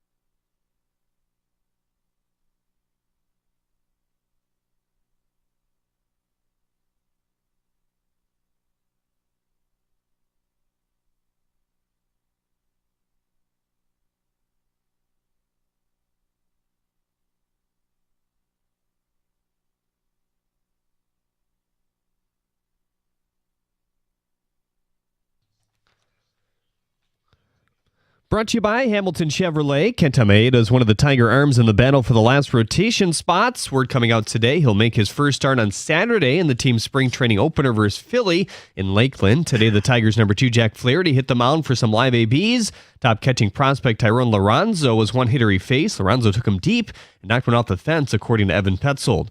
Also, according to Pete Thamel, Michigan State poaching the Lions' Director of Football Compliance, John Dykema, to serve as their new associate AD that will handle negotiation and managing contracts for athletics.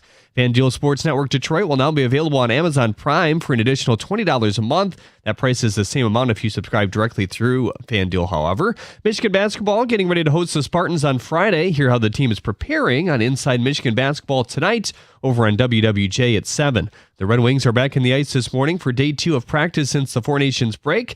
They were sporting their Stadium Series helmets today as well for the first time. Detroit Mercy basketball back in action tonight at Callahan Hall as well against IU Indy. Tip at 7. The Titans are favored by 1.5. At the Corwell Health Sports Desk, I'm Jeremy Otto for more. Go to 97.1 The Ticket or Odyssey.com.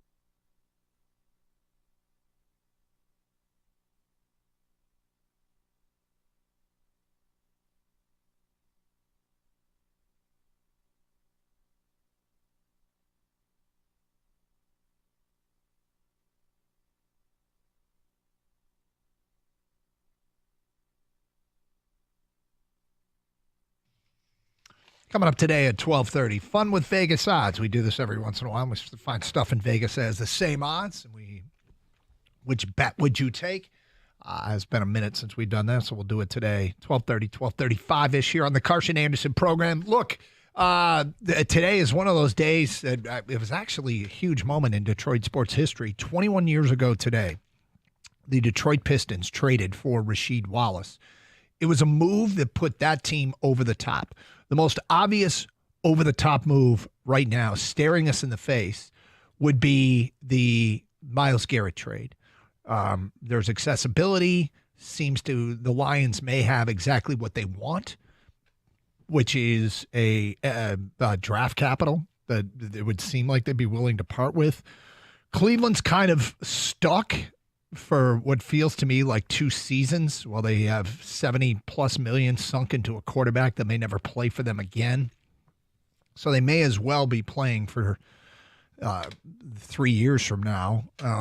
Now, could somebody else give higher draft capital? Of course, but that is a screaming position of need, and I think the Lions would be wise to part with 2 number ones as a starting point to move in on Myles Garrett. Now, other moves that would put our teams over the top. We've had a lot of suggestions for Pistons, Tigers, and Red Wings, and probably the one that has garnered the most attention today from our audience would be, can the Tigers go get Vlad Guerrero, who they reached the deadline of him reporting to spring training. It feels like a fake deadline to me. Like, hey, I'm not going to negotiate once we start the season. But you as a player don't have to do anything. Your agent and the team's front office can do all of it behind the scenes, and you don't have to know anything about it. Sometimes people put these deadlines out there and they mean it. I'm getting to free agency. But with that in mind, the Tigers have a deep well of tradable prospects. If Toronto's going to have to move him before the season or at the trade deadline, that's probably the second most popular over-the-top move that we got in terms of feedback from the audience today. So, again, if you want to continue down that road, we'll take your phone calls. Any comments on that before we move on? No, sir. All right.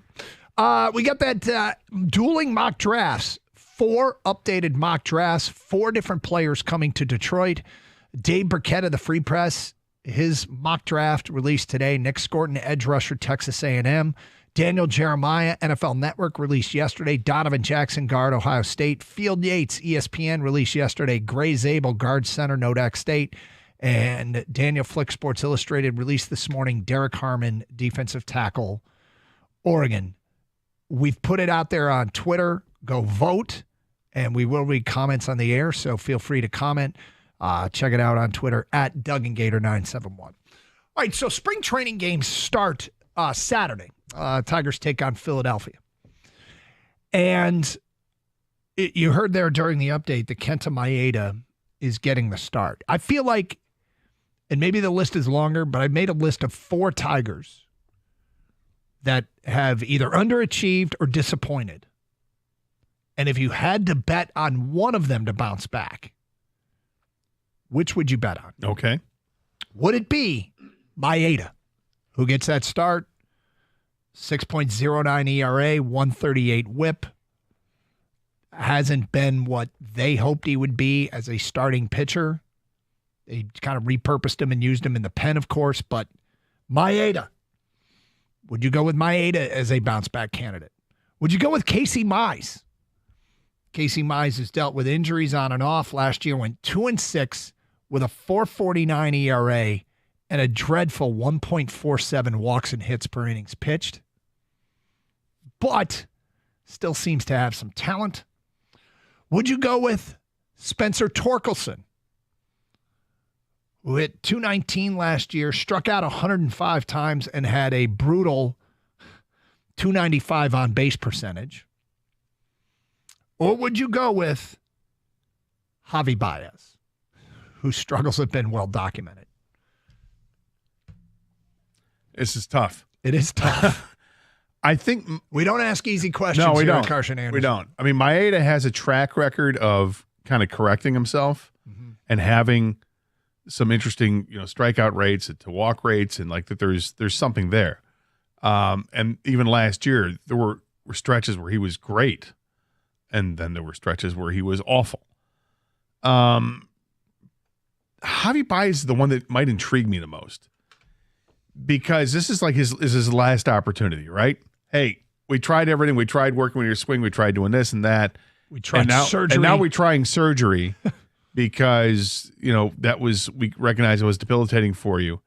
And what Javi said immediately after the surgery, or at least what he's talked about that, he said, immediately after the surgery, I felt better in terms of being balanced. He said I wasn't leaning to one side when I would sit up. Before I would kind of lean to a side. Now I was sitting up straight immediately after surgery.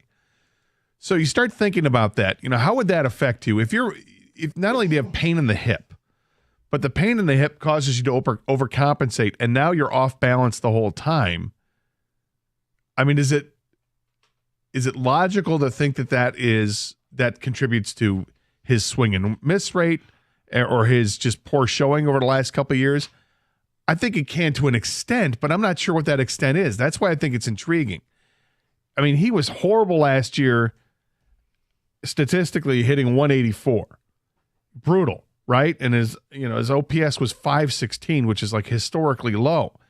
And yet, what I can't ignore is a crazy statistical anomalation with him in that when he was at bat with runners in scoring position.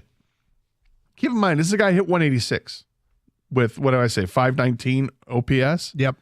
With runners in scoring position, 65 at bats. It's not a small sample size, I don't think. He hit 308 with an 884 OPS.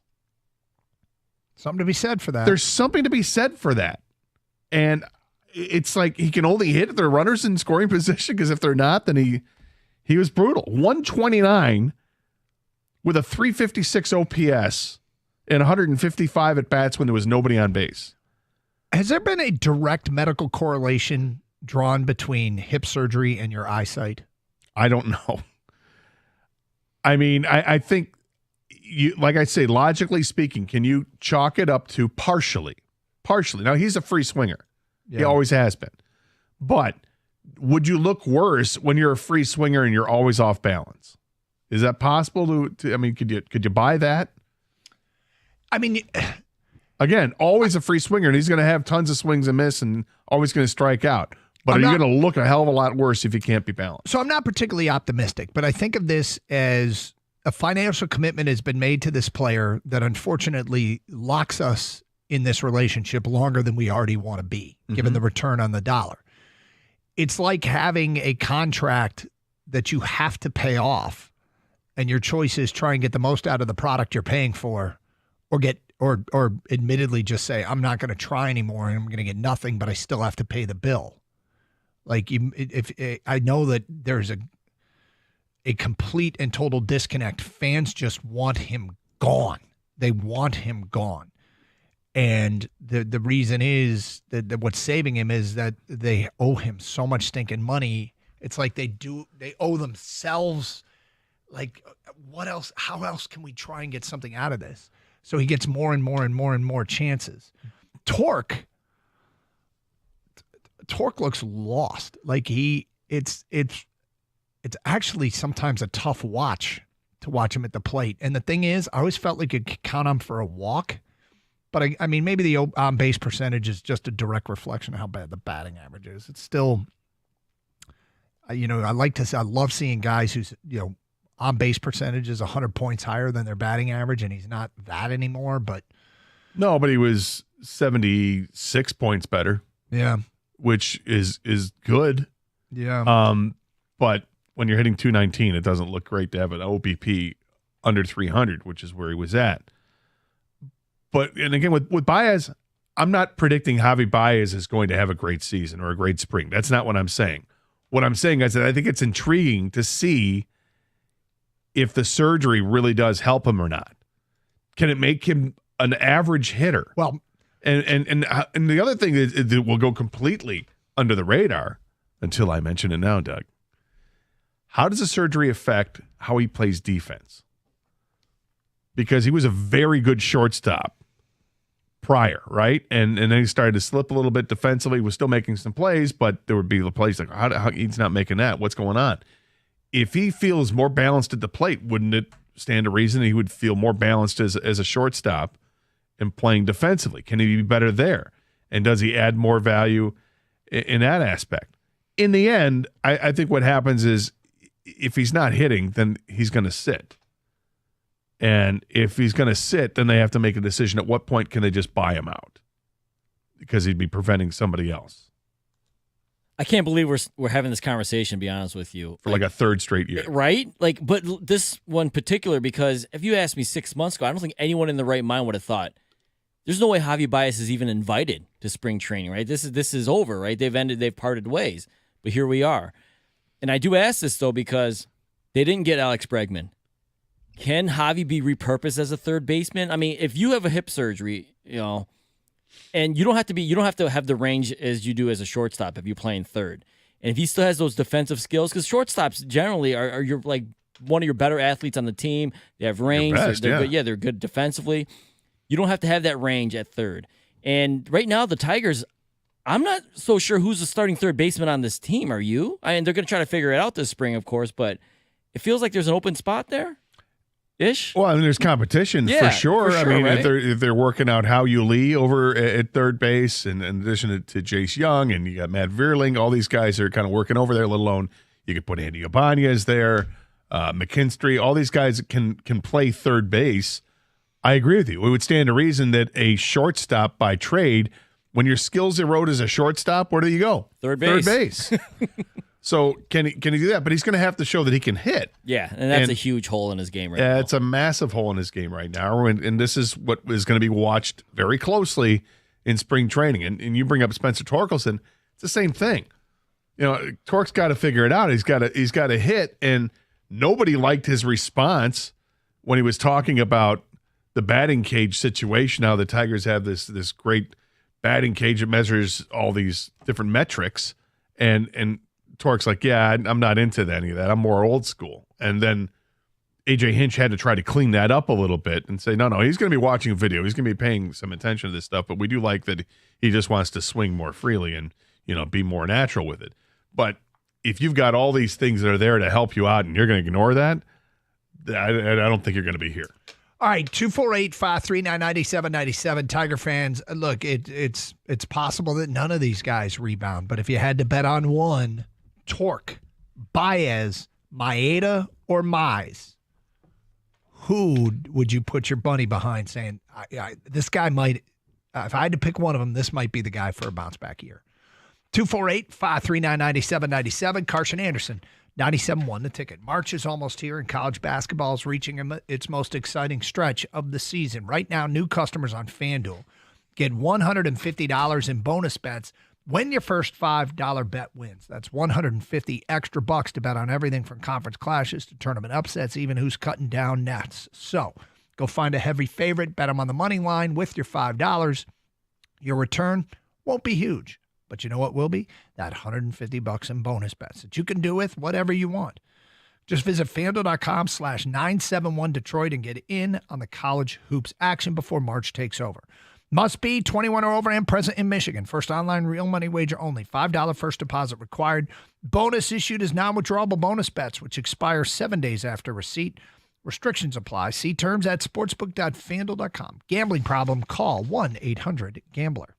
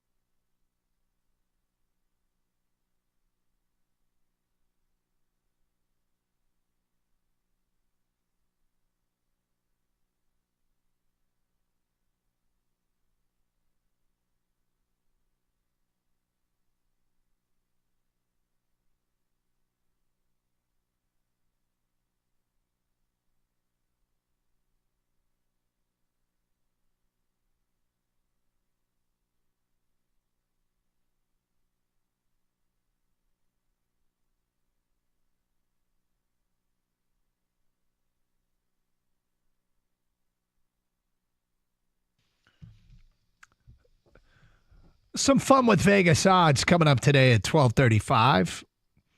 248-539-9797. Open lines talking a little bit about the Tigers. Spring training starts on Saturday.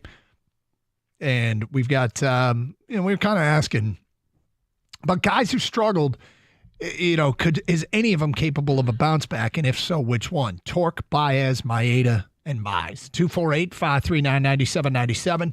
Joe is in Sterling Heights, and he's on 97.1 The Ticket. Hello, Joe. Hey, boys. How we doing? Doing good, Joe. Good to hear from you. So, to get right to the point, I think Torque has the biggest upside. I think, he has the smallest contract out of all those guys. He's the youngest out of all those guys. I do think he could bounce back. I hate his comments about the analytic thing. I saw Darren McCarty talk about that on his podcast a few days ago. You can't really do that unless if you're a winner. You can't really, plant your flag, so to speak, unless if you have the background to it. Maeda's cooked. Baez is cooked. And Mize, he's just always hurt. So I don't really think anything into that. But one quick little thing I wanted to say, I know King mentioned it earlier. Why don't we like the idea of going after Devers? I know it's a big contract, but we were offering Bregman seven years, and Devers is clearly head above shoulders better than Bregman. Well, I just can't imagine he's really available. He's got a massive contract, too. If he's disenchanted with being in Boston, and say Boston, I saw what Cora said. Cora said basically we're going to do what's best for Boston. And so if they end up putting him at second base and he becomes available, would that be somebody that you guys would be willing to, trade just about anybody for? Skubal? I don't know if I'd trade just about anybody for him, but if he gets to the point where he becomes available, yes, I would absolutely call, and I would see if something could be done there. Devers he's 28 years old right now, and he has a contract that's going to pay him until he's 36 years old at roughly $30 million a year. A little bit north of $30 million. Contract. It's like a Miggy contract. Yeah, without the Miggy impact. He's a great player. Don't get me wrong. I like Rafael Devers a lot. But last year, 28 home runs, 83 RBIs, 871 OPS are solid numbers. How much longer is he going to keep putting up those solid numbers before you look at, oh, crap, now we've got 6 more years to pay this guy at $30+ million a year? Yeah, it's amazing how much that timeline of contract would follow along with Bregman, but he would make him better. I will say that I do not think there'll be a path to getting him. I don't think he'll truly getting Devers? I don't think he'll truly become available. I think they're going to sort that out. I think they sort it out, but dumb would Boston be if they couldn't sort that out and they made that kind of financial commitment to Bregman? Well, maybe they like Bregman better than Devers, and maybe they're just trying to flush out the Devers contract. I suppose that could be it, but to free up money to go for Vlad Jr. next year. 248-539-9797. Marty and Taylor. Hi, Marty. Hey, how you guys doing today? What's up? Hey, so hitting, if you watch both of these guys, when they finish and they're looking down, say, third baseline or a left-hander down first baseline, they're never going to hit the ball. When they're hitting and they're on the ball, and they're finishing with their head right down on the ball. Take a peek and watch them, guys. I've taught hitting for a long time, and I think it's a focus, and, that's all it is for the hitting part of it. But I like Baez. He's got a much more upside than any of them. Where'd you teach hitting? Well, I taught it at a place called Game On Sports Center here in Taylor, and Taylor got won the Little League World Series, so we play a lot of ball here, in Taylor. You coach those kids? I coach kids, man. No, did you coach those kids that won the World Series? Sorry. Oh, I've coached a few of them. There's quite a few hitting coaches here in Taylor. You wouldn't believe it, and they do well. There's hitting coaches with the Tigers too. Wait a second. Did you confirm that? Let me check. Yep. Several, in fact, with the Tigers, with the big league club. So I guess the implication is that the Tigers have a hitting coach issue.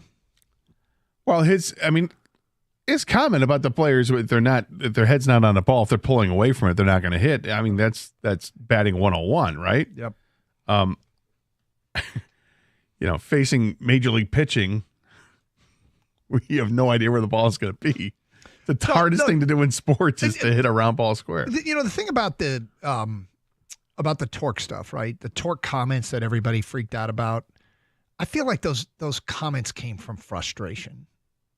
I would love to see the interaction that led up to Torque's, because what you say in interactions with the media, I sometimes go, okay, I don't know if I'm buying it. And I would like to have seen that whole interaction, because when AJ Hinch was made privy to it, AJ was like, I don't know about it. You could tell he was like, I don't know about that. And I think he's just trying to simplify things, and he's going to watch film.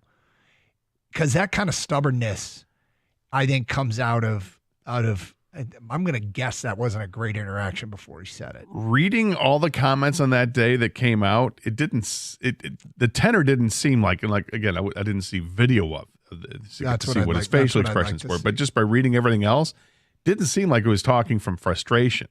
It seemed like, just, hey, matter of fact, this is who I'm, an old school guy. I get up there and I trust I trust my abilities and what's worked. I've worked through things before, and that's I suspect that's what's going to happen here. And he also knows, and this is in front of cameras and microphones, that he has said that, look, I got to be better. I know I got to be better, and he's taken a very positive approach. But what he had to say was just a little off-putting.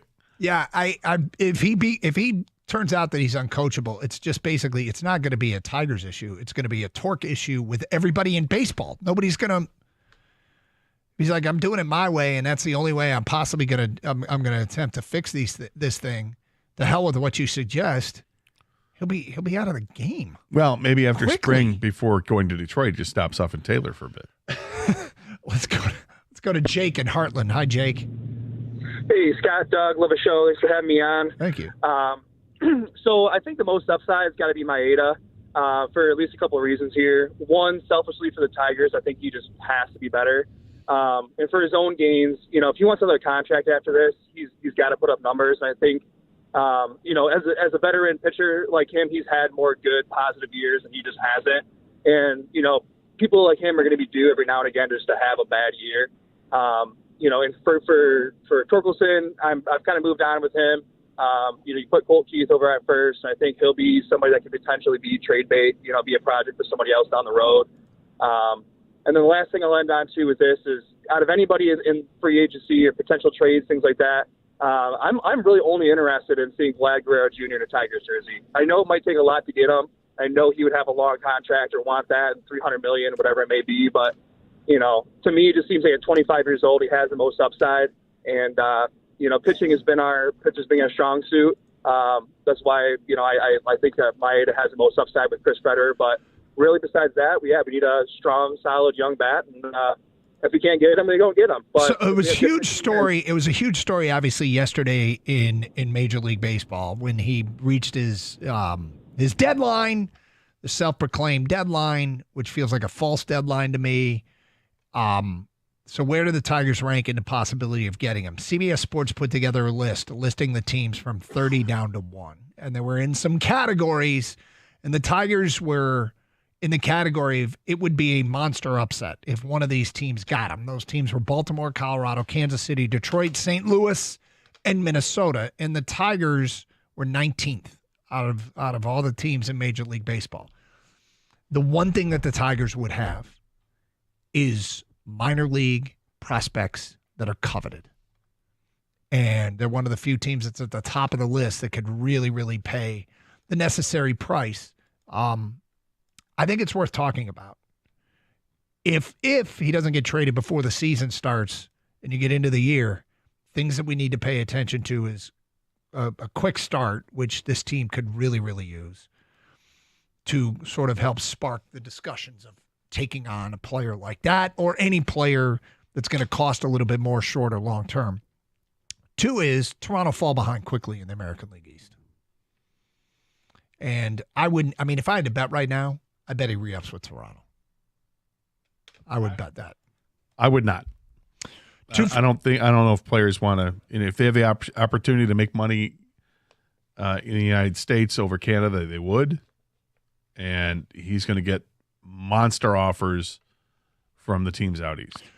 Carson Anderson, 97.1 the ticket. Hey, got the winter blues and you need a spark to get you through this? Well, Sarah Chevrolet in Southfield can give you the jolt that you need, because the deals on the 2024 Chevy Blazer all-wheel drive EVs are incredible. So much so, Sarah Chevrolet bought out every 2024 in the county that they could find. And you can now lease an all-wheel drive Blazer EV for just $199 a month with only $999 down. Now, that's taxes and fees included, and these are shockingly low payments. The 2024 Chevy Blazer EV, it comes standard with heated seats, heated steering wheel, and all-wheel drive, all to help you give your drive go so much smoother this winter, like we know it's going to be, right? Bolt into Sarah Chevrolet in Southfield before they're all gone. And believe me, at these low payments, these Blazer EVs are going to be gone soon. Not only does Sarah Chevrolet Southfield have late nights, but they also open on Saturdays for sales and for service with loaner vehicles available too. Shop online at sarahchevrolet.com or give them a call. Sarah Chevrolet Southfield, they're generating excitement. Together, let's drive.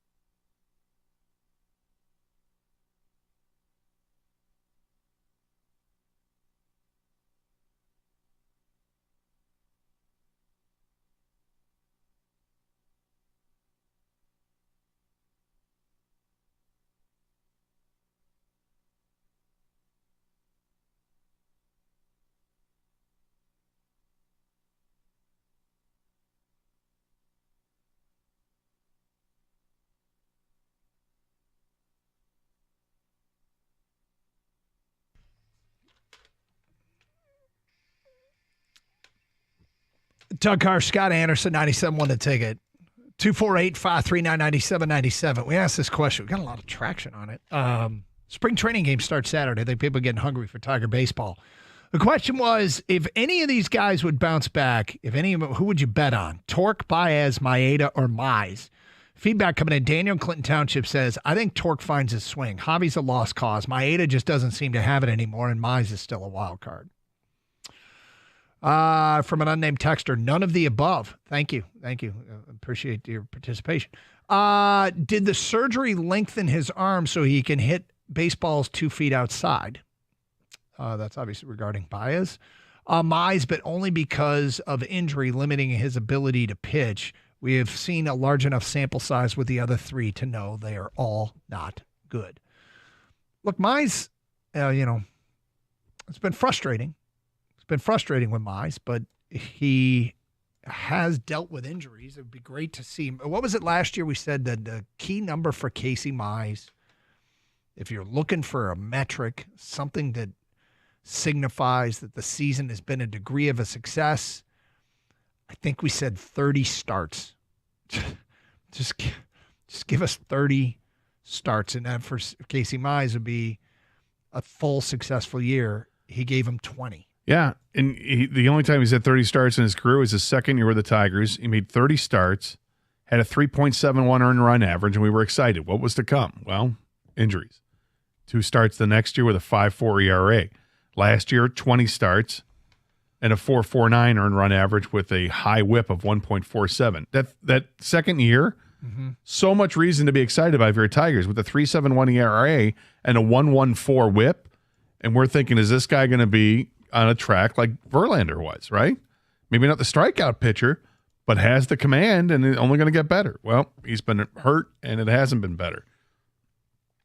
Looking at his game log from last year, you hope there's still some promise there, and there is, but I don't know if he's going to get the opportunity to start. 248-539-9797. Alex in Berkeley is next. Hi, Alex. Hey, fellas. Thanks for taking my call. Gator, I think you just brought up a great point, and that's he doesn't have to be a starter to be a bounce-back candidate, and that's in Casey Mize. I mean, roster flexibility is A.J. Hinch's, big thing, and if Casey Mize can capture some lightning in a bottle, he could be a great long relief guy.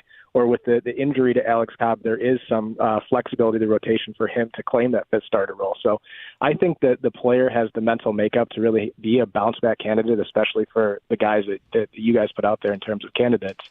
And then 2 more quick things, if I will. The Rafael Devers thing, he is the worst-rated third baseman in the league.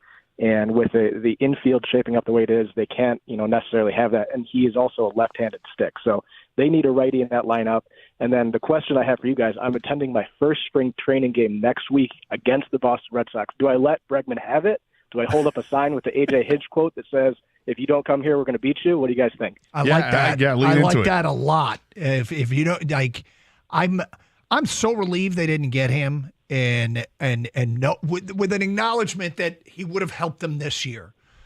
But there's something about this whole thing that just doesn't sit right. My hunch is that this is going to be a problem for Boston eventually. So yeah, I like the idea of holding up the A.J. Hinch quote. I like it a lot. Getting back to him played. On board with Casey Mize, and that he doesn't have to be a starter to make an impact, and he's right. He can come out of the bullpen. But last year, he was a little Jekyll and Hyde last year. He did show signs. I mean, out of the gate, in the month of April, he pitched 26 innings with a 3.08 earned run average. Not so good in May. It jumped to 6.56 with his ERA. But then in June, 29 innings, a 3.41 earned run average. And then he missed all of July. Pitched 1 game at the end of August. Wasn't very good, and not very good to finish up the season in September. But he had a couple of months there where he was good. He's got to harness it. But here's the problem that I have when it comes to pitchers. And Casey Mize is now 27 years old. He's going to be 28 in May. When you read quotes about a guy who was reported last week, and he's like, "Oh, I'm working on this. I'm working on," still working on things. I get that you're always going to be fine tuning stuff, but if you're still trying to discover a pitch that's not revealed itself at the age of 27, and hopefully if you're relying on that to make you the better pitcher, the more consistent pitcher, I'm not sure if that's something you should be looking at or relying on when you're this old. We're pushing back the fun with Vegas odds. We go to Tony in Madison Heights. You're next. Hi, Tony. Hi, guys. I got two comments on two different guys of the four. One is Torkelson. I think he's going to be the bounce back guy because it's paralysis by analysis right now with him. So I think he's going to go over to see the ball, hit the ball, and just go let his instincts take over. And I think there's less pressure on him this year because of last year. So I think Torkelson's the bounce pass guy. As far as Javi Baez goes, I don't think he's going up. I think he's going down. And I'm wondering if they're doing all this stuff with him just to try to get a disability insurance claim and see if somebody should, pay for some of that because that might be in the mix. He could be the UA Krupp of the Tigers. What do you think? I think that's quite possible. That they've exhausted everything from a standpoint of coaching and try to mentor and teach and all that. And if in the end, look, he's not getting surgery. It's not elective hip surgery. You're getting it because there's a legitimate injury there. Now, does that help the Tigers' cause if it doesn't work out that they can make a claim? Yeah, I'm sure it does. And this is like the last-ditch effort to get things right. Now he's recovered. He's taking batting practice. He's fielding grounders. Okay. Is he going to be a full go this spring? Yeah, it sounds like at some point he'll be a full go, and they'll be able to evaluate it. But I have a hard time thinking he's going to be as bad as he was last year. And the fact that those numbers with 65 at-bats and runners in scoring position, that he was so good, there's something there with him. Can he reclaim it? Torque, I don't know if he can. Because it seems like Torque has been very hesitant and reluctant to embrace the technology of the metrics that are in the analytics. And I feel like he's been saying he's going to trust his swing for years. He said that. I bet when it's all said and done, Torque does. But we'll see. If he doesn't, it might be at his own peril. All right. It's Carson Anderson, 97.1 The Ticket. Hey, Michigan Auto Law, auto accident attorneys. They specialize. Michigan Auto Law has recovered more $1 million auto accident results than any lawyer or law firm in Michigan. If you do your research, you'll see it's the truth about Michigan Auto Law over any other law firm in the state. Same thing. Largest truck accident settlement of any lawyer or law firm in Michigan ever. $14.3 million. That specialization matters, which is why if someone in my family needs a lawyer for an auto accident, I'm sending him to my guy Steve and the folks at Michigan Auto Law. They care more, you win more. Michigan Auto Law, auto accident attorneys. Visit autolaw.com. That's autolaw.com.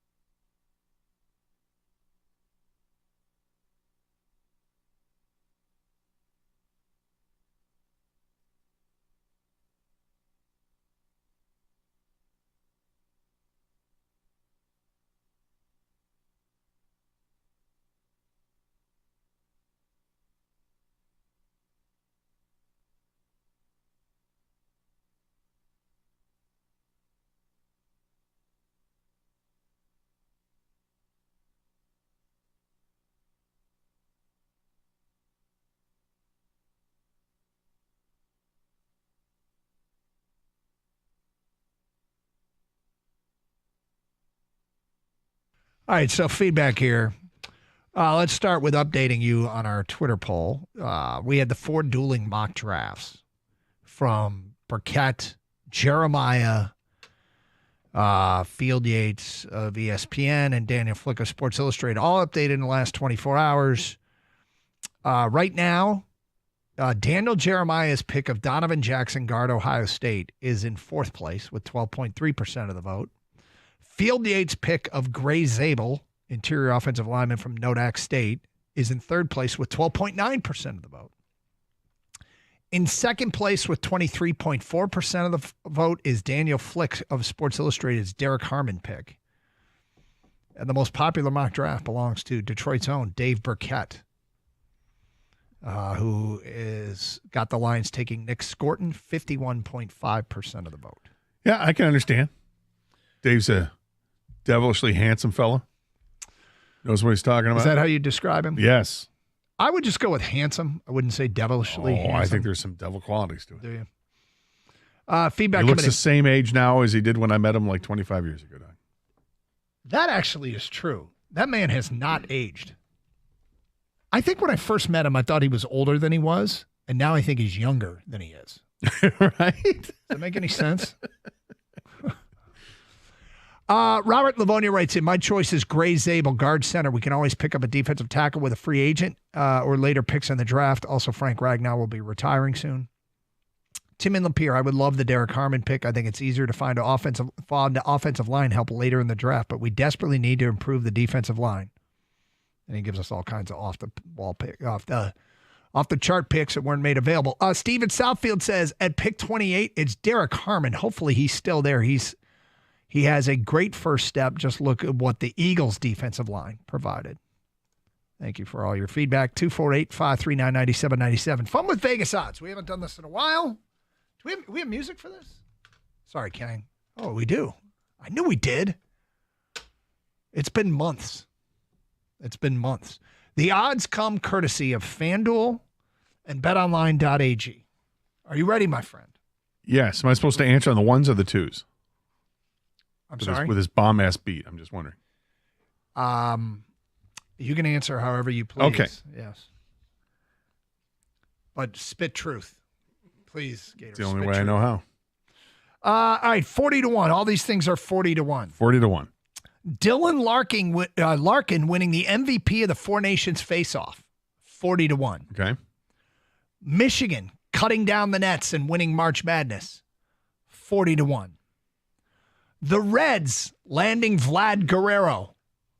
40-1. Quinn Hughes wins the Hart Trophy as MVP of the NHL. 40-1. And Ricky Fowler wins a major this year. 40-1. I know the two that I'd lean towards. I mean, Ricky Fowler's got that opportunity. He'll have 4 opportunities to do it, I suppose. But the one I'm going to go with is Dylan Larkin. If Dylan Larkin scores the game-winning goal tomorrow night, I think he's likely to win the MVP. I think I agree. I go with Dylan Larkin. The choices are Dylan Larkin, 40-1 to win the MVP. Michigan wins March Madness. Vlad Guerrero ends up as a Red. Quinn Hughes wins the Hart Trophy, and Ricky Fowler wins a major. 40-1. Kang, which one would you play? So this is just totally with my heart here. Yep. I got Pretty Ricky winning one, man. I like Ricky. I like Ricky too. Right? He was golfing last night. Yeah, you don't know, man. He gets that one tournament where that whole weekend he's on fire. I keep waiting for him to turn the corner and be that guy that he was like 12 years ago, 15 years ago. What's been that long? And it's another guy who hasn't really aged. But yeah, it's been forever since he was relevant on the golf course. I love Ricky Fowler.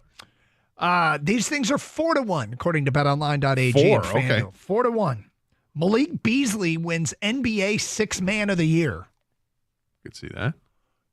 Duke cuts down nets, wins March Madness. And that's chalk. Yeah. 4-1. The Atlanta Braves land Vlad Guerrero. 4-1. Connor McDavid wins the Four Nations MVP. 4-1. And the Montreal Alouettes win the Grey Cup in the CFL. 4-1. I will go with Cooper Flagg and Duke cutting down the nets. I hate it, but I mean, I saw some stat the other day, or no, it wasn't a stat. They just threw up on the screen. It was a ranking of players in college basketball, and Duke had like 6 of the top 30 for the upcoming draft. I'm like, that's insane.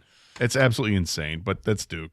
I'm going to go with Connor McDavid winning the MVP of the Four Nations. We can't do that if Dylan Larkin's going to win it, Doug. I hope Dylan Larkin wins it. Kang? I've got Malik Beasley because I think the Pistons make a run the second half of the year here, and I think he's a big reason why. It's crazy because, Doug, Malik Beasley started the year at 100-1 to win the Sixth Man of the Year. Now up to 4-1? My man, take it home. Take it home! That's a really good investment if anybody made it. All right, finally, these things are 10-1. Michigan State makes the Final Four. It's 10-1. Jordan Spieth wins a major. 10-1. Vlad Guerrero's next team is the Dodgers. 10-1. The Red Sox win the American League. 10-1. Cade Klubnik wins the Heisman. A quarterback from Clemson. 10-1. Which of these 10-1s would you play? I'm going to go with the Clubber. You're going with Klubnik? I'm going to go with the Clubber, yeah. ACC schedule, usually been pretty favorable to Clemson. He quietly had a pretty good year last year. Really good year last year. I'm going to go with the Clubber. All right. I'm going to go Vlad Guerrero's next team is the Dodgers. Oh, wow. Dodgers going to get a $600 million payroll? Yes. It's good for baseball, Gator. According to the so commissioner. says the commissioner, yeah. Kang, which of these 10-1s would you play? I think I agree with you, Doug, and I think they don't even have to sign him. I think they'll just trade for him, give up whatever it takes, try to win it again this year, and they might not bring him back. Actually, will save them money in the long haul because they already spent too much money elsewhere. All right, so there you go. All those different bets, different odds. I did find this on betonline.ag, and I'm going to just ask you to name someone that there are odds on. These are, you can leave the music up because I really like, thank you, Kang. I really like this song. Does you know what it sounds like? It sounds like something from Ocean's 11. 100%. Yes. Is it? Oh, we pulling a heist? Yeah. What are we thinking here? Yeah. You know a grease guy? I do. And we're going to have to do something with the union workers in Mexico. Doug plays a great straight man. You know, he just goes in there. He's an insurance guy. Yep. Need to see your, we're going to do an audit. We're going to have somebody follow you around. Make Right. sure you're doing what you're supposed to do. Yeah. Stoney plays the role of Zerga. Yeah. All right. I want to know if you guys can name. Oh, he's got the Russian accent for it.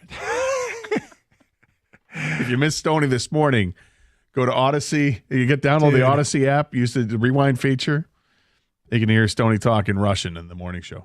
All right. These odds I find hysterical. These are odds that a celebrity is confirmed to be an alien. Odds that a celebrity is confirmed to be an alien. Can you name one person on the list? Tom Cruise. Tom Cruise is plus 3,300. Yeah, Well done, that's a good Gator. one. I'm going to go Kanye West. Oh, that's a good one. Kanye West is plus 2,000. So here's what I want. I want to see if anybody can text over a name with better odds than Kanye at plus 2,000. So we'll take your text right now at 248-539-9797. These are odds that a celebrity is confirmed to be an alien. Two very good guesses by you two. The name I would have guessed, I probably won't say it on the air. I'll just say initials. Okay. MTG. Not a celebrity. Not a celebrity. Whack Fair. job. Not a celebrity. Fair. All right, who you got is most likely to be confirmed? Celebrity most confirmed to be an alien. Can anybody do better than Kang's guess of Kanye West at plus 2,000?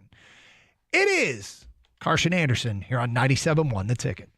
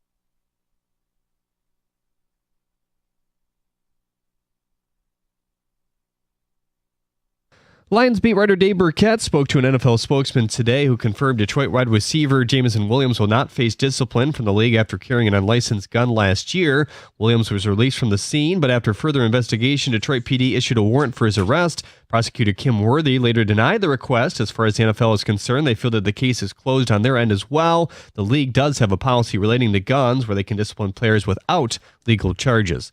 BetOnline released their opening Defensive Player of the Year odds for the next NFL season. Myles Garrett tops the odds at 6-1. Aiden Hutchinson trailing him in the second spot right now. Hutch was seen running at the Lions practice facility the other day as he rehabs from his broken leg. Kenta Maeda will start the spring training opener for the Tigers on Saturday. Evan Petzold said his fastball was clocked at 92. Just as of yesterday, that's significantly higher than last year's camp.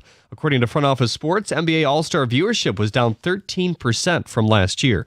Former Sunday Night Football sideline reporter Michelle Tafoya is considering running for a U.S. Senate spot. She told WDAY Radio that she's 90% of the way towards making a decision. Part of that will be how long she intends to live in Minnesota and her family. At the Corwell Health Sports Desk, I'm Jeremy Otto from Oregon and 97.1 The Ticket or Odyssey.com.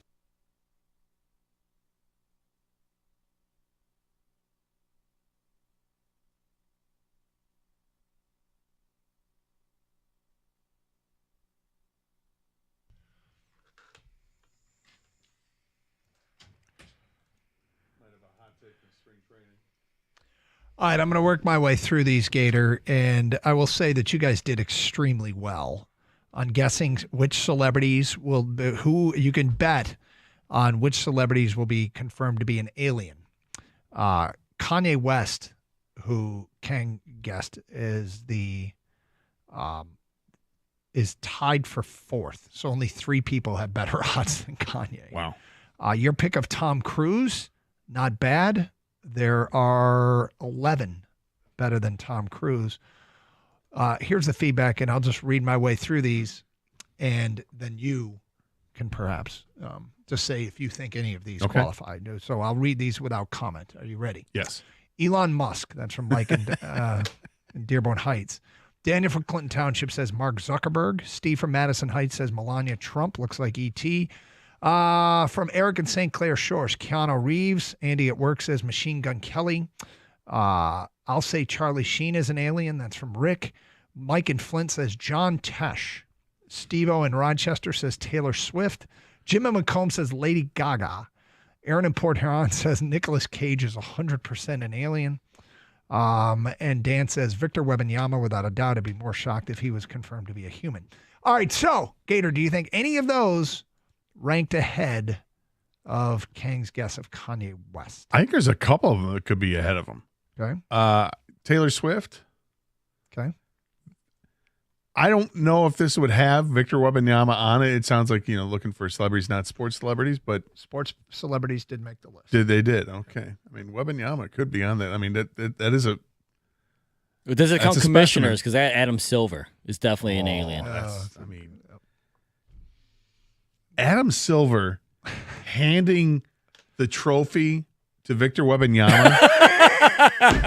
I'm telling you. Looks like a scene out of Men in Black. Yes, 100%. Right? 100%. I mean, Adam Silver already looks like one of those skinny aliens from Men in Black. Yes. And Wembanyama is just a taller version. That's... Here you go. He stretches his arm out like across the entire basketball court to give him the trophy. Right. I mean, yeah, I could see that. That's alien to alien right there. All right, so you like the Wembanyama pick. Anybody else? So Taylor Swift. I like Taylor Swift. Elon Musk is an interesting call. I think before his dive into politics, I think that was an interesting call. So, all right, so the ones that are the same odds as Kanye West at plus 2,000, Miley Cyrus. Okay. At plus 1,600, Steven Spielberg. Huh. Tied with, who got this one? Daniel in Clinton Township. Tied with Mark Zuckerberg, plus 1,600. Oh. But the number one celebrity confirmed to be an alien, odds that you can bet on betonline.ag from the world of sports at plus 1,200, our friend Dennis Rodman. Yeah, okay. Other fascinating names on this list. And this one just cracks me up. At plus 2,500, the Olsen twins. What does it say about Elizabeth Olsen, the sister? Adam Silver did get odds. Plus 3,300, tied with Tom Cruise. Well done. See? Somebody said Keanu. He's plus 5,000. He'd be like an alien from if there was another world, and that world was like Canada. Keanu Reeves would be from that world. He seems like the greatest guy ever. Yeah, okay, I could see it. I want you to tell me who you think has better odds confirmed to be an alien. William Dafoe or Steve Buscemi? Steve Buscemi. Yeah, Buscemi. Dafoe is plus 5,000. Wow. That's an upset. That is an upset. I think so. So he had sex with a little fella. Fargo line. Shohei Ohtani is plus 1,500. What about his interpreter? No odds on the interpreter. Is that illegal alien? He's from Japan, but I think he's got paperwork. At this point, I hope so. So there you go. The Dodgers got that on. Come on. Yeah, I mean, that's a big investment. Thought that was an interesting list. It's in California, though. Yeah. Be a target. That is an interesting list. Yep. No Taylor Swift. No odds on Taylor Swift. Huh. Surprised me a little bit. No Patrick Mahomes. No Patrick Mahomes. That would explain a lot. Well, look, if you so choose, you can throw your money away on that. On celebrity confirmed to be an alien. They have celebrities to be abducted by aliens, but that really takes us into an interesting conversation that I don't want to get into. Okay, got a question for you. Uh-huh. Did you watch TGL with Tiger? I did. Tiger, correct me if I'm wrong, he selected the wrong club? So this can only happen with a simulator as opposed to this would never, ever, ever, ever, ever happen on a golf course. So he hits his drive, nice drive, and he's got to hit a second shot. And he's over on the side by where his clubs are, where their caddy is, if you will. And the caddy guy is the guy who sets up the simulator, the view of the simulator, and lets you know whatever you need to know. And Tiger said, "What's the distance on this?" And the guy said, "It's 99." And at least that's what Tiger heard. I thought that's what the guy said too. And on the screen it says he's 195 away. So I figured, like golf, they always they lop off the first number, just tell you, yeah, you got 99 over on this side. It's 91 to the front, whatever. But you know it's 191 yards. So Tiger grabs his 56-degree wedge because he thinks he's 99 yards away and not 199, which is what apparently the guy meant to is what he meant to say. It's 199. So he gets up there, swings, and hits this ball, and it's of course it's a high arcing shot because it's a 56-degree wedge, right? And everybody's looking like, "What are you doing?" and Tiger immediately realizes that, wait a minute, and he goes, "You said it was 99." And then they're all like, "We said 199." No, you said it was 99. I thought it was 99. That's why I grabbed my wedge. And he's like panicking because he's screwed up. Yep. He's played like crap all day long. And frankly, during this whole TGL thing, I've watched most of his he's played awful on this simulator. Has he really? Yeah, his team has been terrible. Kistner is god awful on this thing too. And he's freaking out. But he's also starting to laugh a little bit, realizing how stupid this just looked. And he's embarrassed by it, and he's trying to laugh it off, and eventually does kind of laugh it off.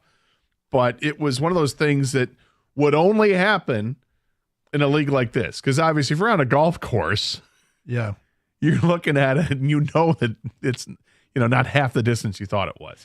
So is this thing still getting better ratings than Live? Probably. Yeah. And when last night you had Tiger. The other day they had like 3 matches in a row, like all throughout the day being played. The thing about Live is the numbers on like the TV ratings are so brutal. And I'm trying to figure out how the hell they're measuring success or failure. If it's measured by TV ratings, not a success. If it's measured by earnings, not a success. If it's measured by star power, success. If it's measured by its impact on the world of golf, just its impact, probably a success. But how long can this thing last when you've got a golf simulator that has better TV ratings? How long can Live last? Yeah. Well, it's not. I mean, I think Live can still last. What they're trying to do is make sure that it coincides with the PGA Tour. And when they had the event over the weekend, the Genesis Invitational, that it's Tiger's tournament, he didn't participate in it. Obviously, he had a lot going on with his mother's passing, but he did show up on the final day to do some commentary, and they were asking him about conversations that were had with the head of PGA and all that, and when are they going to get what's going on with the Live Tour as well. And he said that he basically thinks that something's going to happen very soon that'll allow Live golfers to participate in some of these events, because what people want to see, golf fans want to see the best taking on the best. Yep. Every time. So, to not have DeChambeau out there or Brooks Koepka or Dust, it's tough not to see those guys when you're used to seeing them. It sounds exactly like what it is. They're going to work it out to make it happen. But I also still think that it's going to be a separate league. All right, Gator found some spring training hype. I want to discuss it. And I found a list of the best MLB spring training cliches. Oh. I want you to read the hype that you have found, and I want to see if any of these cliches are listed in this story. There's one Tiger early, generating a buzz. We'll get to that today at 1:16 here on Carson Anderson on 97.1 The Ticket. Look, keeping your house warm is obviously important to you this winter and every winter, right? Well, lucky for you, the red, white, and blue trucks, they're everywhere. They belong to Birmingham Plumbing, Heating, and Cooling. They are the expert technicians that are out there to ensure that your house stays nice and toasty warm this winter, all right? Because you have to be warm in this winter. Don't just take my word for it. You can check out their A-plus rating they have from the Better Business Bureau, some of the 5-star reviews they have on Google, but they're there for you. If you've got a furnace that's giving you an issue, if you've got some pipes that might be bursting, that's an issue. They can take care of it. It doesn't matter if it's your furnace, your water heater, your boiler, your water filtration, whatever it is that you have an issue with, schedule an appointment online at birminghamplumbingco.com. Birmingham Plumbing, Heating, and Cooling, your Metro Detroit boiler experts.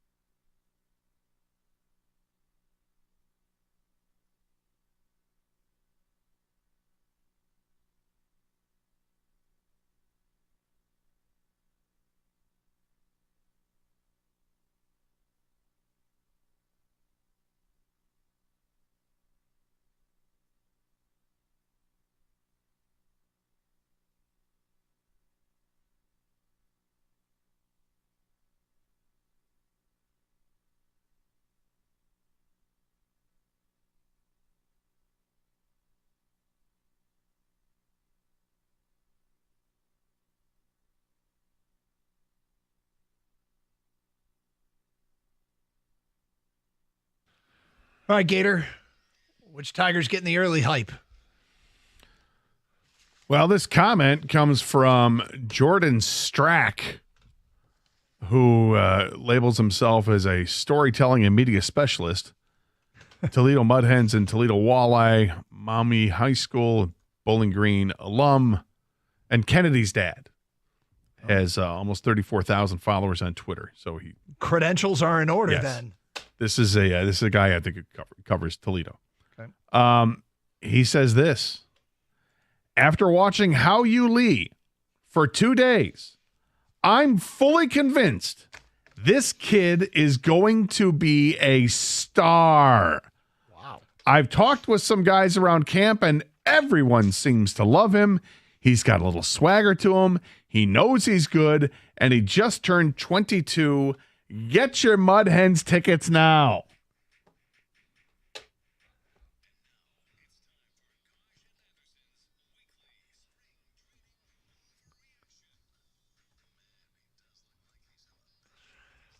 All right, so How You Lee is the first to get the spring training overreaction this year. We'll keep track of all of the spring training overreactions. Who gets this guy's pumping up the Mud Hens. Like Well- he's going to be a star, but he's going to be a Mud Hen? He's got unless he just plays so well, he just jumps from Double-A to the majors, Doug. Okay.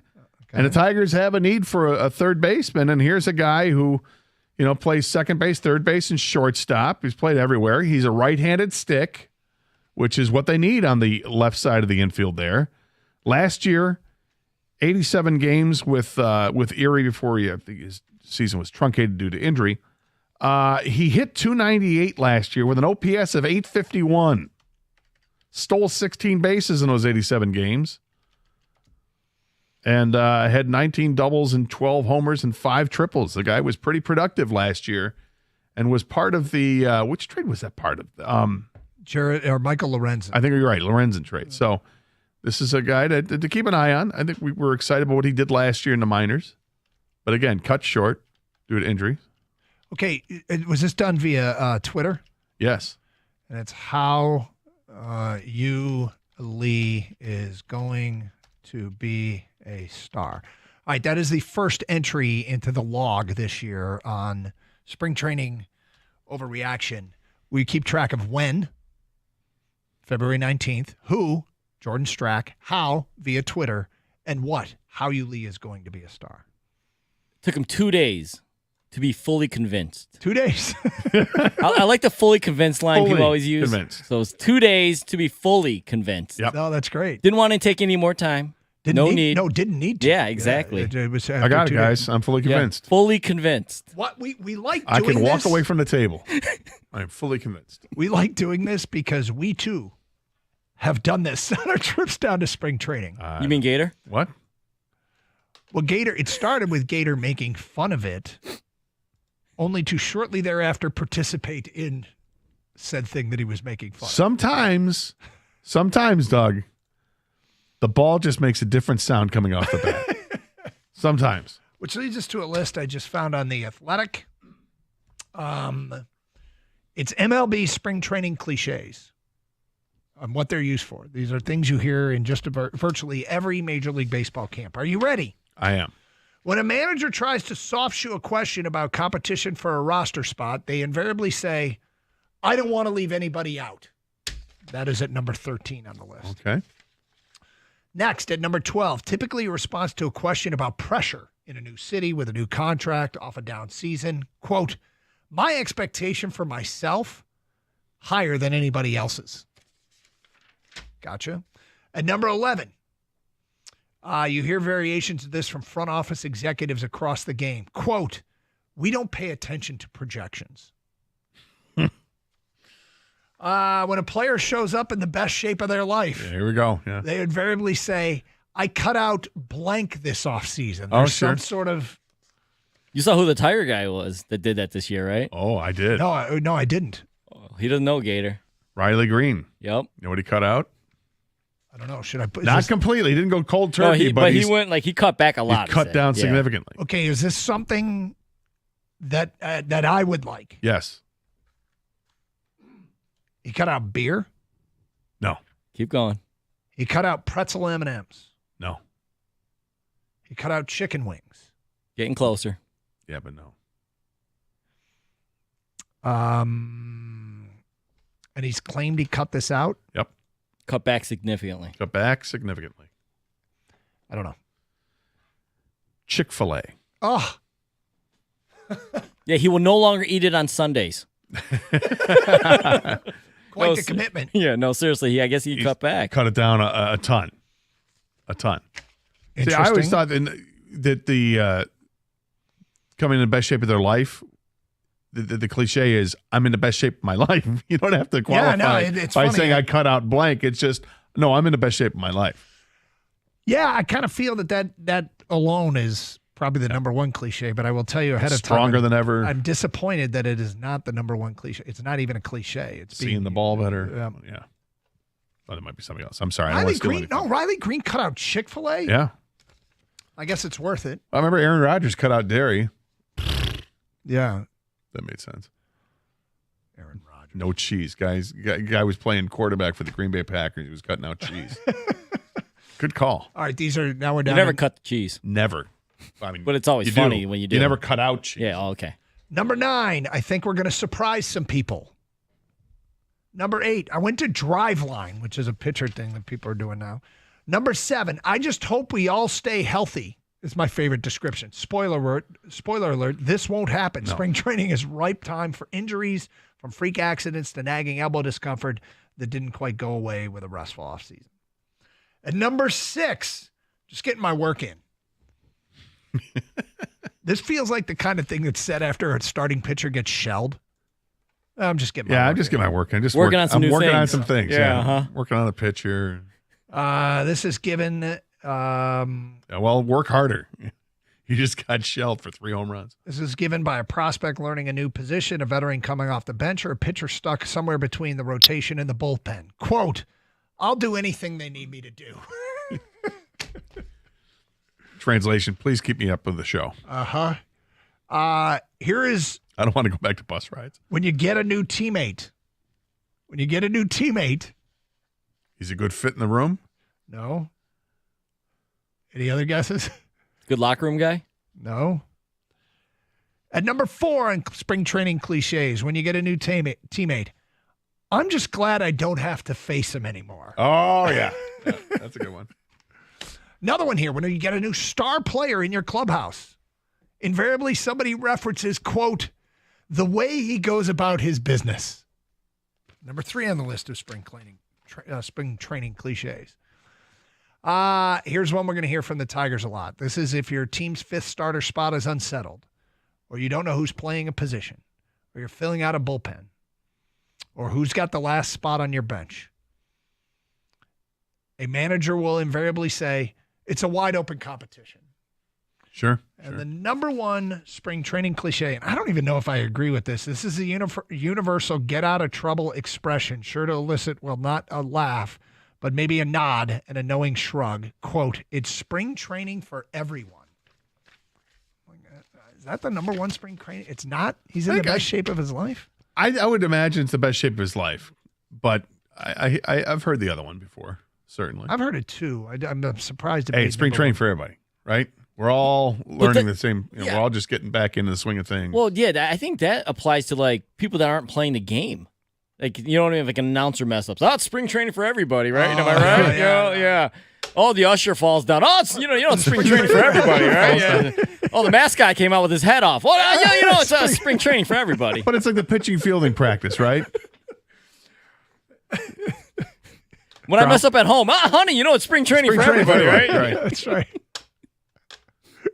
I'm going to try that Yes, next time my do wife's it. disappointed in me. I'm just going to say, well, honey, it's spring training for everybody. Did you forget to put on sunscreen? Hey, spring training for everybody. Yeah. Did you take out the garbage? No, I bet spring training for everybody, yeah. We should try that collectively as a gender and see if it works. Did you light a match? Spring training for everybody. All right, there you go. Top cliches out of spring training. You have about 15 more minutes to vote on our favorite mock draft of the day. 4 of them competing. If you haven't voted yet, Go check us out on Twitter at DougandGator971. We'll update the voting. That is straight ahead at 1:31 here on Carson Anderson on 97.1 The Ticket. Hey, Detroit, a great lawn is like a great sports team. It takes expertise and a little extra care to really stand out, and that's where True Green comes in. They're the local experts in Detroit and the official lawn care treatment provider of the PGA Tour, so they know a thing or two about keeping grass looking like a fairway. Here's the best part. It's more affordable than you think, and they'll even match any competitor's price. Plus, True Green backs it all up with a satisfaction guarantee. If you're not happy, they'll come back between visits to make it right. Don't wait. Head to TrueGreen.com today. Let the pros do the work while you sit back and enjoy the results.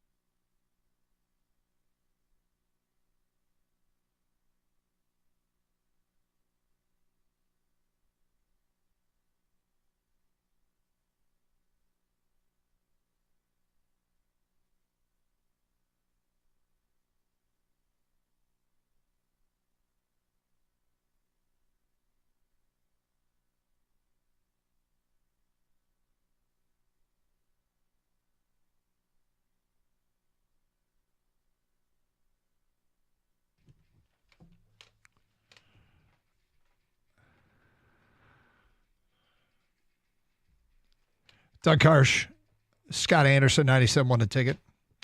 Open lines, 248-539-9797. It is a Wednesday here on the program. Big couple of days ahead with two big sporting events, starting with tomorrow's USA versus Canada final in the Four Nations face-off.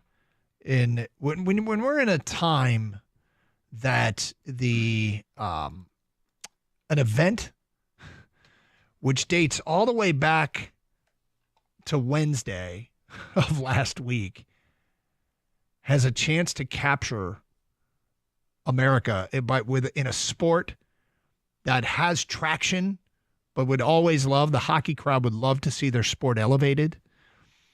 It's a pretty amazing occurrence that this has gone from something that people are like, wait, what's this thing? To, I can't wait for this hockey game. Yeah, I think this is awesome for the NHL. It's awesome for sports fans. I mean, to the point where this game tomorrow night, it feels, to me anyway, that to have a ticket to be a spectator at this event would rival just about any ticket you could get in sports. This year, or just? I just think in general. I mean, I'm trying to think of other things that what would I rather see than this, than this event. I mean, obviously, if you could pinpoint a Game 7 to go to, you'd want to do that. But for just an event's sake, I mean, this feels like it's more to me than a Super Bowl would be, unless my team is playing in it. If you got to kind of take your team out of it, I guess, and just would you rather go to X event or not? And this to me is kind of like the Olympics, and going to the gold medal final of hockey in the Olympics. This is kind of what that's like, and I think this is awesome for the NHL because obviously all eyes are on this right now, and people will be watching this. There will be people that are tuning in that are just flat out casual, or people that have never watched it before, but they're hearing about this and they'll watch it tomorrow night, that will come away saying, that's pretty great. I never really paid too much attention to hockey, but it was a lot of fun. And now they're going to pay attention to when the season fires up over the weekend, and you'll be able to see all these different stars playing on different teams. So you may recall yesterday we talked about the buy-in price. What is the buy-in price for just a single ticket? Was it $800 or something? Yeah, I forgot to mention the fees. Oh. So right now, the cheapest you can get into the building at the TD Garden in Boston, Massachusetts for tomorrow night's USA versus Canada game. Row 12 in the 300 level in the goal to the right. $1,074.43. Wow. That is with the fees added in. It's listed at $816, but the fee is $258.43, which is one of the most frustrating things out there. Is just tell me the damn price. I don't care that the ticket is $816 and the fees are $258. I want to know what my price is. Why do you break them up, and why do you get me excited about a price I think I'm going to like, and then you pull the rug out from under me? This seat, this single seat, is 4 rows from the top of the arena. So, I mean, it's a coveted seat. What is the most expensive seat? Here's one for $5,676. That's before fees. $6,366. That is on the glass at the blue line next to the penalty box. After fees, let me go to checkout. $8,337.74. Wow. Can you imagine? I don't know that our particular take on what this event was going to be. We actually are hockey guys. It's hard because we've through the course of history we've discovered that when Detroit really gets fired up to talk hockey, not all of you, but when the city gets on board, is the postseason, and it's been tough because they haven't been in the postseason. We got some authentic hockey calls at the end of last regular season when they were playing essentially playoff games to try and get in. And we can sort of judge where the city is based upon feedback and all that. But there's nothing like postseason hockey. But as hockey guys, Could you imagine if you bought a face value ticket for this thing going, maybe I'll go. This could be interesting. To like, oh my God, I can sell this ticket for 20 times what I paid for it. That's incredible. Yep. Because going to this tournament, I think we thought that it was going to be a better alternative to watching an all-star game. Mm-hmm. It should be more competitive. I don't think we realized it was going to be this competitive. And, even obviously the U.S.-Canada game was incredible. But even the prelim games that we saw, which involved United States and Finland and Sweden and Canada, those games were very competitive. There was some hitting in those games, but the definitely it was the competitive juices were flowing for those teams. And then you thought, okay, well, USA-Canada could be interesting. I don't think anybody thought we were going to get the start that we did to that game where you have 3 fights in 8 seconds. We did not. And then just the incredibly spirited play by both teams the rest of the way.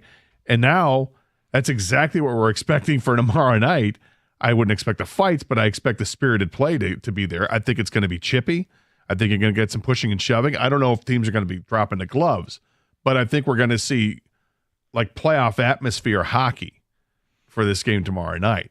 And there's obviously national pride. So this is good. This is just great for the sport, and it's great for the NHL.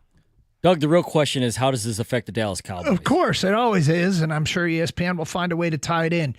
What's funny, too, is a big part of any hockey discussion, it is, special teams. Do you know how many power play goals have been scored in the 6 games so far? Not many. I'm trying to think on this. I can't think of too many. 2? There's been 4 in 6 games. Now, is that a reflection of there not being a ton of penalties? I guess I'd have to go back and look at that. Or is that more when there's this much talent on the ice? The penalty kill units are just outclassing the power play units. Well, you have to look at how the teams are constructed. And, it's not all about offense and putting the best offensive players on the ice. You have to have those guys that are willing to do the dirty work. And when you have a Dylan Larkin, that's where his value comes in.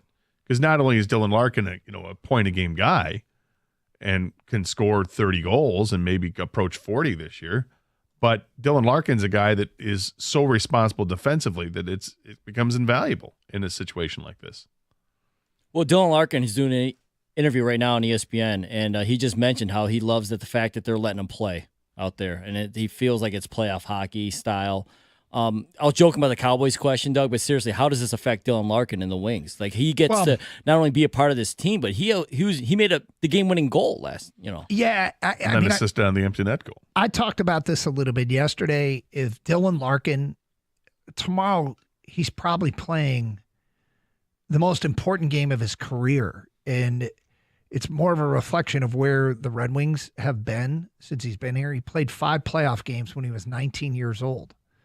And he hasn't played a playoff game since. He might tell you that some of those games at the end of last year's playoff push were bigger for him personally, and that's his 9-to-5 job, so it's hard to say that, hey, the job that I'm paid millions of dollars to do, I'm about to play a game that I'm assuming he's volunteering for this. The U.S. players getting paid. That might be the most important game. He might go back to, an NCAA tournament game at Michigan. I don't know, but I want Dylan Larkin to come back from this thing with a swagger, and maybe Lucas Raymond. But if Larkin goes out and does something significant tomorrow, then it's funny. We did the Fun with Vegas odds, and your point, if Larkin scores the game-winning goal tomorrow, he's 40-1 to win the MVP. Would he win the MVP if the U.S. beats Canada twice because Dylan Larkin scored a game-winning goal? He could be the MVP. He could be, yeah. And yes, NHL players are receiving compensation for participating in the Four Nations face-off. But Google says the amount is not as much as their regular salaries. I can't see what an amount is, but they are getting some kind of compensation for this. Well, it's looming tomorrow, and I'm looking forward to this game tomorrow night. And it's weird, right? That this has become such a big deal that I think it might impact multiple sports. I mean, what if Major League Baseball went U.S. versus the world? Well, I mean, they've got the World Baseball Classic. The World Baseball Classic that is really kind of cool. But if they did that for like an all-star game, I wouldn't hate it.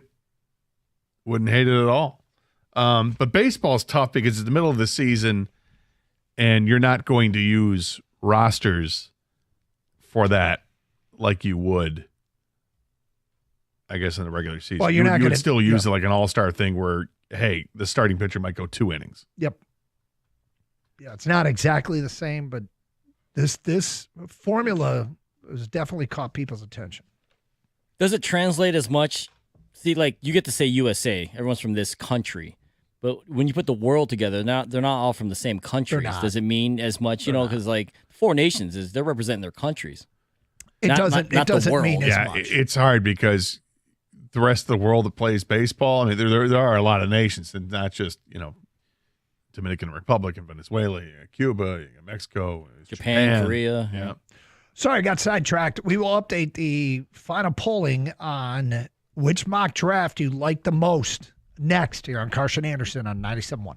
Finding reliable service can be really tough, but I've had a great experience working with the great folks over at Precision Garage Door. My garage door needed some repairs, so I called them up, and they came out immediately, walked me through what they were going to do. I understood what they were going to do. They fixed the issue, and that's all you can ask for. It was amazing. Just a breeze. Jackie's team was fantastic to work with, and right now you get a free door opener when you buy any new garage door. That's a $499 value. The sale ends March 31st. Plus, if you mention 97 on the ticket, they're going to waive your service fee. That's pretty awesome. With the cold weather, that can bring some real problems to your garage doors. All those moving parts, they need to be taken care of.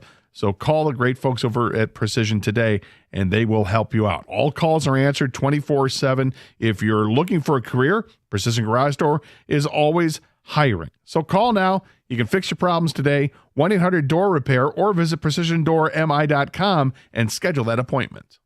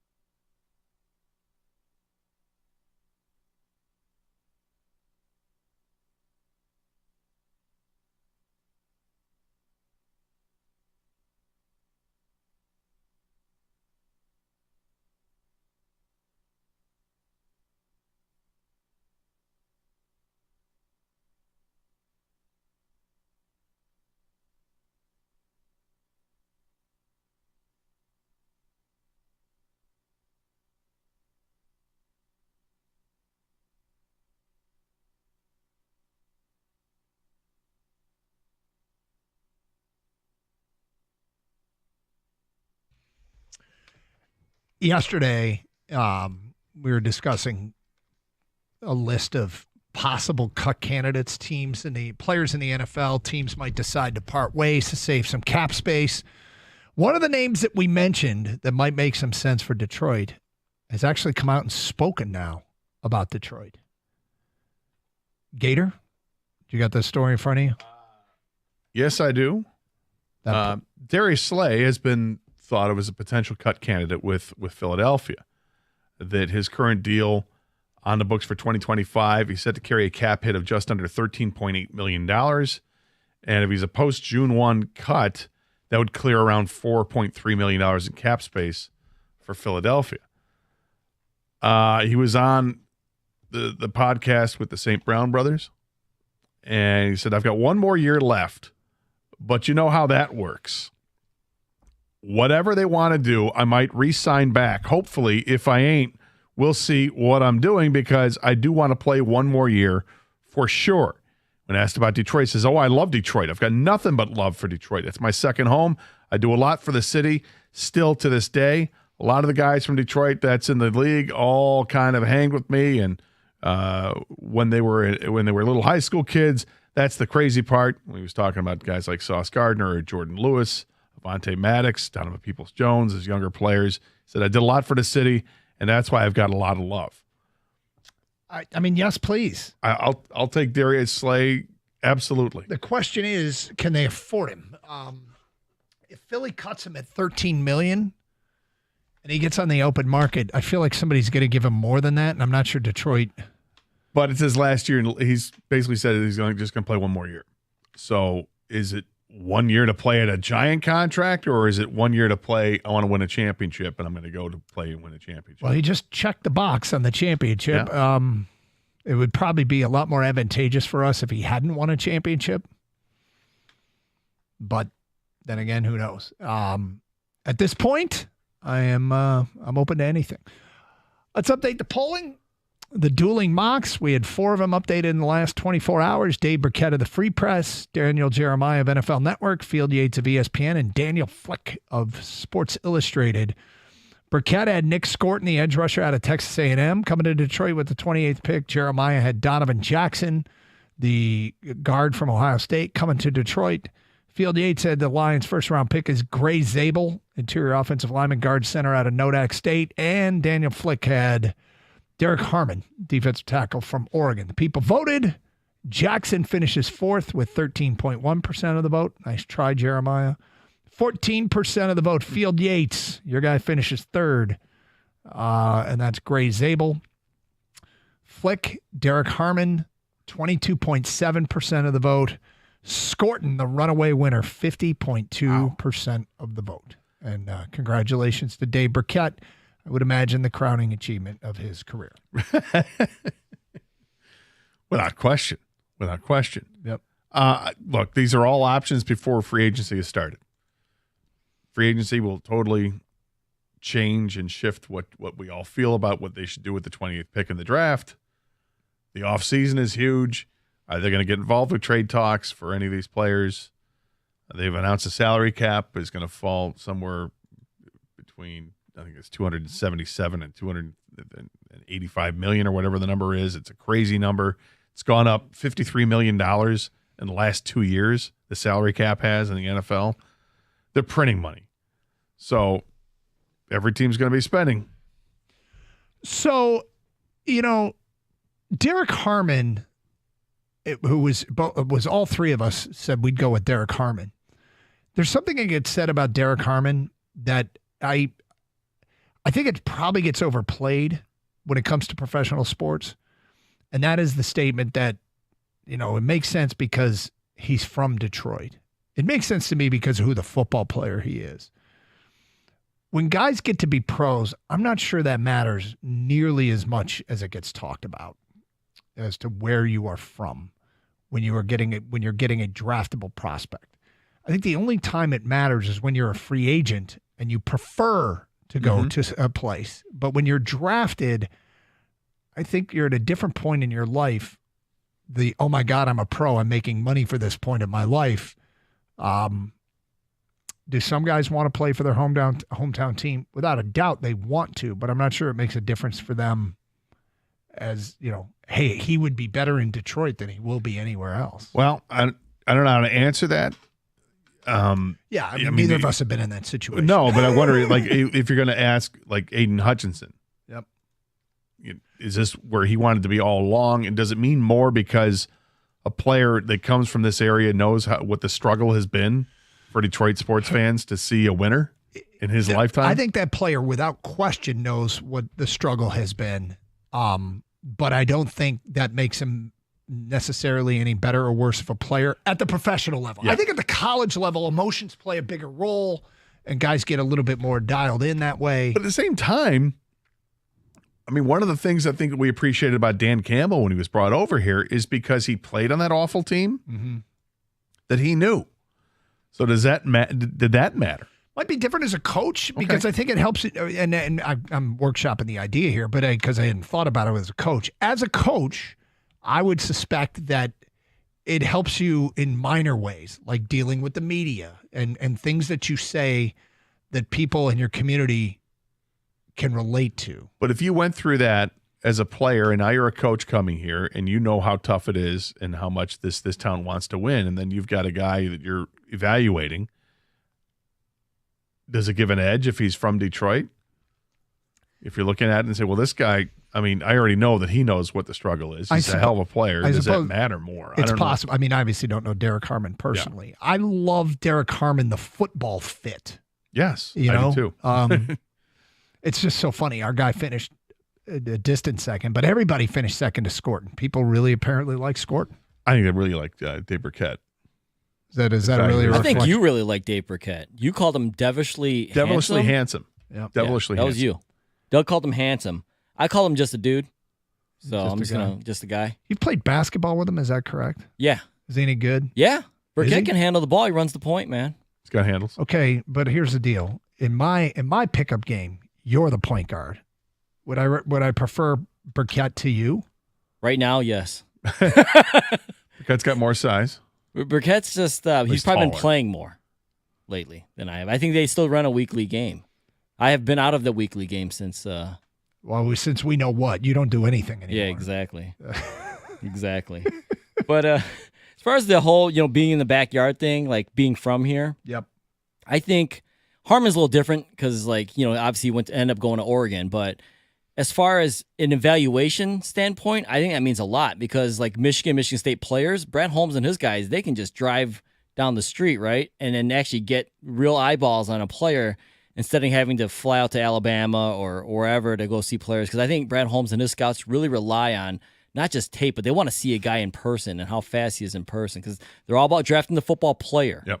And so I think the Harmon thing would probably, overblown. I don't know why nationally writers do that all the time, but for as far as I'm saying, from college to the pros. Sure. It's the funny thing about it is it's an easy story. That's it is. What it becomes is a cool little sidebar, but it doesn't. I don't know if it means he's going to be better here than he will be anywhere else. Aiden Hutchinson, his dad having played at Michigan. When you choose your college, there was no doubt in my mind that Aiden Hutchinson was a better football player at Michigan than he would have been anywhere else because that seemed very personal to him. Do you remember when Hutch got drafted? People were like watching him and going, "Ooh, he's not excited." And I'm like, they did the same thing with J-Mo. Terrion left little doubt. Terrion was easy to read when he got drafted by the Lions. He walked up on the stage and said, "I'm home," which was hysterical. It was a great response. Weren't there stories about how it was a bad thing for Charles Rogers to get drafted by the Lions? Yes. Like where there maybe he would have been better off. Better off not to be surrounded by the people that you grew up with. And, just kind of get away. Yeah. Yeah. It's too bad that did not work out. Boy, was he. One great game. Yeah, one great game, that's for sure. All right. Mike Valeni has made his way in studio. Hello, sir. I'm so relieved. About? You guys and mock drafts are back. Oh, yeah. Well, we did it differently today. We had dueling mocks. Which one do you like the most? I heard you guys talking about Derek Harmon. Yeah. Best player money can buy. Do you, which of the four would you prefer? Scorton, edge rusher from Texas A&M, Donovan Jackson, the guard from Ohio State, Gray Zabel, the interior offensive line from Nodak State, or Derek Harmon? I'm not going to say I'll take best. I'll do whatever at 28, but for the sake of this little exercise, I'll go with Harmon. He's versatile. He's a disruptor. You put him next to Aleem, he gets better. Yeah, I'd go with that. Yeah. But Scorton's a really good player. That green kid out of Marshall, I watched him a couple times. He's a freakazoid. Yeah, the kid whose name I can't pronounce from Boston College, also a freakazoid. Go watch the tape of what he did to Ashton Lepo this year. Yikes. I would like Harmon, and the fact that he'd be a hometown kid, some more pride. Yeah, we just talked about we didn't think that matters. Well, I mean, no, high school. I know. Well, look, the Scorton, the one thing that's becoming clear to me is we heard early in the draft process, which used to be called October, early in the draft process, is I feel like that their needs really match up well with this board. It's deep in defensive linemen. And interior offensive linemen. What you guys said, though, about the cap going up is every reason why there's a fearsome foursome. Parsons, Hendrickson, Garrett, Crosby. Go get one. Spin the wheel. On this day, the anniversary of the Rasheed Wallace trade that put a team over the top. Yes. And we'll trade Zeliko Rabracha and Mike James. And what else do you need? Yeah. Oh, yeah. All right, boys, have a great show. Stay safe, everyone, and treat each other with respect. 97.1.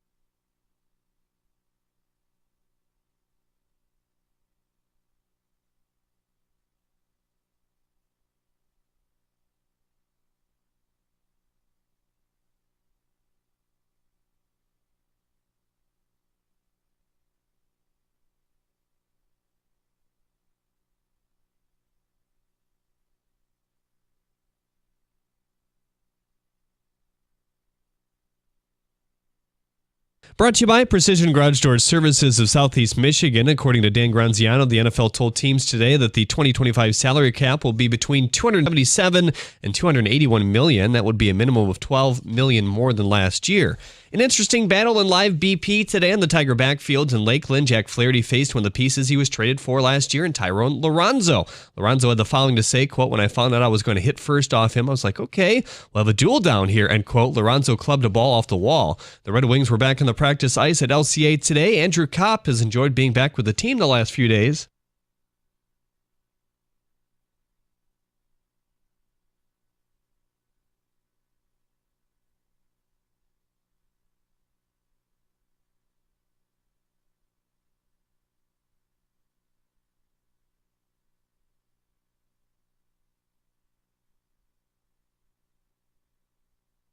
FanDuel Sports Network Detroit will now be available on Amazon Prime for an additional $20 a month. That price, though, the same amount if you subscribe directly through FanDuel. Former Piston Killian Hayes is back in the NBA on a 10-day contract with the Nets per Shams. Yes! Ring it up. Hayes has averaged 21 points and 8 assists in the G League. The corresponding move sends another Piston, Bojan Bogdanovic, to waivers. Bogdanovic has yet to play a game this year. At the Corwell House Sports Desk, I'm Jeremy Otto. For more, go to 97.1 The Ticket or Odyssey.com.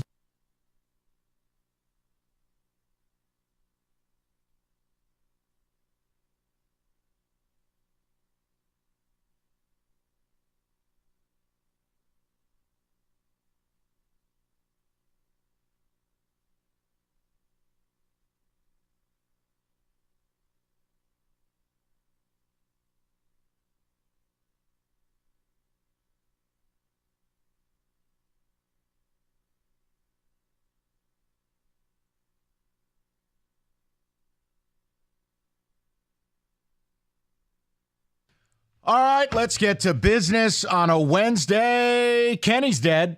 We saw that coming yesterday. His weekly tradition of a sick day rolls on. He's not dead. He's just sick. Kenny Cott has passed away. All right, let's move Thoughts on. and prayers. We've got a lot to discuss, including a hypothetical at the top of the hour. The NFL salary cap going up, and away. And that is, I think, less of an excuse for the Lions not to be bold this offseason, but we'll get there. Rico, we have to talk about your purview. Media rights. No, this is not your fault. This has nothing to do with you. But I want to talk to Lions fans about something, because this is way more than, how do I switch the channels? If you're not paying attention, the small news item that was in a blitz yesterday, boy, when you read the fine print on this, it's big news. And this is a problem. Netflix is trying to be more than just a mild disruptor. Netflix is going to try to buy out CBS or Fox. Full stop. Meaning they want the 1 p.m. or 4 p.m. window of your NFL football. Now, while the rights deals go through 2033, the NFL can and will put a bullet in this deal. They have an out clause. They can end it 4 years earlier. So what does it mean for you as a Lions fan? And what does it mean for you as a football fan? Well, considering the cost of, right now, watching every NFL game ranges between $800 and $1,700, depending on base packages and then how far you want to go into the vortex, it's already reaching a point of absurdity. Mm-hmm. It has now become, watching the NFL has become your new cable bill. But here's the thing. Their chief content officer at Netflix,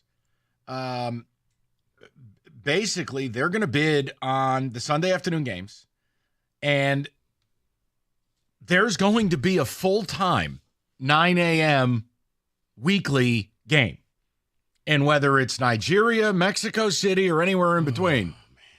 So here's my question, Rico. Now, I know what people will say. Well, their job is to make money. Well, they are. That's how the salary cap just went from $255 to possibly $280, minimum $275. That's how they paid a commissioner $52 million. Guys, I want to know, is this starting to get out of hand for you? And before you laugh at what I say, I want you to think, as we sit here on Wednesday, February 19th, 4 years from now, what if the Lions become a la carte? What if you are going to have to pay every week to watch your team? What if the cost of Red Zone quadruples? What if Red Zone, in order to have every game, even though half of them are stream only, but you want to have Red Zone? Everyone loves Red Zone, right, Rico? Mm-hmm. What if that becomes $1,500? in 4 years. They're going to make you bleed until you say no more. I just would love to have a conversation with everybody because the Lions have never been hotter. We were just making jokes out there. The Lions could knock down Ford Field and start a project on the fail jail, and people would be like, you know what? That's a great use of public money. Yeah. The Lions have never been hotter. But, Rico, this is spiraling to a point where I wonder, are fans going to say, you know what, between ESPN Plus, Peacock, Red Zone, YouTube TV, Netflix, Amazon Prime, CBS, Fox, whoever's getting the streaming games, you know what, enough. Mm-hmm. No, I think they are. Now, what will happen is teams that are really good, their fans will just bite the bullet. They won't like it. But if you're a team that's just a fringe team or you're out of it, man, you're going to tap out and say, nah, this is way too expensive for me. I'll catch whatever I can on, air quote, free TV. I'll just wait for the old school, whatever happens to last, either Fox or CBS. I'll just watch whatever game they happen to throw on there because, yes, I do think that they are going to outprice their audience. I think that they are not thinking about their audience, and I think that they are, as you like to say, they think that they're too big to fail, but anybody, it's like the kiss of death. Whenever you think you're too big to fail, you fail, and you fail miserably. The NFL is king. The NFL is pushing the boundaries. The NFL, we're going to try Christmas. We're going to try, Black Friday. We're going to try different things. Extending the season. That's coming next. I think now when you hit the pocketbook, because now what you're doing is you're making fans decide, do I pay a lot of money to go see them in person, or do I pay a lot of money to sit at home and watch them on my couch? And understand. Or do I just say, I got nothing? And this is the problem I have. If you don't believe you can do damage to a sport based on networks dictating things, I give you college football. Damage is done. The rivalries don't mean nothing. The regular season doesn't mean nothing. The conference championship games didn't mean nothing. You can't say that. I just did. Clemson and SMU didn't mean anything. Georgia and Texas didn't mean anything. Oregon and Penn State didn't mean anything. Want to keep going? Look, the bottom line in all of this, I want to gauge your temperature because I want you to picture a Sunday afternoon. You've worked your ass off all week. You did your honey-do list. You just want to watch your football, right? And you go to turn on the Lions, and they're a streaming-only game at 1 p.m. on a Sunday. They're not even on your local provider. Or you love Red Zone, and you want Red Zone. But now Red Zone, they're going to literally charge you a mortgage payment. If you don't think Red Zone could cost an upwards of $1,500 in 4 years, you're not paying attention. Once Netflix pays, and again, CBS and Fox do not have the money. Netflix can just keep writing checks. If Amazon Prime decides they want afternoon football, buckle up. Which is funny. I'm like, how did Netflix get this rich? But, no, I mean, I know with subscribers and all, but meanwhile, there's a framed picture of Kenny Cott in their office. People like him. Their life is TV. 248-539-9797. You win. David, I want your opinion on this.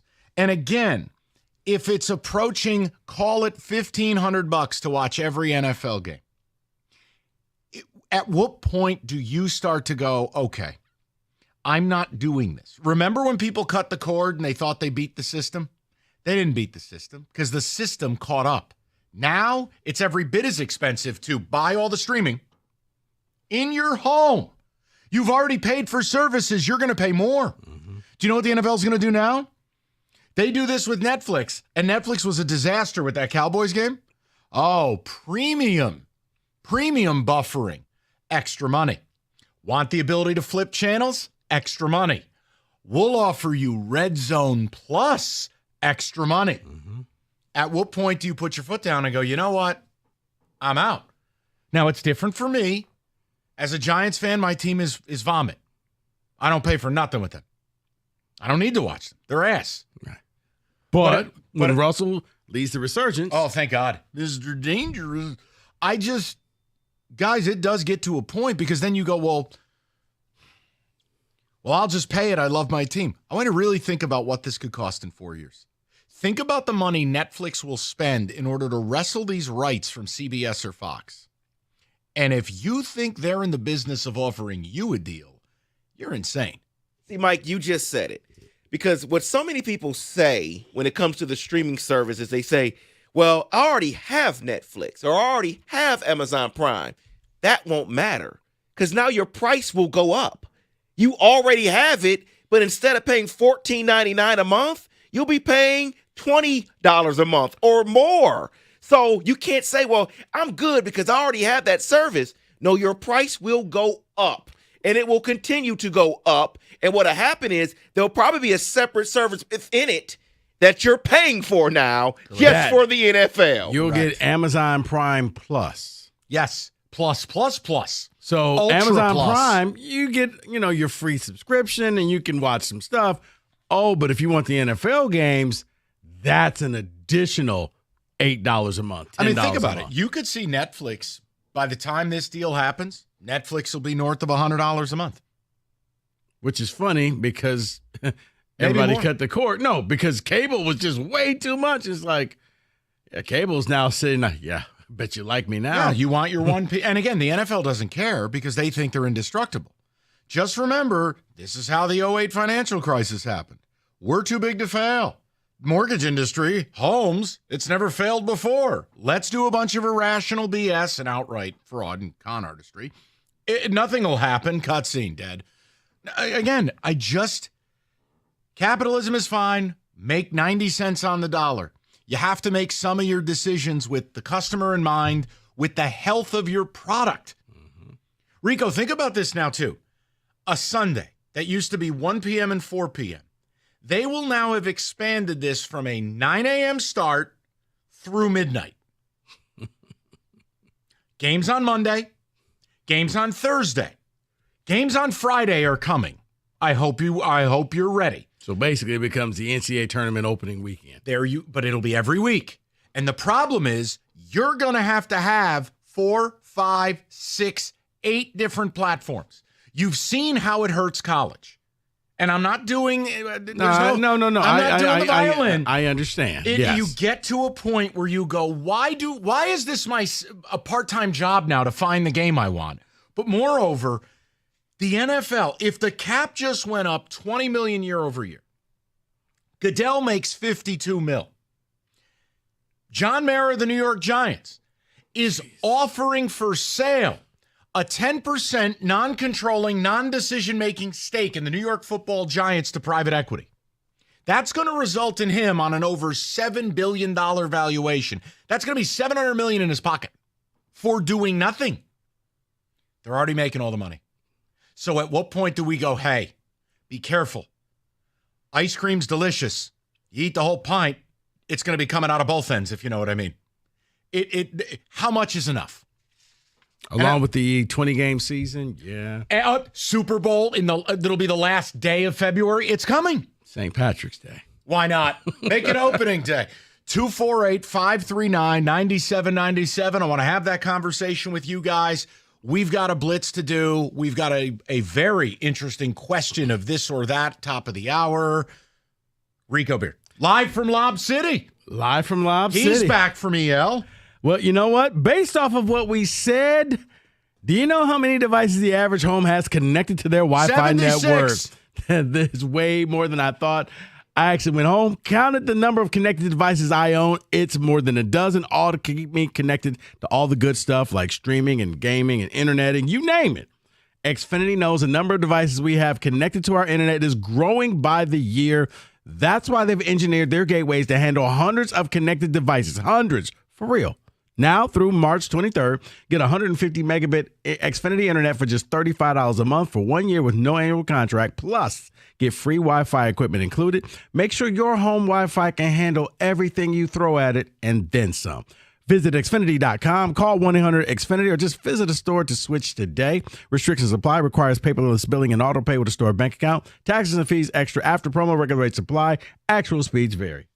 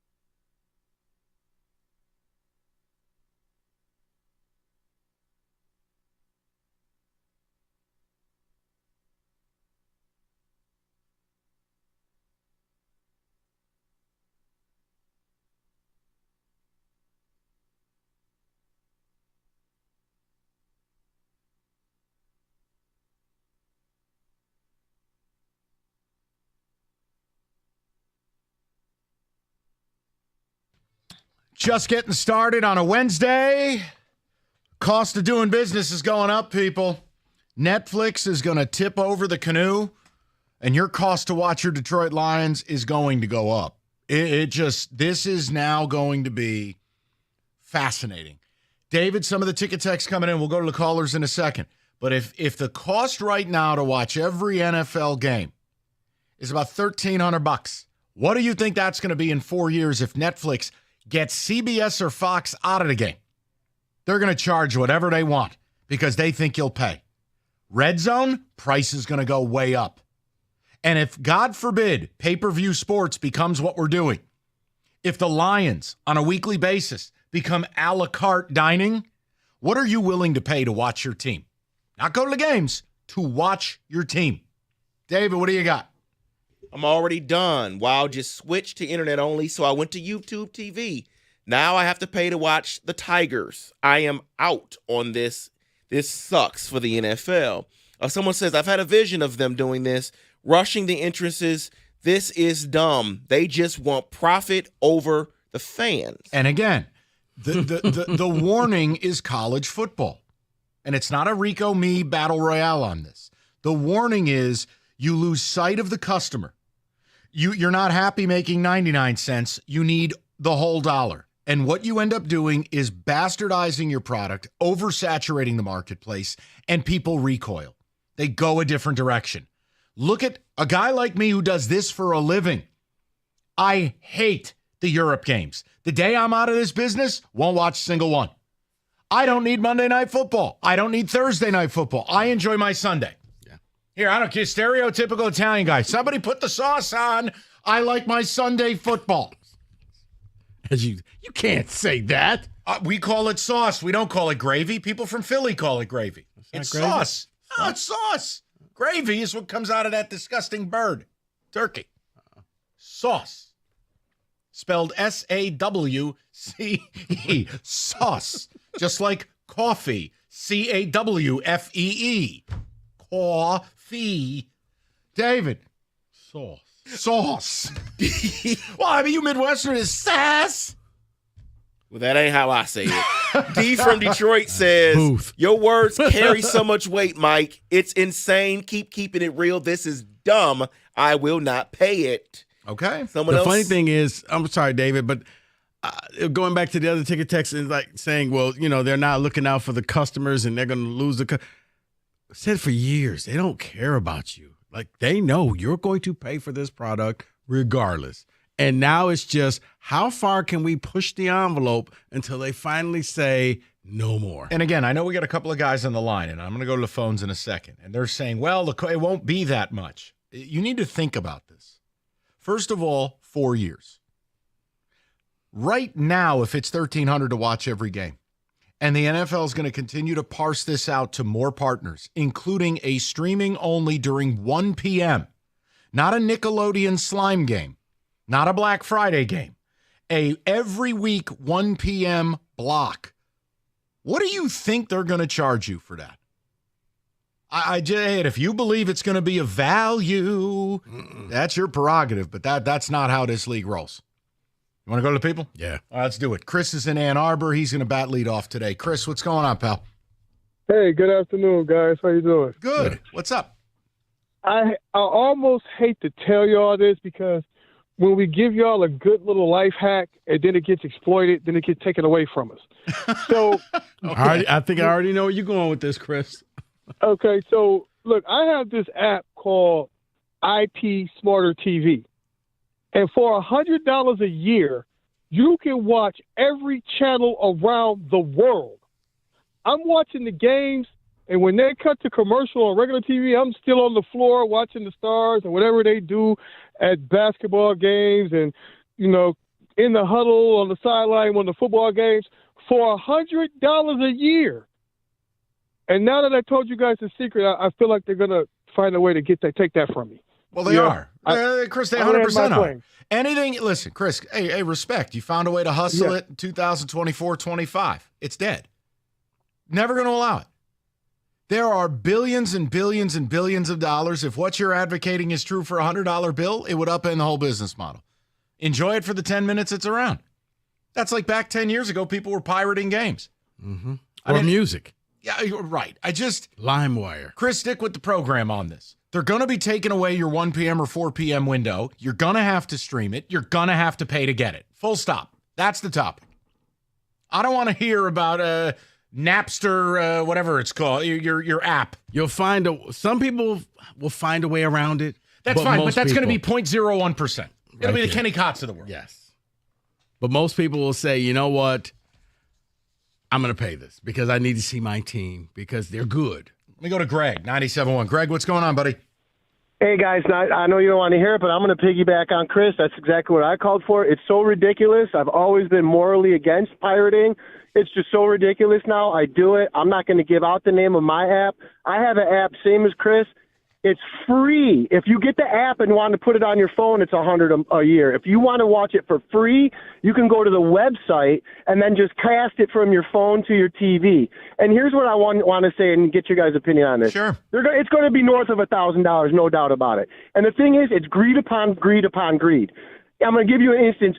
The UFC, if you're a fight fan, which I am, I have to pay for ESPN Plus, which is what, $8 to $11 a month, whatever, just to have the right to buy their pay-per-view at $79 a pop, which is every 3 to 5 weeks. If I am not an ESPN Plus customer, I can't even buy their pay-per-view. So now that you guys are talking about it, it makes me do the math. That's $1,000 a year if you buy every pay-per-view plus the $8 a month. It's absolutely insane what's going on.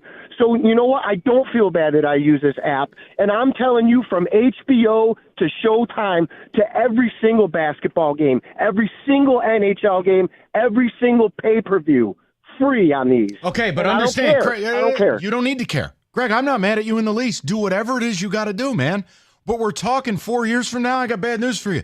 That thing is going to be kaputz. Oh, it's going to get shut down without a doubt. There's no doubt about it. I don't know how they're even up and running as it is because I watched like the Bienvenidas fight 2 weekends ago.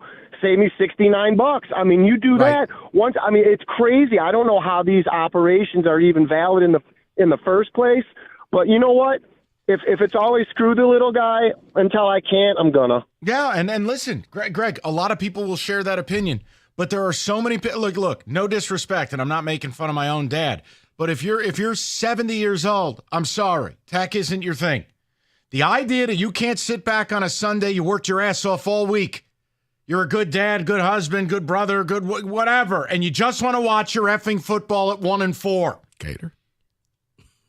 I just want my time. I don't understand. Can we stick to the plan on this? They're taking that away. Mm-hmm. That is not right. And I'm telling you, I'll continue in a moment because David's already yelling at me. We're up against it. 248-539-9797. All right. Football is wrapped up for now. Just wait next year. We'll probably just be starting the playoffs on February 19th. Wild card weekend. Nailed it. The excitement continues. March Madness. I'm shocked that doesn't start tomorrow with 198 teams plus bye weeks. Hungry Howie's has you covered for whatever big game is available to you. Mix and match, $6.99 each. Anything on the damn menu, from a medium one-topping pizza, salad, subs, sides, you name it, it's available. Mix and match and get set up for your next big event. For Rico, that'll be Friday night in Ann Arbor, a matchup of Big Ten foes. It's Hungry Howie's 8-flavored crusts, great ingredients. Hungry Howie's Mix and Match. Order some tonight.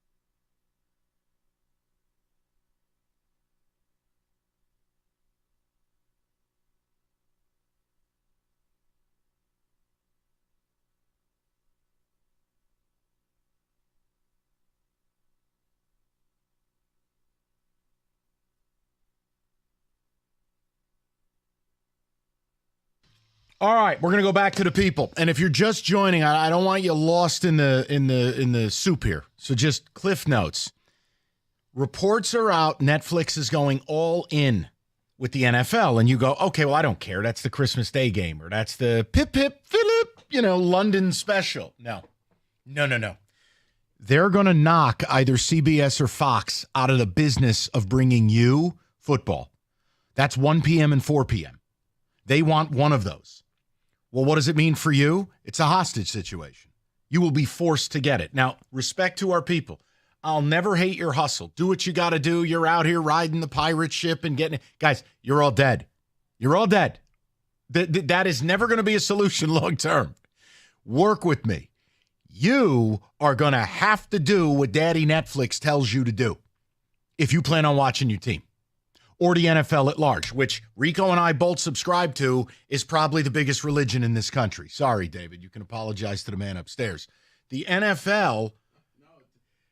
It's true. I mean, the line from the movie Concussion, they were like, yeah, Sunday used to be owned by the church.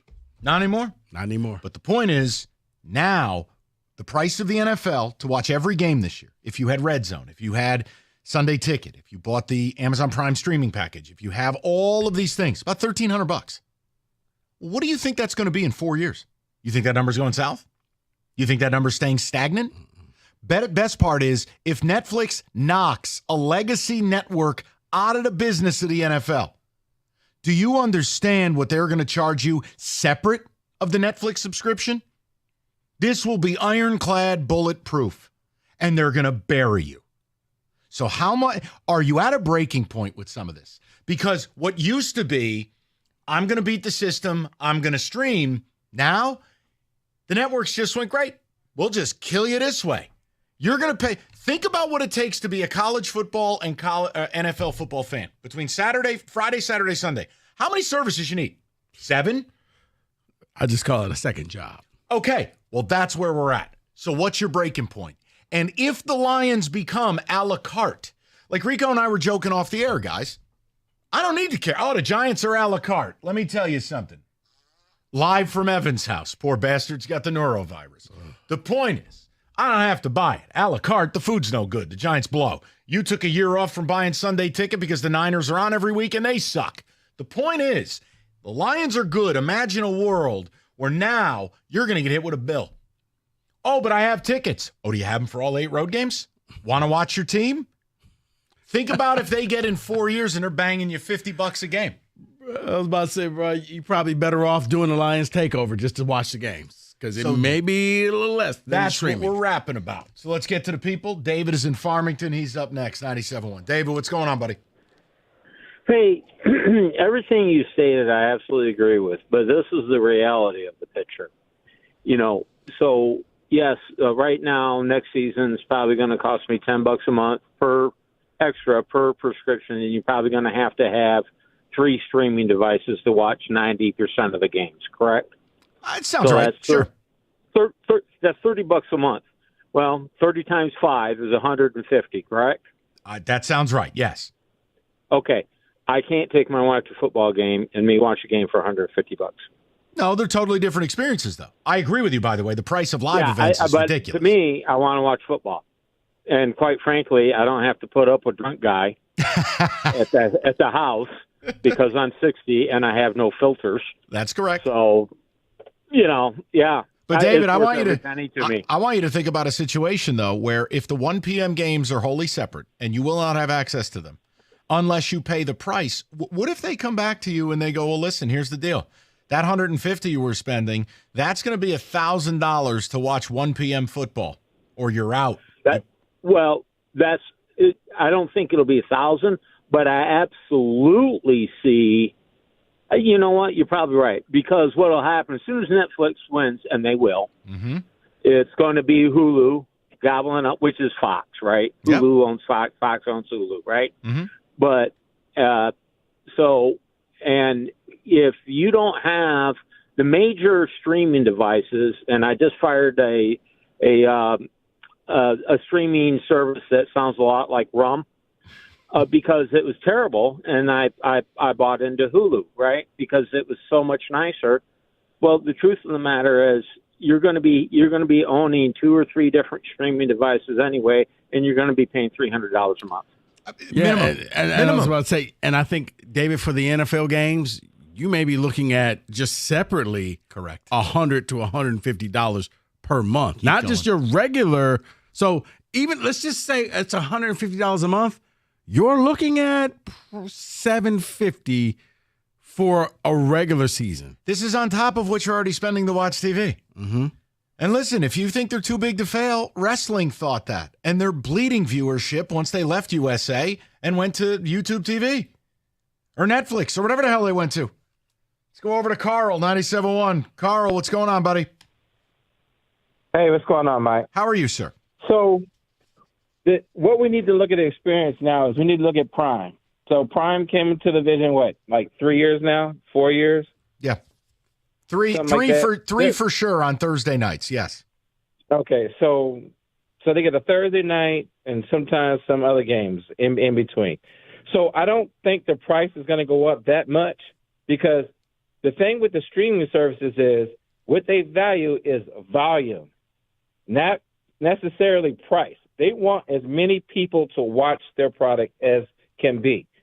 So I agree it will go up some, but it will never go up that much. And then well hold on. One thing, Carl, I think you're making one mistake here though, my man. You're doing a false equivalency that the pricing of a Thursday night football game or a Black Friday game is the same as owning the 1 p.m. or 4 p.m. window on Sunday. That is the most celebrated real estate in all of sports TV. Oh, they're going to pay, and they're going to pass, in heavy quotations, the savings onto you. Mm-hmm. Oh, they're going to bury you. Okay, but let me ask you one question, Mike. Sure. Out of the Lions TV game, not one time has Fox missed the game. And there's one thing to it. There's no NFL owner that's going to bypass that to keep viewership on his team. No, but you don't understand. They don't care about the viewership. Away. They don't care. Hold on. I want to explain. Carl, I got to explain this because you're only looking at half the picture. If they sell this deal to Netflix, and let's just use round numbers, okay? I have a tiny brain. Round numbers. Let's say it is a $5 billion deal. Just round number. All the owners chop that money. They don't care if you watch. Now that's Netflix's problem. Now, enough of you will watch. And the owners will go back and they'll get more money. I just quoted what some of these owners are doing with private equity. You're not understanding this. Roger Goodell is willing to sell his own mom into a street life for an extra $1. Yeah, because I think a lot of people think, oh, they make their money off of season ticket packages. No, they don't. That's just gravy. Right. That's just, oh, okay. Great. That'll go into my great-great-great-great-grandson's retirement. If Amazon Prime paid $150 million to broadcast one singular game, the Black Friday game, remember Jets-Dolphins? Mm-hmm. I think they paid $150 million for that game. What the hell do you think every 1 p.m. game every week forever costs? Right. Price ain't going to be that bad. Let me tell you, if they tell you the price ain't bad, they're shaking hands with their right and their left hands in your pocket. Mm-hmm. Come on, man. You're better than that, Carl. Go to Ted, 97.1. Teddy, what's going on, pal? Hey, man. Teddy? Can you hear me? I got you loud and clear now. What's up, Ted? Okay. Yeah, I was just thinking about this. This idea is very short-sighted. They're going to win this in the short term, maybe for even the next 5 to 10 years. But after that, the kids from families that are from poor areas or even I have 6 kids, 5 boys. They love watching football. There's no way we're paying $1,000. We just don't have it. And so they're not going to watch football. They're not going to want to play football. They're going to lose out on the stars. Yep. And in 20 years, the league's going to be buried. Ted Rico made a great example. He deserves full credit for this. This is not my idea. These are the words of R.L. Beard. Baseball. They thought they were too big to fail. They've never fully recovered in my world from the strike. You lost fans. Oh. Now look at how broken that sport is. The bubble will that's burst. When I stopped watching baseball was the strike. Yeah. I was 13 years old, and I loved baseball, and after that, I never watched again. And listen, it's not to say they're out of business. They're not. But they lost their foothold, right? Remember when baseball was America's sport? It's not anymore. Well, yeah, they failed to grow the fan base is what happened. Because all of a sudden now the people who want to watch it can't. And it's just like, well, but think about it. Baseball's the only sport. They're still operating these blackout restrictions. Think about certain cities. You're a Braves fan, right? Yeah. Oh, good. Good luck. You ever try watching the Braves down there? Mm-hmm. It's yes. Okay. So you get the point. Yes, because it's the old. Well, you didn't sell out within the 75-mile range, so here's Heidi. There was by the way, your round number because you have the tiny brain. Yeah. The $5 billion, every owner would get $156 million from that per. Yes, Per. Yes. I mean, come on. And if you don't believe me, guys, the salary cap was $255 million last year. It is going up just a smidge to as much as $280 this year. You don't think they're making money? You don't think they're making money? They're making all the money. Why do you got to make everybody else's? When you have unchecked greed, you end up in a very bad place. I do believe here. I don't care. It is our business. Sports is our business. It doesn't behoove our business to alienate the customer base. I firmly believe in the next 10 years the bubble will burst. Oh yeah. I mean, I think you're seeing it now because I think you see the bad product that is the NBA. You see, it was what we're too big to fail. Everybody loves basketball. Everybody loves the NBA. Here's Shaq. Here's Michael Jordan. Here's Kobe. Now you have here's Kevin Durant. Here's Killian Hayes back again. All right. Here's Ben Simmons. Oh, I'm not doing that. Moran Chevrolet, officially the number one selling Chevy dealer for 2024. And they are celebrating with the best deals to kick off the new year. A 25 Blazer at Moran, $299 a month, 24 months. A 25 Trax, $249 a month, 39 months. Both $999 down. New stock arriving daily. Yes, Denali's in the Sierra version, in the Yukon version. All in. Whatever you need, they got you. MoranExpress.com, you get the certified service. You get the free loaner. You're not staring at a vending machine. It's Moran Chevrolet, where you always get the best price, period. Or on Gratiot, north of 15 Mile in Clinton Township. Chevrolet, together, let's drive.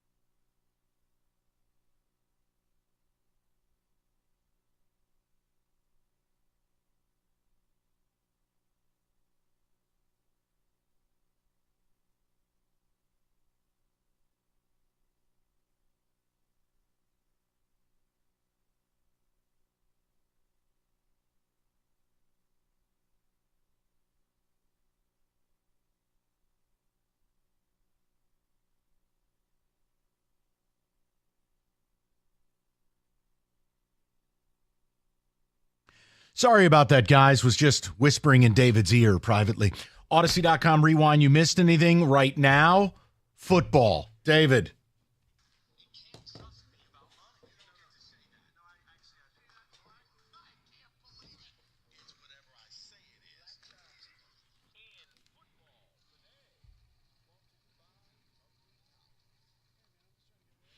David, what do you got for us? Good for you, Stoney. So we've talked about Matthew Stafford before. There's a report out here from Jordan Rodrigue, who covers the Rams for The Athletic, saying that there's a hesitancy on the Rams' part to make a significant financial commitment to him. So my question to both of you is, what's plan B then for the Rams? If they get rid of Stafford, trade him, let him go, whatever, what's plan B at quarterback? Do you want to go first? I would say probably they either look at who doesn't get the job in Pittsburgh, David, or they look at the Sam Darnold route. They look at the Kirk Cousins route. No? Hold on. What are you going to get if you trade Matt Stafford? You're going to get picks. Right. And it might not be first rounders, but you're getting second rounders, right? Mm-hmm. The cap's going up. They're getting rid of Cooper Kupp. They have a pretty cheap team, meaning that defense is largely cheap. Rico, what if Sean McVay just selects his guy? What if it's a Jackson Dart? What if it's a Jalen Milroe? What if it's a Quinn Ewers? What? I don't know what Sean McVay is thinking, but so kind of like Bo Nix with Denver. Yes, and you just reset the cap table. And look, here's the thing. Well, how can you be excited about Stafford if you're saying the Rams shouldn't be? Well, it's two different things. The Giants are garbage water, and the Rams are sitting here going, okay, we just saw how it went with Aaron Rodgers. Do we want to hand $200 million to this guy when, if we start over at QB, we got rookie scale. Everything's built. Nakua, you don't owe him any money. Kyron Williams, you don't owe him any money. Colby Young, Braden Fisk, Verse, all these guys. Maybe it's draft a guy. And they're willing to take a step back to take 10 steps forward the next 3-4 years. McVay's offensive genius. Okay, you know what? No, I get it because we saw it just worked in Denver. Yes. That they took a quarterback that people were like, oh, he's too old, he's this, he's that. You know what? I can make this work. And he was pretty good that if Jaden Daniels didn't play in the league, he probably would have been up for Rookie of the Year. Some news regarding some wide receivers. The big one I'll get to in a second. First one here, you may not have much to say, but Chris Godwin and the Tampa Bay Buccaneers may be working on a reunion. They need to. The two sides have pushed back the void date, which is March 14th. So they may come to a contract extension. They need to. He's more valuable to them than he is on the open market. He knows the system. He's got a relationship with the quarterback. And candidly, you've blown out your knee 17 times and they've stuck with you. You should stay right there. Because if he goes on the open market at his age with that injury history, you know what he's going to be? He'll sign somewhere and get cut in a year. To me, stay where you're at. Yep. A little bit of loyalty. They'll hang in there. They'll stick with you a little bit longer. Yeah, I agree. Plus, the relationship with the quarterback makes you money. Yes. Let's touch on another wide receiver in the state of Florida, and that's Tyreek Hill. Now, we've had a discussion about him. I quit. He's apologized, but there's no guarantee, according to this report, that they actually keep him. NFL Network's Cameron Wolf, who covers the Miami Dolphins for them, says that there's reports inside that building that they may be open to trading him. All right, I cede all control of the Miami Dolphins to the senator from Florida, Rico Beard. I want nothing to do with this franchise. It's funny because I was about to do the same for you. Nope, I already did it. Because tell me, why do they need him on the team? Like I know he's got this name, but he wasn't good this year. He wasn't. He was more of a headache than he was having production on the field. He's also heading into his 30s, and that speed is a weapon. I just look. I mean, he threw a tantrum. He pretty much quit on his team. They're a disaster. Oops, I'm sorry. I didn't mean it. If there is a market for him, I'm absolutely trading him. And it may be one of those trades where the Dolphins are just like, just take him. The problem is the place he could go and the team that could absorb the contract and not give a rip, they're never going to do it because it's in the division. New England's got $125 million of cap space and a desperate need for wide receivers. I would just, take him. They'd still have $90 million in cap space. What do they care? They could get Tyreek and T. Higgins both. But it won't happen. It's in division. I have no idea. At what point does Stephen Ross start to take some fire here for being a terrible owner? Seriously. Glad you said it. Let's get to the Los Angeles Chargers. Did it again. The Chargers last year in the offseason were rumored to maybe getting rid of Khalil Mack and Joey Bosa. Well, it's happening again. Khalil Mack is a free agent, and according to reports, his market is robust. Mm-hmm. And then according to this report from Dan Graziano, they may just release Joey Bosa, saving them about $12.5 million. They'll have dead money of half of that. Joey Bosa is kind of like the Kenny Cott of the NFL. Availability is a skill. I was going to ask you. And never available. Right, Kenny? Except you're not here again. Right. So look, I can't speak to the Bosa part. Now, the Mac thing, I want to talk to Rico about for a second. My friend, remember the day you and I brought Khalil Mack up and we were verbally assaulted by Lion fans for wanting to sign, what was the ticket texter saying? Morgan Freeman? Yes, old guy. Wait, robust market. Well, which is it? I think it's a robust market. I think that people see, you know what? You got him for about 2 years, kind of like the Myles Garrett thing. Maybe he's a cheaper version of Myles Garrett. I would go that route. As far as the Joey Bosa, I don't know what to do with him. He's never available. He's a better version of Davenport. He's a better version of Marcus Davenport. When he's good, he's good. But does Joey Bosa call in sick once a week? 248. I mean, I would love to see him paired up with his brother, but for how many games? 3. Right. That's just it. It's like one Bosa plays all the time and the other Bosa just trips over the white lines. Uh-oh. So let's close it out with this one, because you know how people like to shoot their shot? Well, the Cleveland Browns are about to shoot their shot. Yes, Myles Garrett wants to be traded, but they're going to try one more time to offer him an extension, according to a report. The Athletic is reporting that they're going to try to offer him a monstrous extension to him, seeing if he'll take it. May I? Or do you want first crack? I mean, they have nothing to lose at this point, so let's just see if we can do anything to make him happy, because if we get our quarterback in, we have our leader on defense, and maybe this could work. Go ahead. Performative. That's called the hey, we tried Hail Mary. They know he don't want to be there, and they know it's not in their best interest to pay him more money because they're in a full rebuild. But what do you get to do? Roll out the morning friendly, or what is it, the plain dealer. Oh, Browns tried. Vilify Myles Garrett. Light his piano on fire. I'm not buying that for a second. He wants out. You know what, David? If I may, before you close this out, let's do 2 more trades, potential trades that are out there. One, near and dear to me, Deebo Samuels. Where do you think he goes? Is that a New England Patriot? Ottawa? Carolina? Edmonton? I think Debo's done. I don't have an opinion. I just know it won't. Michigan Panthers. I just know it won't be San Francisco. Oh, no. You know what? The way my life works? The Giants. and the boombox won't even work. No, he actually fits the Steelers and the wide receiver. No. You know you're not wrong. Some jet sweeps, supplement a weak O-line, give Najee a break. Little boombox, you could put a Permane Brothers sandwich on top of that thing. Him and Connor Hayward out there. Wow. Yeah. That sounds great. The other one, more serious, Micah Parsons. Because I don't think he's coming back to Dallas. I know.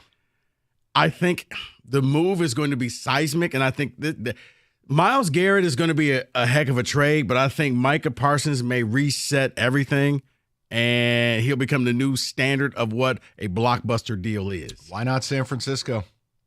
Can't be Philly. It's in division. It can't be a non-contending team. And when you think about it, San Francisco, they've got to help Nick Bosa while they still have Bosa and Fred Warner. What do they really need opposite Bosa? They need a speed stand-up edge, and Parsons can move around while the back end of that defense can be simple. The front four, you play some more games. San Francisco would be a perfect fit. Are you sure non-contending? Because how much longer will New England be non-contending when you got so much money to fill your team up? Okay. You know what? With the caps, how about this? Every answer to every question is just a Patriot logo. New England, yeah. Because they got 125 million. What about right here? Detroit. Oh, let Brad cook. You ungrateful bastard. How dare you? How dare you? Don't you appreciate what they've done for you? I would love it, but that's not how they operate. Well, I mean, you're so ungrateful. You're right. What do you know, radio man? Right. Micah Parsons, Jack Campbell. Yeah, they're about to say. Yeah, Marcus Davenport. You're exactly right. Rodrigo. Yeah. We don't need him. We already got a lot of dudes on the D line. Yeah, you got Rodrigo. Signed Aiden. You got in Plymouth. Parson. Yeah. That is in football today. When it comes to an IRS collection or audit, you need a law firm that specializes in the resolution of all types of tax problems. You need Maurice and Jerry. You need Abraham and Rose. And whether it's personal income tax or business payroll tax, you go with the pros, man. Jerry used to work for the IRS. Knows them inside and out. They will get ahead of this. They will advocate for you, which means they go on the offensive against the IRS. And most importantly, they'll be your point of contact. Visit abrahamandrose.com today or call 248-539-5040, and you will never have to deal with the IRS again.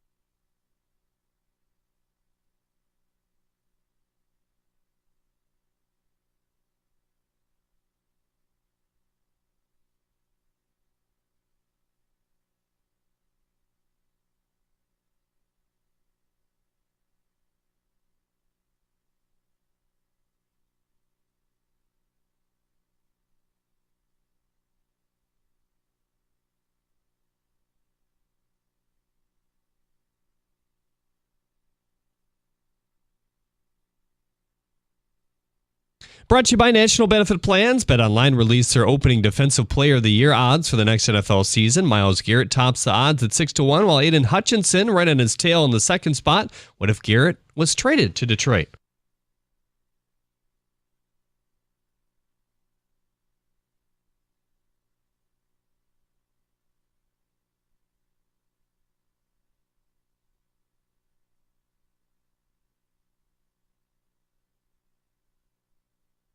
That was Hutch on Taylor Lautner's podcast again. Aiden was seen running in Allen Park the other day, another step in his long rehab back from injury. According to a memo to NFL teams, the salary cap will increase by at least $22 million next season. Jordan Strack, who covers the Mud Hens, had the following to say on X today, quote, "After watching Hayu Lee for 2 days, I'm fully convinced this kid is going to be a star. I've talked with some other guys around camp, and everyone seems to love him. He's got a little swagger to him. He knows he's good, and he just turned 22. Lee, ever since coming to Detroit, has been one of their top prospects. Kenta Maeda will get the start Saturday as the Tigers open Grapefruit League play in Lakeland against the Phillies.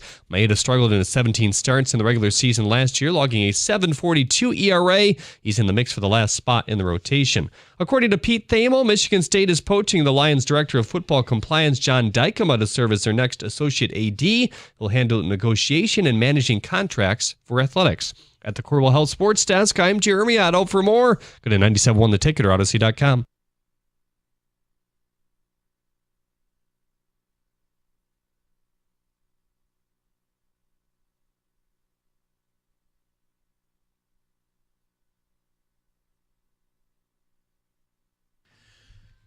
$3:00. Good to have you aboard. Odyssey.com Rewind. You missed anything, including the way you watch NFL football could be changing in a big, big way. We'll get to that again, I'm sure, multiple times as that saga plays out.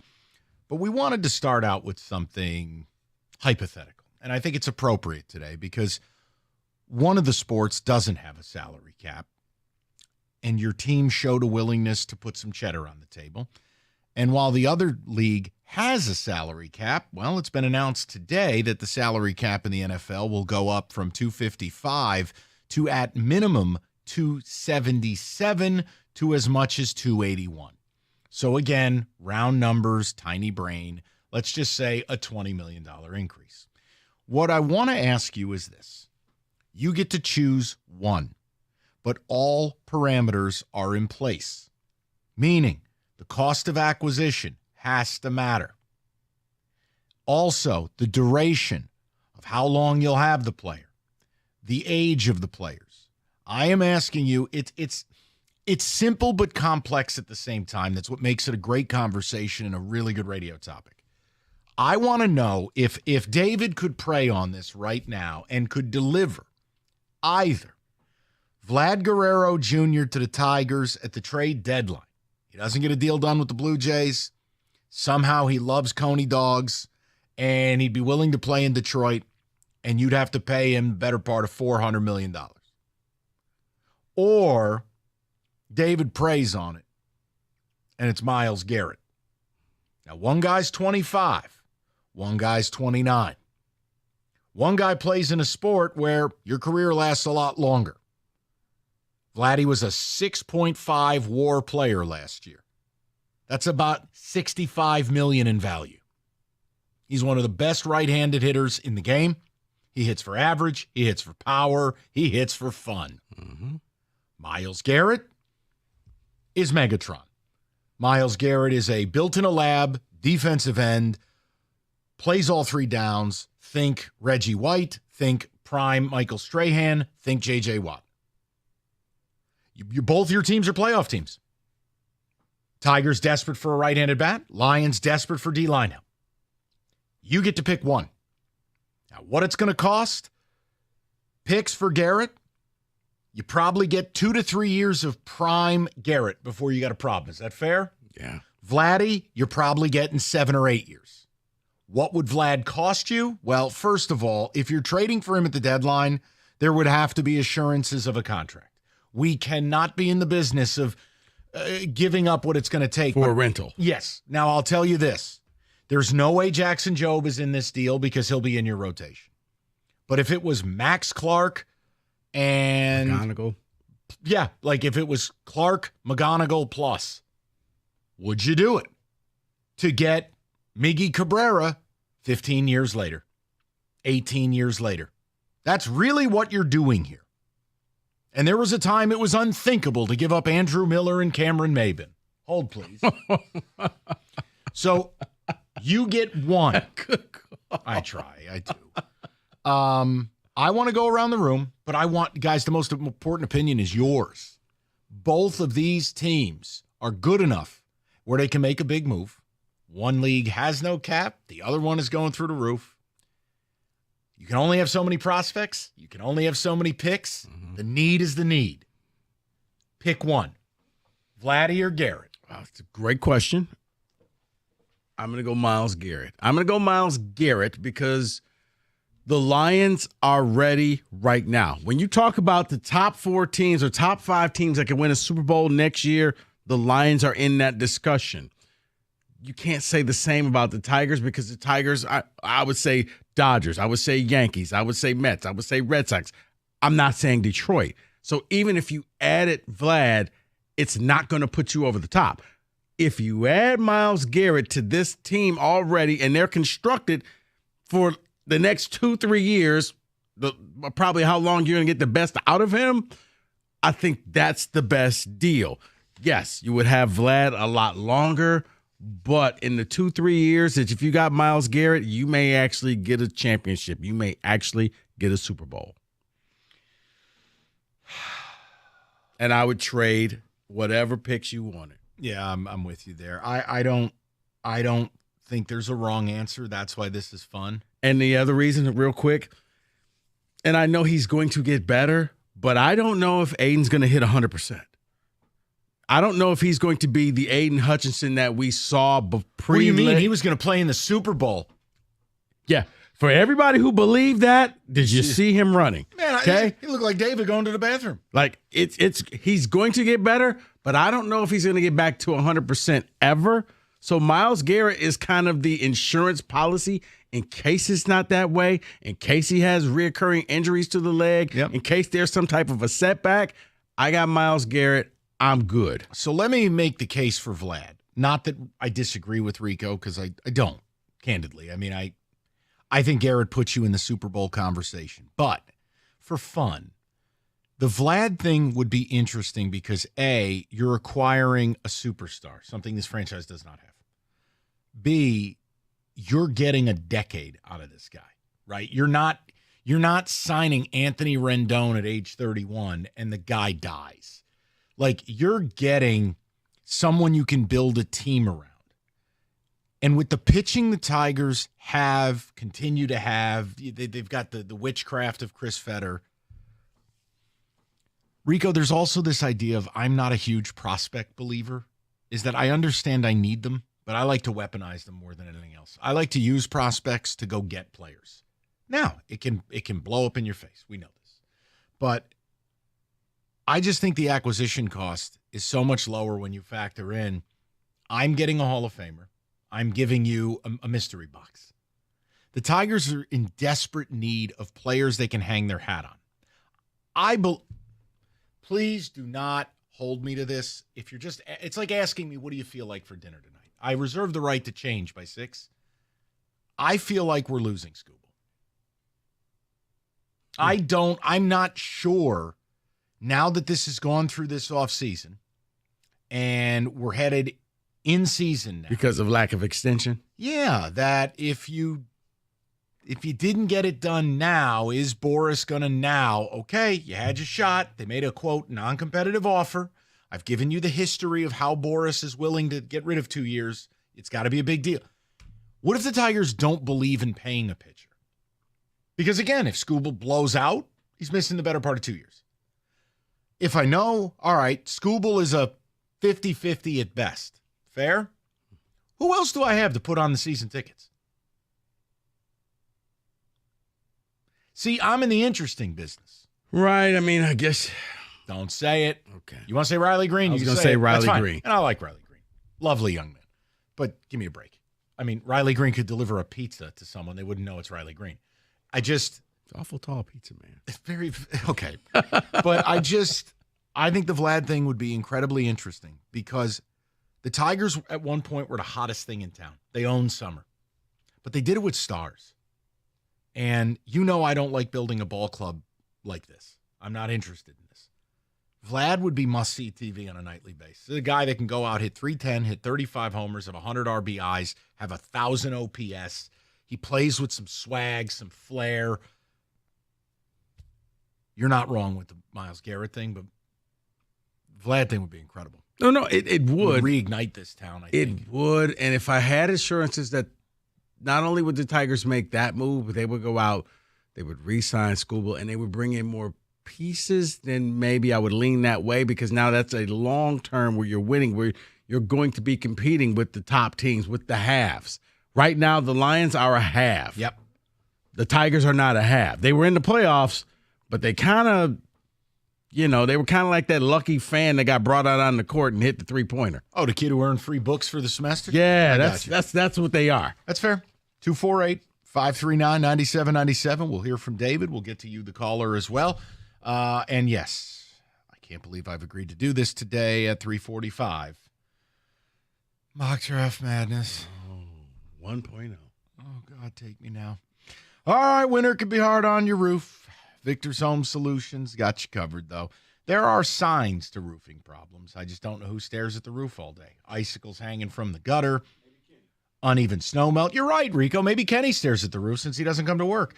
All of those are obvious signs of roofing problems. And if you have them, you need a licensed roofing contractor immediately. It's Victor's Home Solutions. Open 52 weeks a year, no matter the weather. They could be at your house within 24 hours. They'll do a 21-point roof inspection. They'll go over their findings and then recommend a course of action. They can repair or replace your roof no matter the conditions. And if it's time for a new roof, Victor's offers the industry best 50-year leak-free guarantee. That means if anything goes wrong, they fix it for free. So make sure your roof's ready. Take on another Detroit winter, or hell, just another week of weather like this week. 21-point roof inspection today, 734-773-1100, or make an appointment online at victors.com.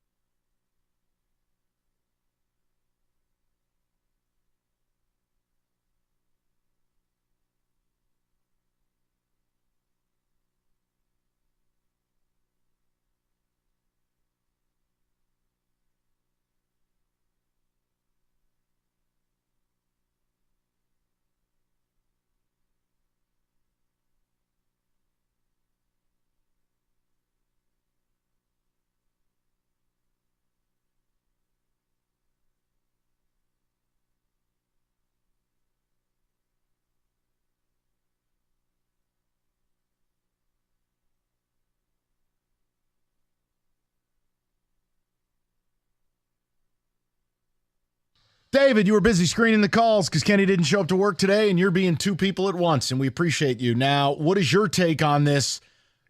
Again, the parameters are the parameters. We're not playing pretend. Both of these moves, it's going to hurt. You get one. Is it Vladdy or is it Myles Garrett? So what you're saying is I can't get Myles Garrett for a 7th-round selection. That we'll leave that to other day parts. Got you. Look, I understand how important it would be to get Myles Garrett, pair him up with Aiden Hutchinson. You have Aleem McNeil on that defensive line. That would be a crazy defensive line. So you're going with Myles Garrett? No, I'm not. I'm going with Vlad. I need that bat in my lineup. I'm sorry. I need that. Put him around Parker Meadows and Riley Green and Kerry Carpenter, and that is a fun summer to watch. I'm good with it. Give it up Max Clark or whatever you have to give up to get him. I'm good with it. Give me Vlad Jr. Ticket text, and we go to the callers. Someone said, or Dave from Warren says, Guerrero all day long. We are still a baseball town. Can I say this real quick? I'm Sure. sorry, fellas. I think that's something that colors my decision a little bit is I miss that. Like, I miss having the baseball team be consequential on a day in, day out basis. And I miss having actual stars. Not the dollar millionaire stuff that they're doing now with, face of franchise Matt Vierling. No, the real McCoy. A guy that it's the bottom of the 7th. I know he's in the lineup because I don't platoon him. I don't need lineup optimization. I got a dog. And I want to watch that at bat. I want to make the other team react to that player. I miss that. That's my personal bias, but I'm admitting it. I got you. And I understand that. But I'm looking short term. Yes.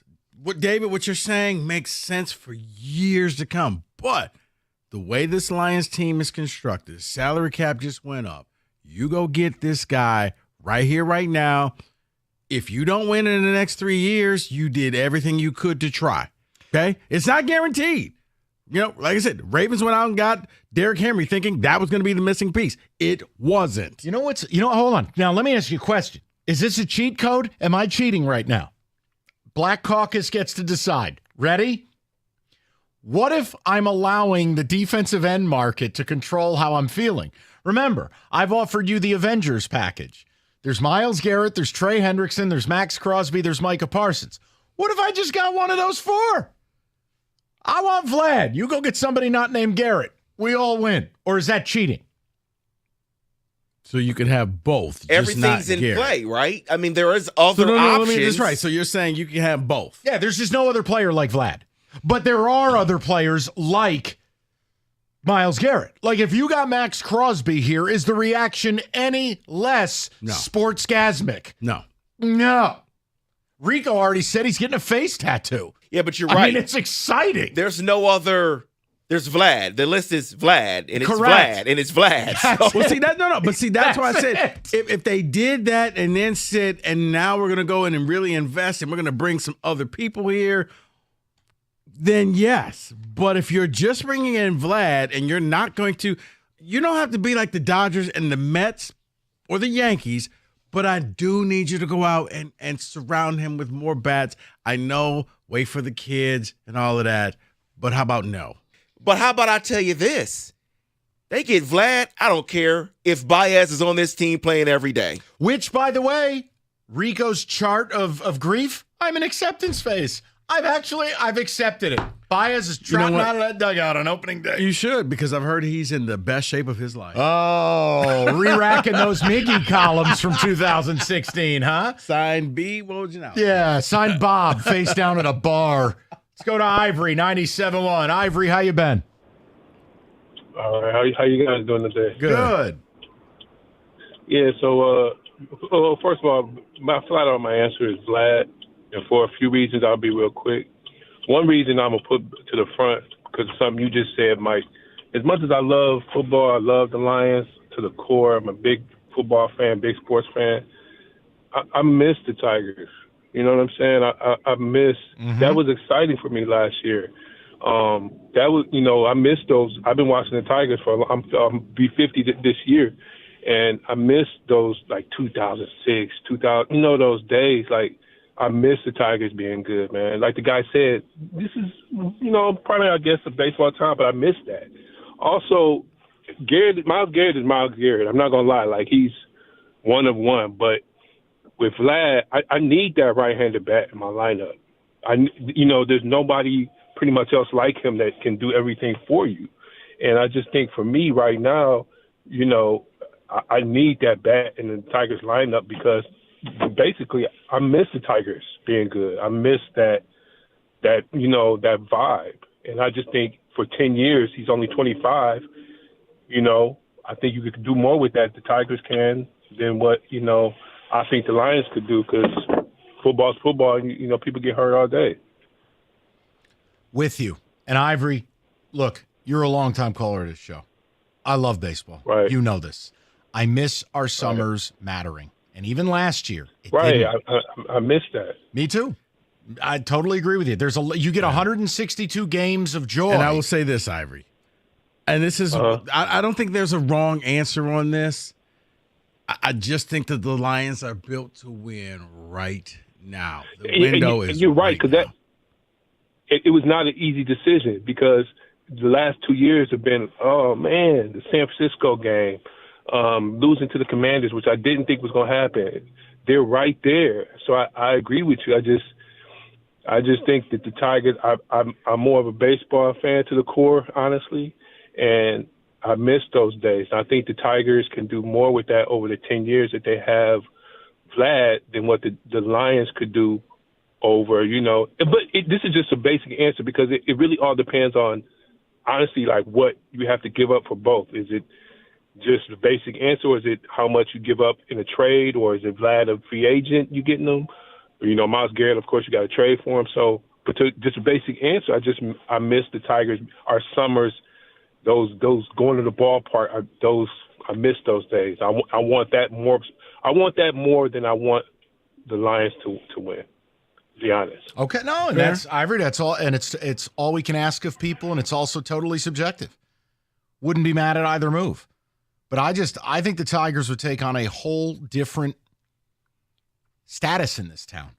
I think it would shatter the Scott Harris criticisms that I do think are fair. You can be both a very good, very sharp baseball man, but also be operating the, Jonah Hill Moneyball program that I don't think any of us are interested in. And here, let me help your argument out. And you would shatter the Chris thing. You would. And to help your argument out, the last 40 games and the playoffs, this town was a buzz. This town was all about the Tigers. Downtown was packed. Comerica Park was packed. So, yes, I think the excitement would be there. But I look at what the Lions did and the Lions fans and the takeovers and the chanting Jared Goff and getting so close for the last 2 years. This team is set up for the next 2 to 3 years. If you don't take advantage of this now, I don't think you ever will see a Super Bowl. Fair. That's why it's a fun topic. It is. And again, I understand if people go, look, Brad's not going to do X, or Vlad is going to demand to go to Boston. Work with me. All right. We have to live with a sliver of hypothetical. It's really about figuring out where you're at with each of your teams. The Tigers are about to start their season and the Lions just finished theirs. And the acquisition timeframes are slightly off. One would be July, assuming the Jays are toast, and Vlad's going to get down. Basically, Vlad is a preview of Tarek Skubal if you don't get something done. No, I'm not saying that to be a penis about things. No, it's just I just don't understand what is taking so long. Back in the day, people were like, don't worry about him. Like, okay, I would just feel better if he were just re-signed. I know it's a mere formality. But look, it's simple.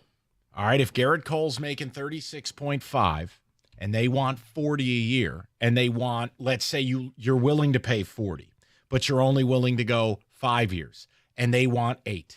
They just saw Max Fried, who's a lesser pitcher, lefty, get 8 at $215. They're going to come back and go, well, great. That's cute for Max. My client's better, 8 at $320. And you go, we're not doing that with a pitcher who's already had an arm catastrophe. So I want to be fair to the team in this regard. The whole point is you're going to get to a point where the player isn't going to sign and is going open market. So That's the other part of the Vlad thing. I may as well win while I got Scoobs.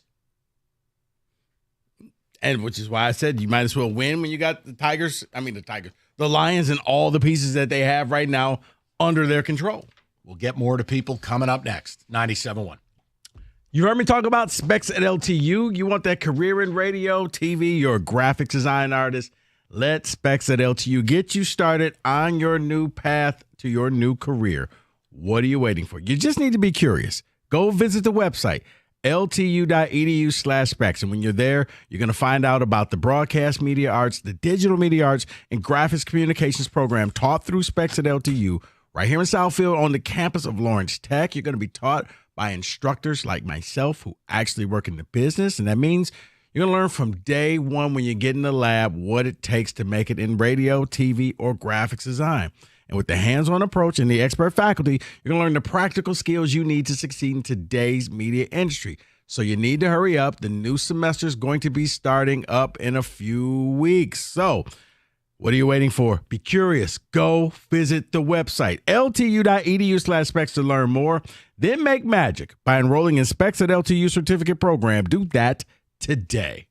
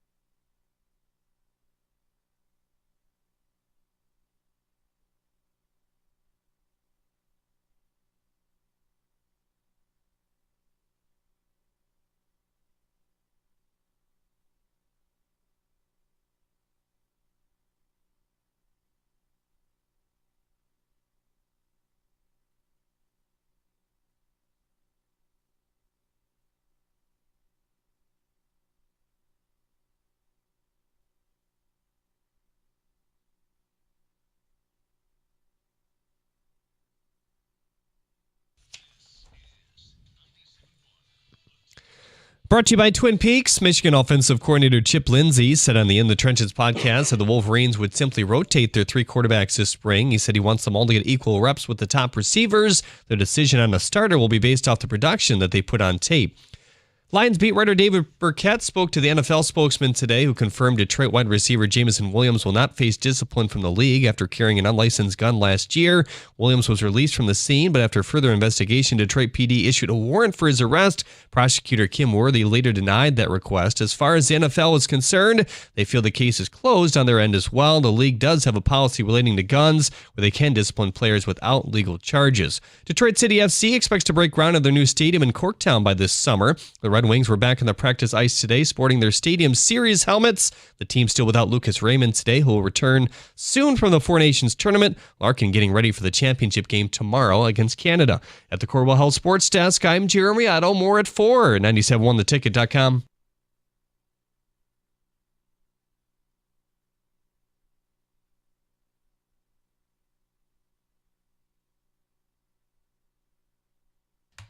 All right, let's get to the people. Mike is in Shelby, and he's up next on the ticket. Mike, what's going on, pal? How you doing?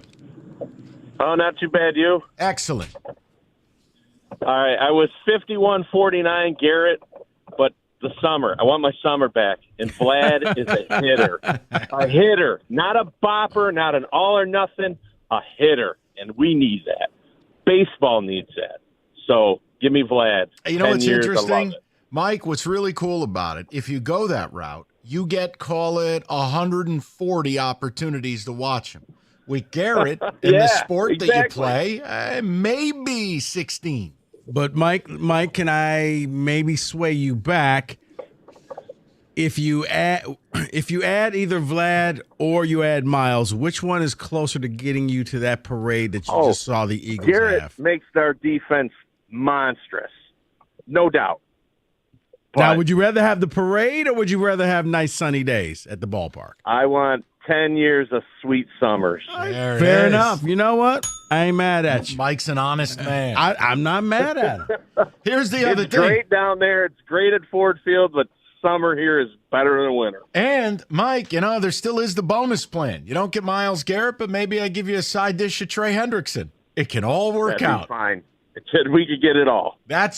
We deserve it all, damn it. Look or at you this get weather. Myles Garrett and Javi all of a sudden lights it up. All right, can I ask a question about the Javi thing real quick? Is it wrong that I have no anger left? I've just reached acceptance phase? Congratulations. No, I'm not trying to be funny. I'm not trying to be like a Costa. No, it's just this is acceptance where you just like, you know what? He's going to be back, and I don't care. It's like I fought for so long. I have nothing left to give. Yeah. You're fighting the wind. What do you think? Okay, if he trots out of that dugout at the home opener, do you think he gets booed off the field, or do you think people are so joyous on opening day they're just like, hey? There'll be a There'll be a smattering of boos. Opening day, because most people would be drunk. Let's be for real. Wouldn't it be hilarious? The whole crowd did what the Izzone used to do, where they hold up the newspapers. Who cares? Javi Baez. Who cares? You suck. Holding up, Wojo's latest piece. Yeah, I did look. There was no Kohler is fine. There was no sign like that. No, I was hoping. I did not want to see that. Listen, that would have been funny. The team played well. Oh boy! If you missed yesterday's show, you're not going to understand that reference. We'll go to Jake, 97.1. Jake, what's going on, pal?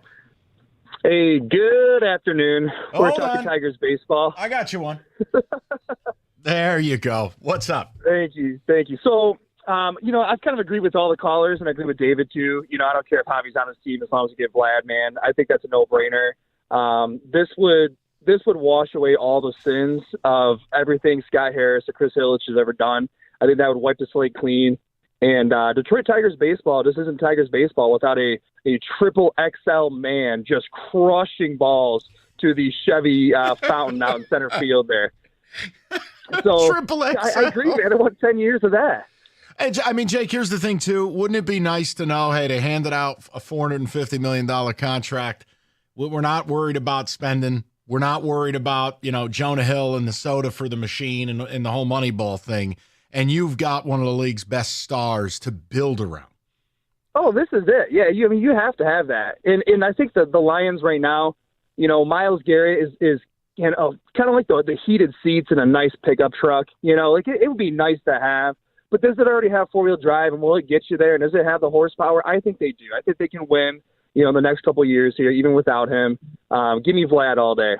Okay. I mean, look, the Vlad momentum's picking up a little bit here. It is. I'm just shocked. I'm like, so people would rather have the summer in baseball and going down to the ballpark. No, but I think part of it is this. Rather than the parade. Bob, hold on. I think I may have poisoned the jury on this because I have said, hey, it's not Garrett or bust.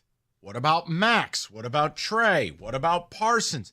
Then there's a part of that fan base who are just like, let Brad cook, y'all. So that factors in part of it. I think it's the idea. They know their baseball team's not real. They know it's wait for the kids. And they're clamoring for a star. Or as he put it, triple X-Man. I don't know. I think there's more to it than what you're bringing up. Now, the Garrett part, yes. I think acquiring him. Your offense, I mean, it would help you out. You have all the pieces in place. I think this is the final thing. This means your secondary is better. Your linebacking core is better. Everyone's better. I know. I'm just telling you. You already got a money kicker. People who are saying Vlad are the people who already think this team's good enough. You're not wrong, but I'm telling you what your opponents are saying. That's fine.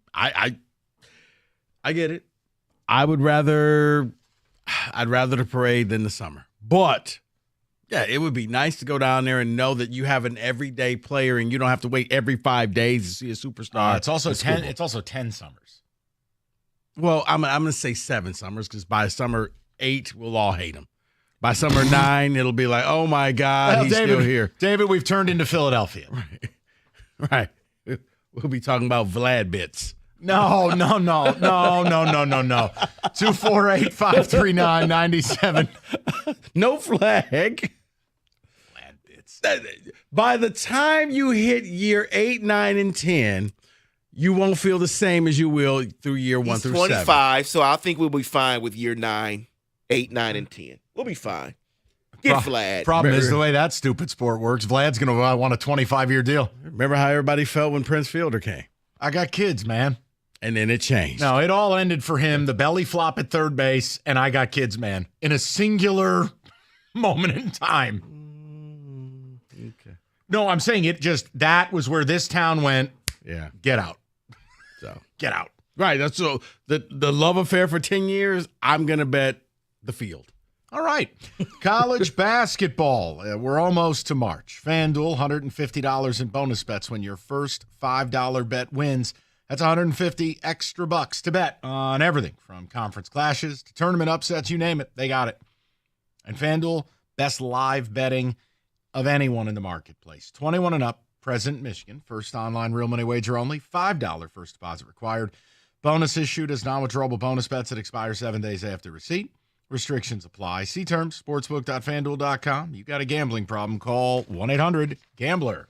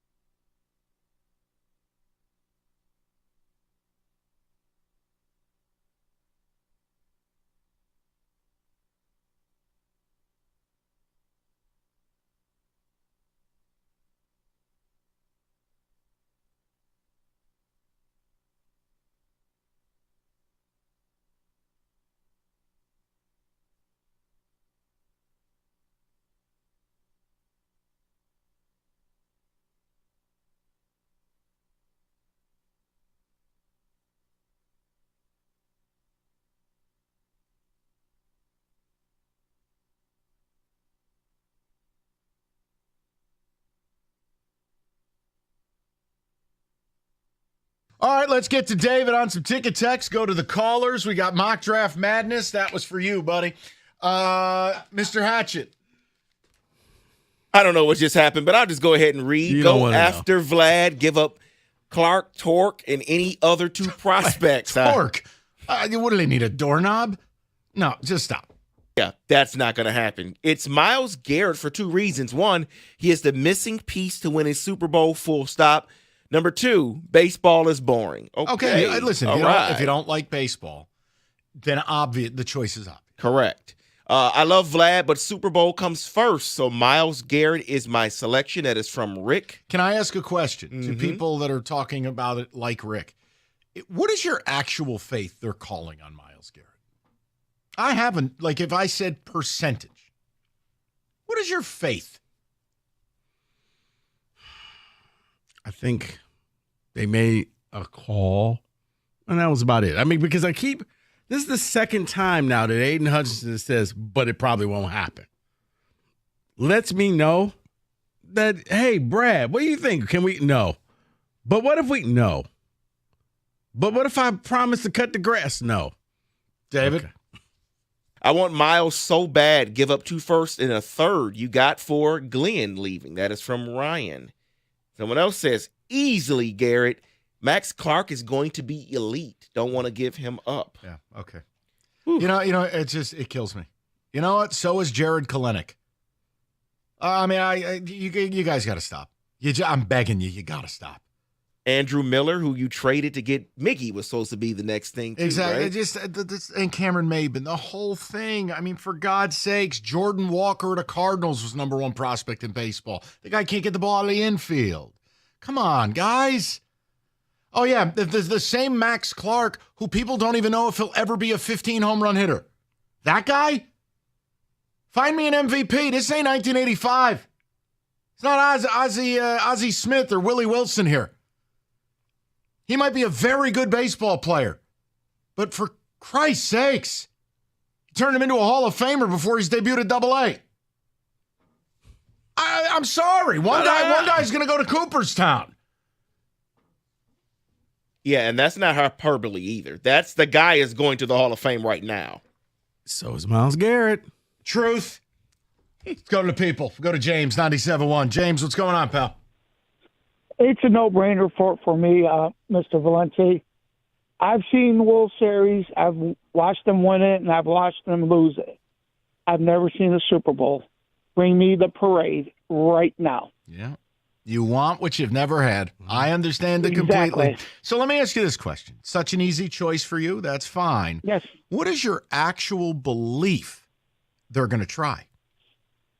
I actually believe that Garrett is coming here.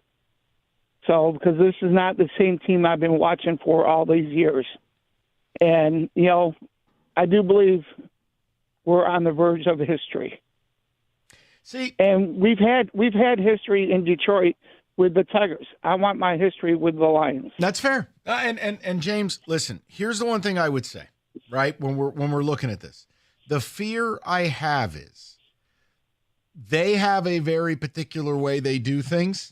They're very prideful. Right. I think there's a little bit of smartest guy in the room syndrome with this team as it pertains to the big defensive line move. However, doesn't the cap going up by a minimum of $20 million, as reported today, doesn't that take away any excuse? I mean, this cap is going to rise to almost $280 million from a $255 million present day. 100%. I agree with 100%. And there will be no excuses for them not to pull off this trade. Okay. Listen, now James, I've left plenty of space that is, hey, if Myles doesn't want to be here, if Cleveland acts like a bleep hole, if another team acts like a bleep hole. But there's 4 players, to me, that we know of. Mm-hmm. Max Crosby, who I swear I can't prove it, but there's something there. It's Max Crosby. See, it's Micah Parsons. I would put him 4th. Trey Hendrickson and Myles Garrett. You get one of those 4. I'm not complaining in the least. Hey, Bengals look awfully cheap right now. Go get Trey Hendrickson. Is anyone going to complain you got Trey Hendrickson? No, they're not, but I don't think Joe Burrow's going to allow that to happen. I think Joe Burrow is going to say, hey, you get rid of them, add me to the list. Yeah, but it's the NFL. He can't force that kind of trade. This ain't the NBA. Yeah, it's great. He wants to keep everybody. They can't keep everybody. No, but they do. Listen, they're screwing with the wrong people. I'm with Rico, and that Burrow can wield influence. The point is, this isn't like the NBA where a guy can have a bad poop in the morning and demand a trade. I don't like the mood I'm in. I want to be traded. That's the NFL. It's not going to happen. Isn't that what Myles Garrett just did? Not for a quarterback who you paid $500 million to. Not after you just signed a deal. No. Trade me. All right, the NBA is that Kevin Durant? He just asked for another trade? I got to tell you, did you see the sit-down interview with him? Boy, I know he doesn't care, but man, is he unlikable. Did you see it? I saw it. Yeah. The emotional sit-down with Malika Andrews. Yeah, hey, right here. Let's go over to Kevin, 97.1. Kev, what's going on? Mike, Rico, Pastor Dave, it's your favorite scumbag. What's that, Kevin? Kevin, your intro is fantastic. So listen, hear me out. Meadows, Green, Carpenter, and Vlad. That is a nasty front four. Oh, yeah. Nasty. He's the dude. He's a game changer. He is. Game wrecker, pure hitter, gets you over the top. It's a guy twice in his career. In his young career, by his age 25 season, he has 2 seasons of a 6.5 WAR or better. Titanic offensive weapon. He is. Rico, I don't think the Lions are out of the parade hunt. I think Hendrickson's probably the best of the options because I don't think he's going to cost as much.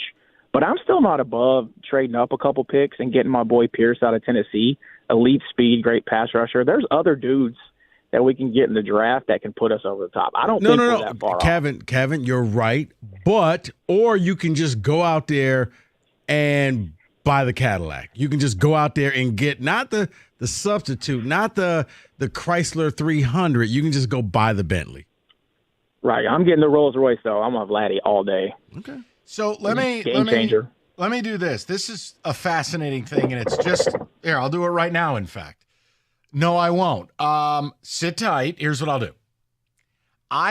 This is hot off the presses. Go ahead. Okay. No. It is a Myles Garrett trade prediction for the Lions that we're going to get to in the 4:00 hour. This is. This is robust. I will tell you that there are 8 moving pieces in this deal. 8 pieces in a Myles Garrett deal. Okay. Between picks and players. Okay.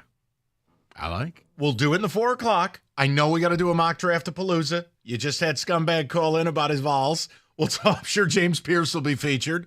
Let's do that next, and then I will present this to you in the 4:00. Deal. That's a tease. That's how it's done. That's what David does on Saturday nights. There's no teasing there. You're right. There's no teasing. Up next, pregnancy. 97.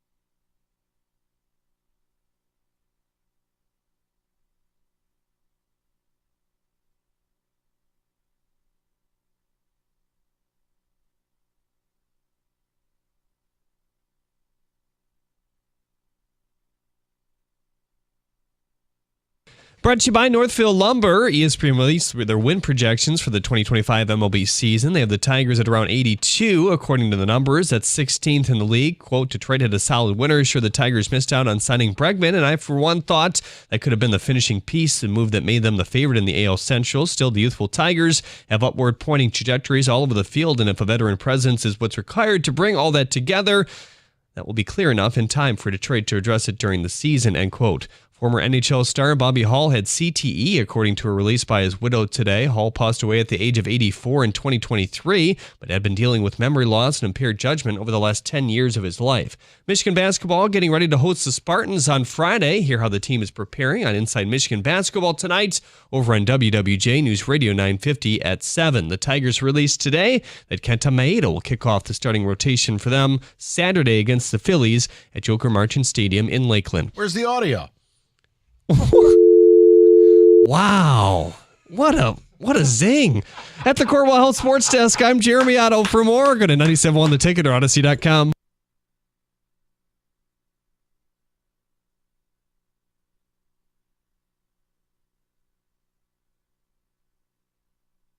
All right, 4 o'clock. Let's get into it. David, Mock Draft Mania. Why have I agreed to do this?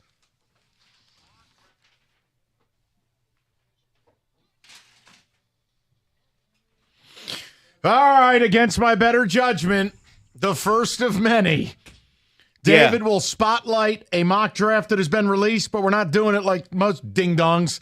We're not just going down the list. The 10 most interesting things that David just saw. Not that. This one seems to be jumping around every mock draft here, and that is Abdul Carter goes number 1. I think that's happening. All right, so Rico, you take lead. You believe they will bypass the quarterback and take the edge from Penn State? I do, because Mike, you've been saying it. Hey, if Drake May came out in this draft, he would have been the first quarterback taken. Abdul Carter, I think, is the best overall player. That's better than Travis Hunter, better than anybody. He's going to be that Micah Parsons minus all the baggage, and you're going to be able to control him for the next 5 seasons. Absolutely. I could easily see him going number 1. Okay. So then the next one on this list that's interesting, we're going to skip to pick number 3. Okay. Oh, the New York. It is the New York Giants. Their biggest needs are quarterback, tackle, and defensive back. And they take Travis Hunter. And they take Cam Ward. Oh. Here's the deal. Take Travis in this one. Here's the deal with Cam Ward. Highest ceiling, lowest floor. I think Shadur Sanders is, quote, a safer pick. Cam Ward could be Jaden Daniels. He could be Achilles Smith. Cam plays fast and loose. He played in a terrible ACC. And his career, it's all about, wait, no. Yes. No. Oh, F no. Look, I understand why. But he needs tutelage. He needs a supporting cast. He needs to be taught how to play within a framework. Does any of that sound like the New York Giants? No. To me, it kind of sounds like Anthony Richardson minus the tapping out of a game. You are a whore. No, where everything you said, high ceiling, he could do this. But I didn't say he was Ray Charles. But at the time, Anthony Richardson, the Colts got a deal. You know who loved Anthony Richardson?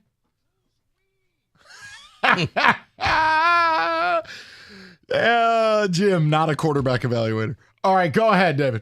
Number 5, the Jacksonville Jags can pretty much really take anybody here. Can I take a guess? Sure. My guy, a man who was built to be a New York Football Giant, Mr. Mason Graham. They do take Mason Graham. Sorry, Rico. You can guess on the next one. They take Mason Graham. I love Mason Graham, and he may end up being the best player in this draft. I think he's just a complete disruptor. Wrecking ball. I want to put him next to Dexter Lawrence and watch people cry. Now, is there any way that it goes 1-2 defensive line where it goes Carter, Graham? I don't think the Browns could get away with it. I just don't. Do you? Only unless they've made a trade and got a quarterback in there already. Or traded Garrett, got a ton of other picks, etc. Tear it all down. Right. Or they swapped out and now they're sitting there with Chicago pick 10. As we sit here on February 19th, you kind of feel like one of these QBs falls, right? Or they Yes. just go and say, hey, we're going to go get an established QB, and we're going to just build all around him with the draft. Next. Number 12, the Dallas Cowboys select Ashton Jeanty. It's the most cowboy pick of all. There's nothing else to say. And you know what, David? I don't think they take him at 12. I think they trade up. Oh, dear God. Oh, my Look, God. because all of a sudden there'll be a rumor, hey, the Patriots are going to take him. I don't wish this on Ashton Jeanty at all. Kid deserves so much better. I mean, Jeanty is a guy, the first guy never tackles him. You know what'll happen? He goes to Dallas, fellas? He'll be out of the league in 4 years. He'll take so much punishment. Overnight, he'll turn into Rodney Hampton. I want to see him go somewhere where he can flourish. Not be Saquon 2.0 and the first 5 years of his life is ruined. Gets picked up at the airport by Zeke Elliott, son. Buckle up. Let me move backwards because I forgot to mention this one at number 7 because this one just doesn't make sense to me. The Jets take Will Johnson. Love it. Because they're about to lose DJ Reed. They've got They Sauce. need defensive line, though. Now, Sauce, Will Johnson, and who plays more man covered than anybody? Aaron Glenn. Bang. Now, the problem is, because much like Aaron Glenn here, your corners get better when you get a defensive line. That's what I'm saying. They need They got one. Now, hold on. No, but to me, he's I wouldn't do it, but I understand why they're doing it because you said the man coverage, Will Johnson, Sauce Gardner, and Will's going to get a baptism by fire because most people are going to try to avoid Sauce, though the luster came off of Sauce during the season last year. He was starting to get toasted a little bit. He also was on the field, off the field, weird injury reports. Go ahead. Yeah, all Detroit defensive backs there for them. Number 14, the Indianapolis Colts select tight end Tyler Warren. Does that help Anthony Richardson? Look, the defense is their biggest problem. It just is. Right. But if we're looking at how to help a quarterback, a do-it-all tight end in the Brock Bowers mold, yes, even blindfolded Anthony Richardson could probably get it. Yeah, I could go there. And I see what Bowers did, and you're looking at all the tight ends throughout the league, and let's face it, the Colts are probably thinking, you know what, the best way to help our defense? Score more points. Let's go over to 16 for the Arizona Cardinals. They were 8-9 this year. Another wide receiver. They need an edge, D-line, or a wide receiver. They take James Pierce. Yeah, Pierce, look, it depends on what game you watched. Certain games, you're going, this guy's as good as Abdul Carter. Other games, he looked like Coach Carter. And you're like, what is this? It's up to James Pierce what he wants to do. Because when he's on, he's nasty. I dig it. Yeah, and I've seen him anywhere from like 7 or 8. I've seen him as low as the Lions, taking him at 28. Okay, if that happens, somebody released a bong mask. There's no way he'll be there at 28. Right, I'm just saying. He's one of those guys. Look, every year there's that. Look at the guaranteed money to Dak on Rico's screen. $89.9 million. Cap hit. But every year there's that Nakobe Dean, that guy you're like, wait, he's falling. Why is he falling? Maybe that could be him. So the Denver Broncos at 20, you remember Jimmy Graham and the offense that Sean Payton ran? Yes. Well, they would have Colston Loveland. Love it. We That's talked a about perfect it. fit. Broncos or Chargers for Colston Loveland would be an absolute home run from day one. Yeah. Love it. And there's your dark horse for Rookie of the Year. Love it. 80 Much catches. like Brock Bowers was for the Raiders. Just something to watch out for. Wish my team made sense for things. You got the number 3 pick. You got the pick of the litter. Yep, that's great. Another pick that is interesting to me, at least, number 24, the Minnesota Vikings take Malachi Starks, safety. Now, I personally think he's a top 10 pick, but they don't take safeties. Well, safeties have so much variance. Right. And when you look at the way they run their defense, Harrison Smith ain't getting any younger. I still, if I'm Minnesota, I want to invest in J.J. McCarthy. Look, obviously, if J.J. gets traded or something happens this offseason, we change our opinion. That offensive line, that running game, like, I would reinvest. Yeah. Because J.J. needs a lot of help. He's brand new. Yeah, because your left tackle got injured, and the one you brought in is going to leave. So. Darisaw and Cam Robinson. So now let's close it out here Wait, with what? Pick two 11? more. Yeah, we're going to close it out here with two more. The Detroit Lions at number 28. I'll give you that in a second, Rico. Number 28, the Lions select Derek Harmon out of Oregon. That'd be a good. That would be a really good pick. Couldn't just say Michigan State to make us feel good. Well, he's went to Oregon last year, so I'm going to go with his last school. You know what, David? That's fair because we claim Kenneth Walker, and he was only there for 1 year. Correct. So you know what? That's correct. But yes, Harmon on that defensive line, space eater, something that you need. He's disruptive. Yes, great pass rush win rate as well. Yeah. No, I'd be fine with it. The Bills at 30 take Kenneth Grant, defensive tackle out of Michigan. You know what? They need a guy like Grant. They do. They need the size. All jokes. They do. They in this instance, size indeed matters, people. Kenneth Grant on an undersized D-line next to Ed Oliver, who's more disruptor than space eater. It makes total sense. Now, let's go to pick 11, the privileged pick. Let me guess. Offensive line? It is offensive line. What about the kid from Texas, Kelvin Banks? It is not him. He goes later. Ohio State? It is Ohio State Josh Simmons. Coming off the ACL injury. He would have been probably the first tackle taken off the board if it wasn't for that injury, though. So, I mean, sit a year behind Williams. No. He could play right tackle this year. Thank you. That's sitting. You don't have that kind of time. Yeah, put him at right tackle and then move him over once your guy retires. They got plenty of time, especially once they get Micah Parsons. Oh, God. Don't let that happen. You cannot have a window of 20 years. Why not? I'll tell you one thing. That window slammed shut the minute they pay that hayseed farmer. Oh, no. Thanks to the cap, he's going to get his money. Yeah, he's going to get $55 million a year to be All he does is win. He sucks. He wins. I'm sorry. Do you have a ring? Do you have a parade? Just saying. Wow, That a lot closer than you. Okay.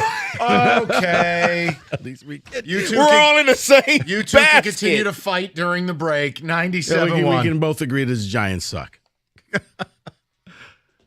Let's talk about the Chevy dealer in the area leading the way, Hamilton Chevrolet in Warren.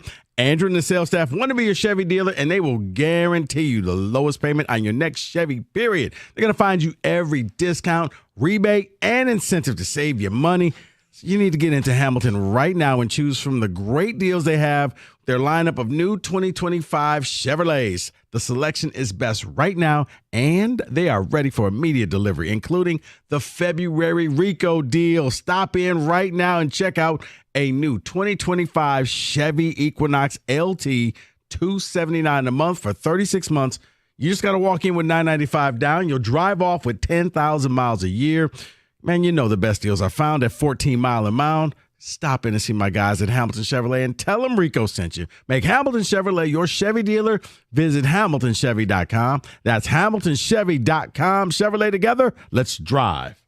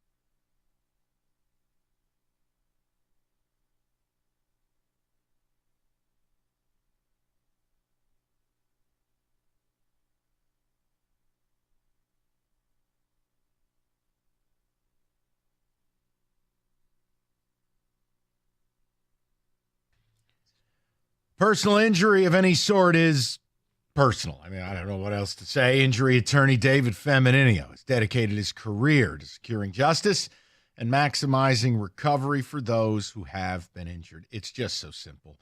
Just like when you call your lawyer, you hope they answer, David will. You call David Femininio right now, he answers. Personally, 855-65-CRASH. That's 855-65-CRASH. Or go to the website, getdavidgetpaid.com.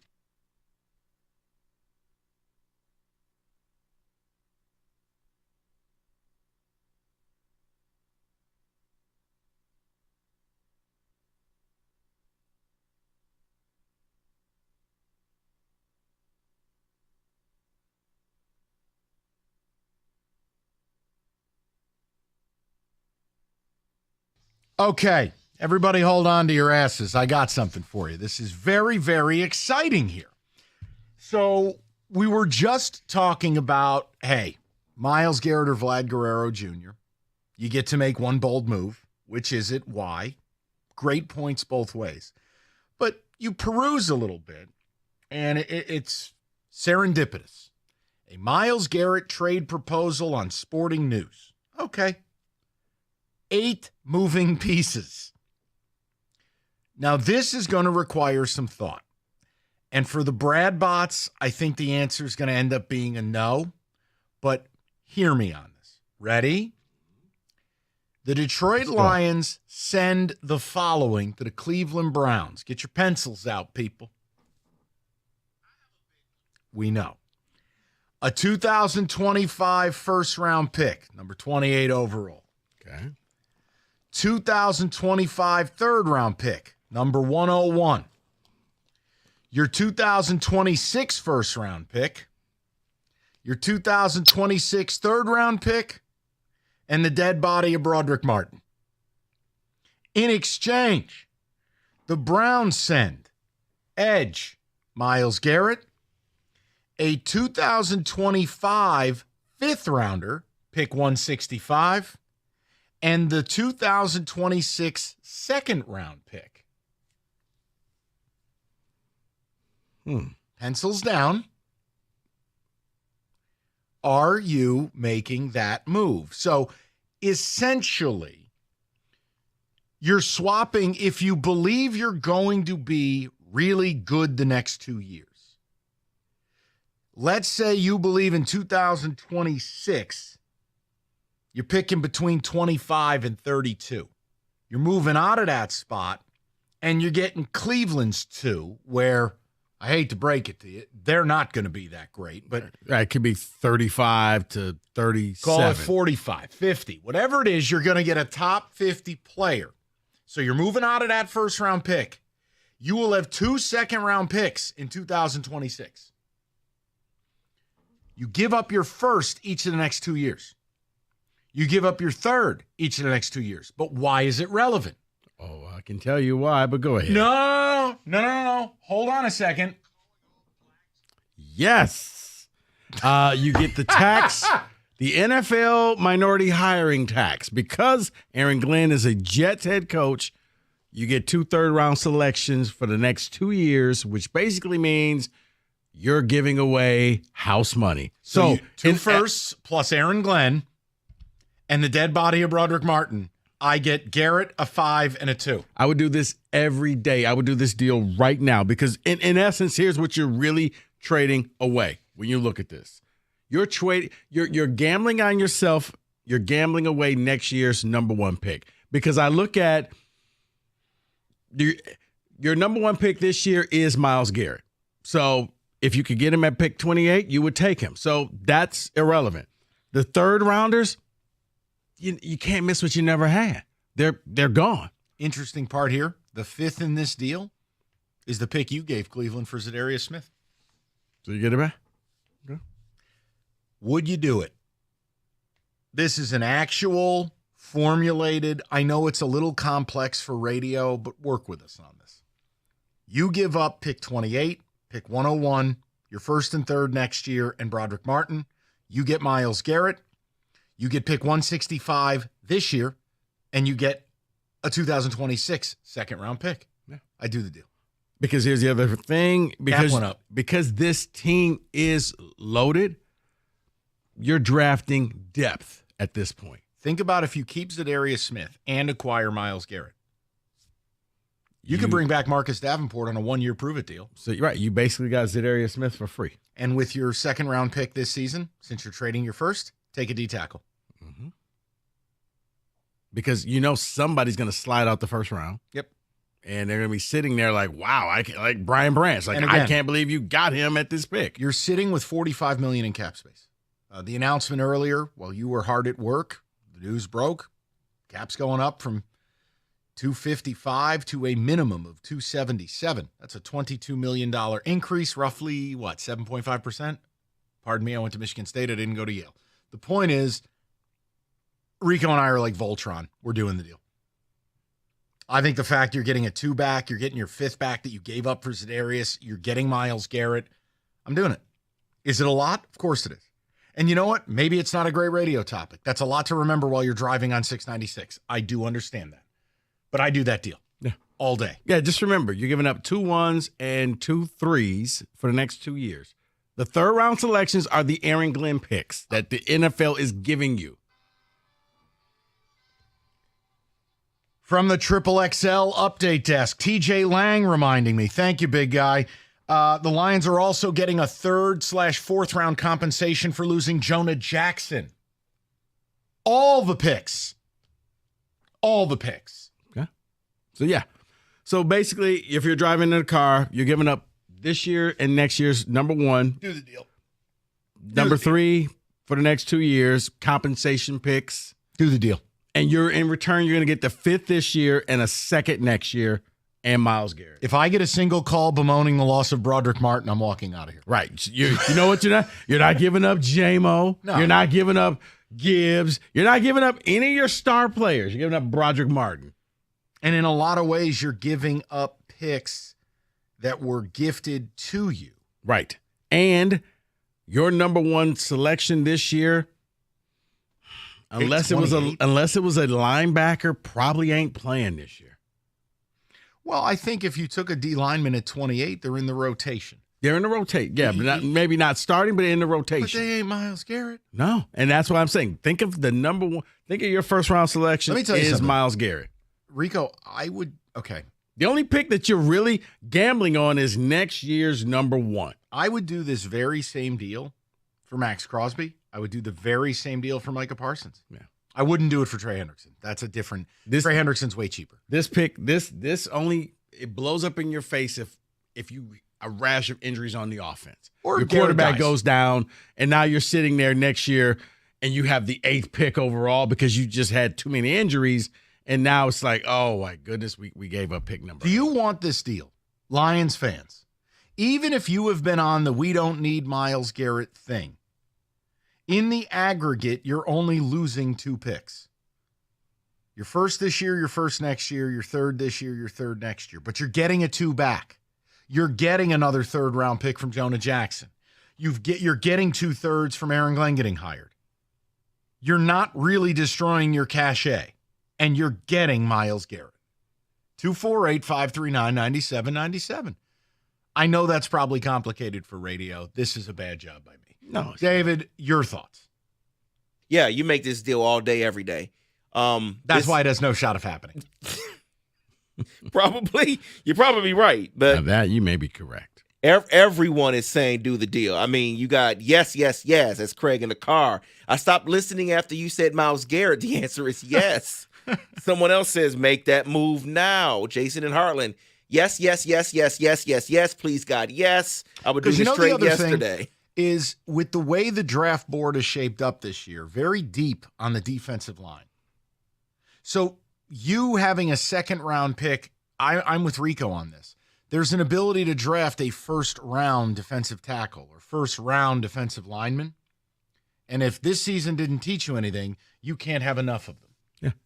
And yeah, I mean, in 2 years, when you get that extra 2nd round pick with yours, you can move up to late in the 1st round if you really see that guy and just trade those 2 number 2s for that 1. Well, and here's the thing, and I'll kind of relate this to the topic we opened up the show with.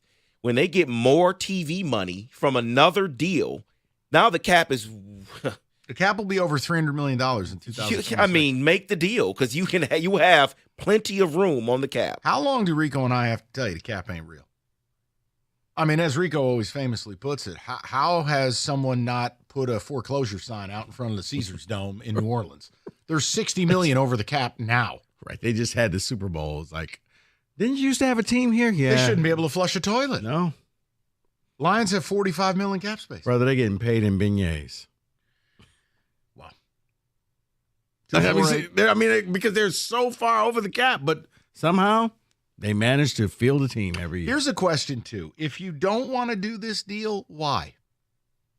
Like, I'm not going to vilify you just because I don't understand you. But you give up pick 28, pick 101. You give up a 1 and a 3 next year in the dead body of Broderick Martin. You get Garrett. You get a 5th this year, the 5th you gave up to get Zadarius Smith. And you get a second-round pick in 26. Who's not doing this deal? And candidly, knowing that the cap went up by a lot today, what excuse do the Lions have to not get a Myles Garrett type player this offseason? Whether it's Garrett, Hendrickson, Parsons, or Max Crosby, that type of guy. What excuse do they have? Oh, you're right. That you don't have any because you have to be aggressive unless you're in the let them cook camp. But no. You don't get to be in that camp if you don't talk about the recipe. If you don't explain why that outweighs this. If anything, you saw that you need some help on your defensive line, you should be overly aggressive. Whether you're bringing somebody in with the pick or free agent, I would rather just go and get the player that's ready right now. That's why I said, do what you got to do to get Garrett here. Make it happen. 248-539-9797. All right, college basketball. Rico was at Lob City last night. I don't know where MSU got 10 dunks from, but it happened. I watched. FanDuel, $150 in bonus bets when your first $5 bet wins. It's $150 to bet everything from MSU destroying an Amish point guard in Braden Smith. He sure looks it. Or, I don't know, things like the system-y, not a system. How is Mizzou favored over Bama tonight? It's all there for you, FanDuel.com/ticket. 21 and up, present Michigan. First online real money wager only, $5 first deposit required. Bonus issued, non-withdrawable bonus bets that expire 7 days after receipt. Restrictions do apply. See terms, sportsbook.fanduel.com. Gambling problem, call 1-800-GAMBLER.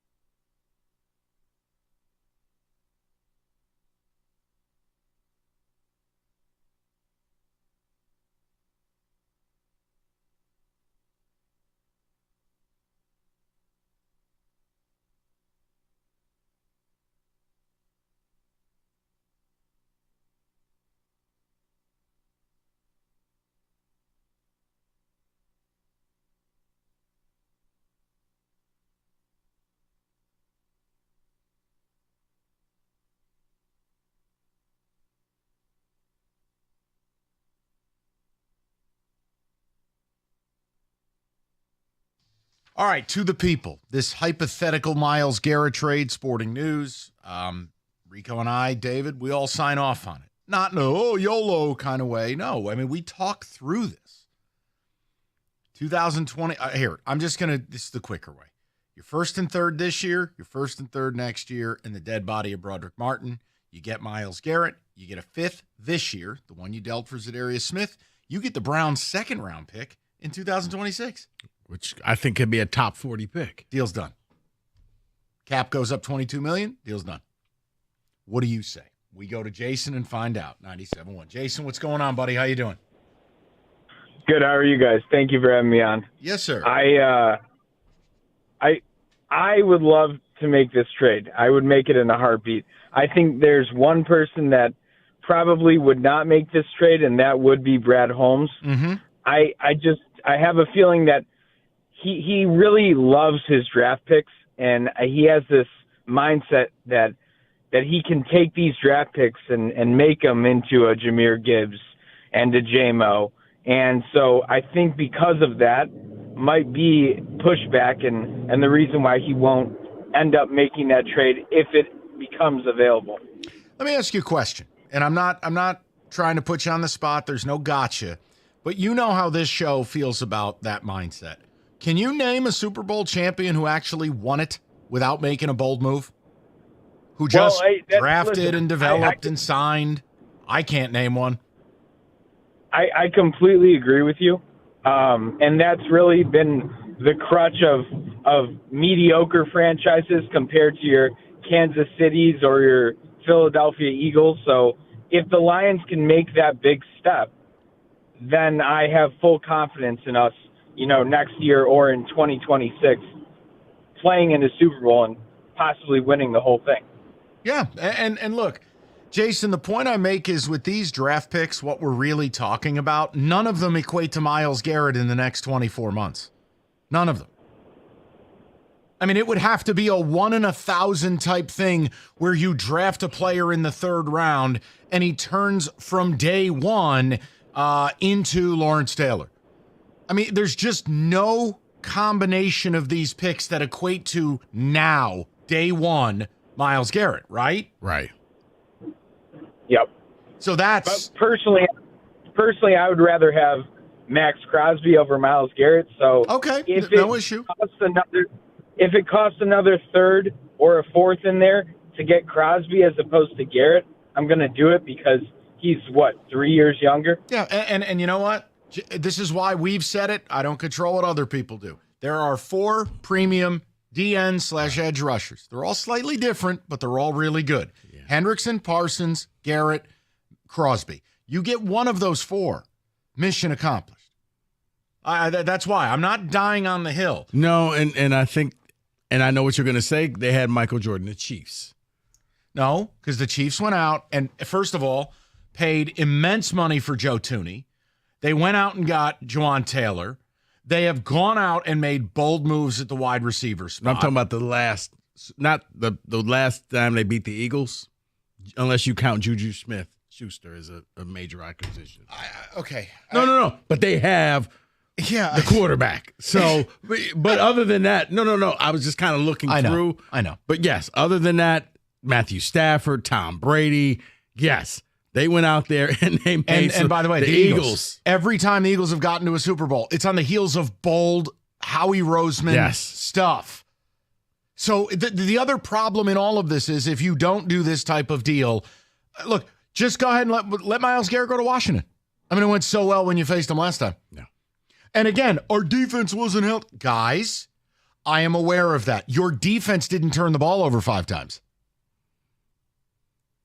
You don't get to blame that. I'm sorry, did I miss Aiden in his wheelchair throwing the football to the other team 5 times? No, you did not. Go to Brian, 97.1. What's up, Brian? Good afternoon, gents. How are you, sir? Great. How you doing? Excellent. What do you make of all this? The ink couldn't dry fast enough on that deal. Get her done, man. Get her done. He's with me. Brian, I'm with you. So let me ask you a question. Why is it that this feels so far-fetched? Do you really have no expectation they'll be bold this offseason? No, because like the previous caller said, Holmes has a hard time trading his picks. I don't know if somebody like Spielman and Campbell have to speak in each year to say, make the trade, make it happen. Somebody's got to do it, because I don't know if Holmes will do it by himself. It's going to be fascinating. And again, he was on the other end of a big trade where he dealt the player to get the picks in the Matthew Stafford thing. But again, Stafford wanted out. So there wasn't really a willful choice there. Holmes doesn't have to prove anybody that he can draft well. We know that from his history over the last few years. Now's the time to make the bold move, get it done. And if you think you're the quarterback on the other team and you got Garrett on one side and Hutch and McNeil in the middle, you're going to have James Houston pants every week for the other quarterback. That's exactly right. No, you're right. And I mean, Brian, look, I'm still a believer they need to add to the defensive tackle rotation as well. But when I'm looking at, okay, we got to win a Super Bowl. All right, well, the Philadelphia Eagles are the target now, right? What are they bringing to town? The best offensive line in football, the best running game in football, plus a mobile QB, plus elite wide receivers. Well, how do I begin stopping that? All right, Aiden definitely helps. But when you ask the question of who am I putting opposite Aiden, please don't sell me pick 28. That's going to be the difference, because that's just because chances are pick 28 is not going to be that instant impact. That's why, going back to the question of whether you want Vlad or Garrett can give you instant impact. Pick 28 takes some time, much like Aiden took a if little they're time. any good at all. Correct. You could use pick 28, and it's the defensive end version of Terrion Arnold. Is that going to be an upgrade? Now, again, I think Terrion can be a good player, but he had a lot of highs and a lot of lows. Rakestraw didn't play at all, right? All the let Brad cook people. All right, well, here's... He redshirted, yeah. No, here. You know what? Let Brad cook. No, Howie Roseman cooked. Quinyon Mitchell, Cooper DeJean. That's cooking. So, let's be fair. He's not infallible. And I'm trying to win now. Right. That's the difference. If we had 3 years, it's a different conversation. Well, I think you did, but I think right now you're in year 3. So that's why it is win now. Yeah, yes. That's, again, but, we're villainous. 248-539-9797. David, anything you'd like to add? No, you're done. You've had enough. No, we're good. All right, we'll get to a football today. I still can't believe Dax owed $90 million. It's a $90 million cap hit. Can you imagine? All right, listen. Among brewers, the Pilsner, one of the most revered beer styles. Subtle, balanced, crisp. Old Nation honors all those traditions. With a light, crisp, German-style Pilsner, bottom line, it's one of their best beers. All their beers are award-winning. All their beers are done the right way, respectfully. They're one of the last independent breweries in the state. No, they don't claim to be independent, but they're actually owned by Portuguese or Chinese overlords. No, they're independent. Grapefruit B43 is back. A little taste of summer in the winter. The Solace Black Lager, that's back. It's all there. Support local, support Old Nation. 21 and up. And as always, Old Nation reminds you to please drink responsibly.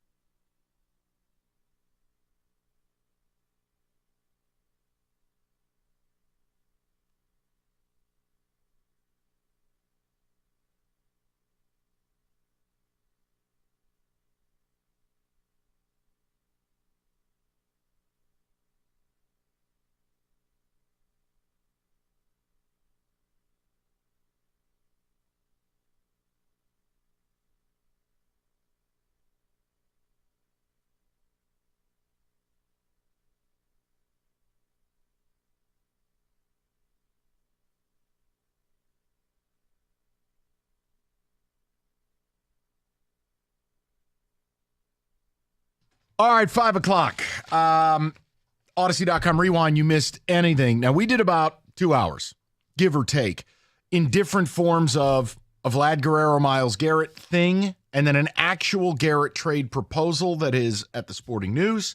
If you want it, go get it. But I want to bring back what we started the show with because Rico and I had a really good conversation about it, and we want to have it with you guys as you kind of drive home from work. Netflix is looking to get either CBS or Fox out of the NFL business. That's the headline. They are going to make a run at the 1 p.m. or 4 p.m. window of NFL football. Now, on surface, you go, who cares? I got a million streaming services. I want you to think about this, though. If a legacy network is out and you sit down to watch your Lions, you are now in a hostage situation because your game, if it's 1 o'clock and we play Eastern Standard, you will be forced to do whatever Netflix tells you to do if you want to see who you want to see. And I want to remind you of something. Right now, if you had every streaming service and Red Zone and Sunday Ticket, you ran the gamut, you wanted the whole NFL package, it's about $1,300. So if that's the price today. For the year. For the year. Okay, not for the month. Not for the month, no. Okay. You actually get to sit on the bench for that price. $1,300 for the year. What is that going to look like when Netflix overwhelms a CBS or a Fox, pays ungodly amounts? Do you understand what that could turn into from a pricing standpoint? As an example, the Black Friday game that nobody watches. I think that's $150 million for the singular game broadcast rights. What happens if you buy the 1 o'clock games every week, of every month, of every year? Start doing the math on that. And then what if all of a sudden it costs you, because this could start in 4 years. The NFL has an opt-out clause where they can end the deal, and they will. Everyone in the industry expects it. The NFL is going to kill the deal and go to negotiations starting in 2028 for the 2029-30 season. It's only a couple of years away. I know that sounds wild. But guys, what do you think that price looks like? And as you're driving home from a job you probably hate, what the hell are you willing to pay to watch football? Because there's a very good chance this could end up in an a la carte model, meaning, oh, you are a Lions fan. That's cute. $50 a week to watch your team. Mm-hmm. Let me add to that. Oh, you're a Lions fan, and imagine if it was this year and you're going 15-2 and you want to see them play. Yep. That's great. Now they're a tier 1 team and maybe a premium cost for that game. It's a great point because, again, when you look at this, what they're trying to do, guys, first of all, I hope you enjoy the 9 a.m. Europe games. They're going to do them every week. You're going to pay for those. You think Red Zone's going to be the same cost? I have bad news for you. Red Zone is going to be the most expensive singular item of the sports calendar TV year. They are going to crush you to get Red Zone under the new format. Then we talk Netflix owning. So if you're sitting back, you've worked all week, you deserve to watch your football. You sit back at 1 o'clock, you're ready to just go, all right, I got Fox and CBS. I got legacy media. I'm going to flip channel. No, you're not. Because half the games are going to be streaming only. Now what are you going to do? Oh, well, they'll come up with something. Right, and they'll charge you for it. So my question is, as fans, we love football. As Rico, you put it earlier, God used to own Sundays. Not anymore, Roger Goodell does. Well, the question is, are you at a breaking point? Because it's getting, you've seen the welfare version of it, which is college football. Mm-hmm. How many different networks, how many different streaming platforms, how many different nights of the week? The NFL is going to be bigger. It's going to be more violent of a like the way they're going to fragment it.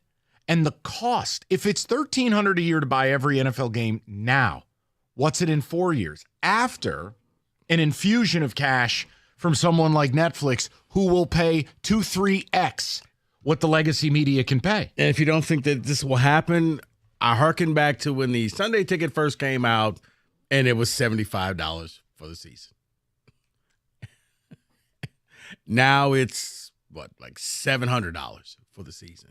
And now it's going to keep going up and up. So yes, wherever this initial, it's kind of like salaries. Wherever it is now, you're going to look back and be like, I remember the good old days, and it was just $1,300 for the whole season. But it's why NFL Network is going to get rid of their red zone, because they're going to sell the red zone concept for a mint. And Netflix can upcharge from there. So look, I just want to ask the question. Where's your breaking point with it? The NFL has already taken Thursday nights, Monday nights, Black Friday, Christmas Eve, Christmas Day, Sunday nights, Sunday 1, Sunday 4, Sunday morning. And they're breaking it up in a million pieces. How much more are you willing to spend to keep watching NFL football? Because they're betting it's a lot. I'm betting this bubble is going to burst. And for those saying, well, I'll just watch it free, that's whatever network remains, either Fox or CBS. But guess what's going to happen? They'll get hip to it. Yeah. Because in the end, when people thought they were going to cheat the system and cut the cord, it worked for a bit. But now the networks have caught up, and you're spending more money to do this than you would have been on cable in the first place. They're going to get their money regardless. Your bill every month's going to be $400 or $500 a month, period. No matter where you go to watch football, you're going to be spending $400 or $500 a month or more. And if you don't believe me, look at the pricing. No one follows their actual subscriptions. Look at the pricing now. Ask yourself what it'll be in 4 years. Mind you, Roger Goodell made $52 million last year. Mind you, John Mara, for 10% of the New York Giants, is going to sell that to private equity on a $7 billion valuation. Seven. What do you think they're going to charge for the rights to their games? I would advocate there will not be free NFL in 4 years. I think the whole damn thing is pay to play. I think they'll give you a couple of garbage games just so they can say, well, we're out here for the people. Here's Jags Titans. Right. You'll get that game. That it used to be right. It used to be the Thursday night game where it's like it was always Jags Titans. It was. The Thursday night gravestone should have a Jaguar Titan logo on it. They always found a way to put that on Thursday night. Yes. And it'd be a 9-6 game. Right. Or somehow the Seahawks crept in there. But yes. David, your thoughts on this, and I know we're doing this for a second spin. But what have I missed? What have I forgotten? You haven't really forgotten anything or missed anything. What it is ridiculous. It's greed. There's no need for this. They have enough money already. But as a fan, as a consumer, it's just I don't need this. I don't need to pay an extra package to watch the NFL. Yeah, but there's no such thing as too much money. And the NFL is saying that. There is. No, not to the NFL. No, but this was the conversation we had earlier. There's capitalism and greed. People always conflate the two. It's not the same. You can do really good business under a capitalist format and make unbelievable money while still preserving your customer base, not driving people away, having a health quotient to your business. Mm-hmm. Now, again, how did we get to 2008's financial crisis? It wasn't capitalism, it was greed. This is greed. And if you don't believe me, look at what we're dealing with in college football. That's not capitalistic tendency, it's greed. They've wrecked the sport. Even Rico's coming to my side with that. Well, the NFL's pushing the limit on this. So what's your limit? Because they're going to test it. They're going to have these prices at something where I think it could end up being a car payment a month for you to watch NFL football. That's not hyperbole. 4 years from now, and Netflix buys the 1 p.m., and the NFL pushes the accelerator on these rights. They've destroyed MLB. They've destroyed the NBA. Hockey never existed. Guys, you could be talking about pricing that you have to have a real conversation about and go, wait, what? Seriously? Yeah, and that's on top of your season tickets if you have them. Well, and again, that's a whole nother thing. 248-539-9797. We'll get with you the people. We'll get a few ticket texts as well. 97.1. Moran Chevrolet, Michigan's #1 selling Chevy dealer for 2024, are starting the new year off with some of the most aggressive deals The 25 Blazer at Moran, $299 a month, 24 months. The 25 Tracks, $249 a month, 39 months.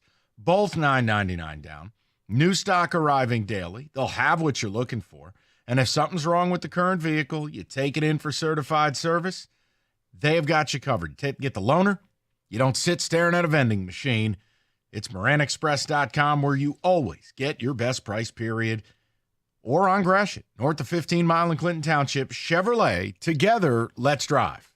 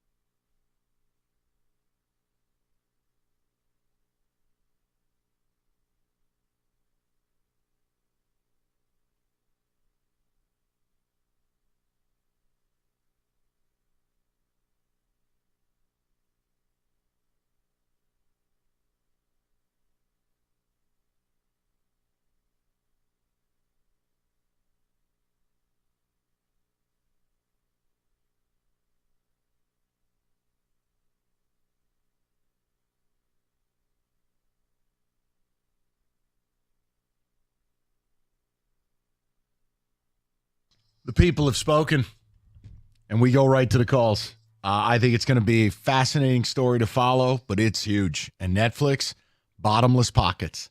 CBS or Fox are going to be out of the football business, and you're going to pay the bill. So what's your breaking point with the streaming thing? And I think Sunday, when all you want to do is sit down with the remote control, CBS, Fox, Red Zone, and enjoy the time you richly deserve, when they start effing with that, Let's go to Nolan, 97.1. What's up, Nolan? Hey, guys. Thanks for taking the call. Few points I wanted to make, and then I did have a question for you guys. Sure. I got to be honest, I've been at my tipping point with the whole streaming stuff because you also have to look at it's not just NFL. you're paying for it too to watch, because the average sports fan is watching baseball, hockey, basketball, college, all that stuff on top of it. And obviously there's no streaming service where you're going to get all the above. And I feel like it's almost just a matter of time before they start charging you to watch it in black and white or in colored, because the extra fees and stuff are just getting ridiculous too. And it's just another thing added on top. My question, though, I wanted to ask was, do you ever think there'll be a streaming service where you can just get like an all-in-one included, or do you think that's far out of reach? Yeah, it's called cable. Yeah, right. Listen, I'm only 21 years old. I had cable probably 10 years ago, and I haven't looked back since. I know. Nolan, here's the thing. When that comes out, whether it's an app, whether it's a channel, you're going to pay top dollar for it because it's an all-in-one stop shopping. I'll tell you right now, if you got all-in-one shopping today, like everything, in a one streaming platform, everything, no questions asked, would be north of $500 a month right now. And here's the thing, Nolan, they're going to offer you this introductory rate. Take it. Because it'll never get as good as that rate. Sign the lifetime deal. Yeah. And because knowing in 3 years it's going to get tripled. But Nolan, it makes me feel good that a young guy like yourself is already getting annoyed because I get made fun of for being, Telly Savalas. It's the fragmentation, the amount of cooks in the kitchen with our professional sports.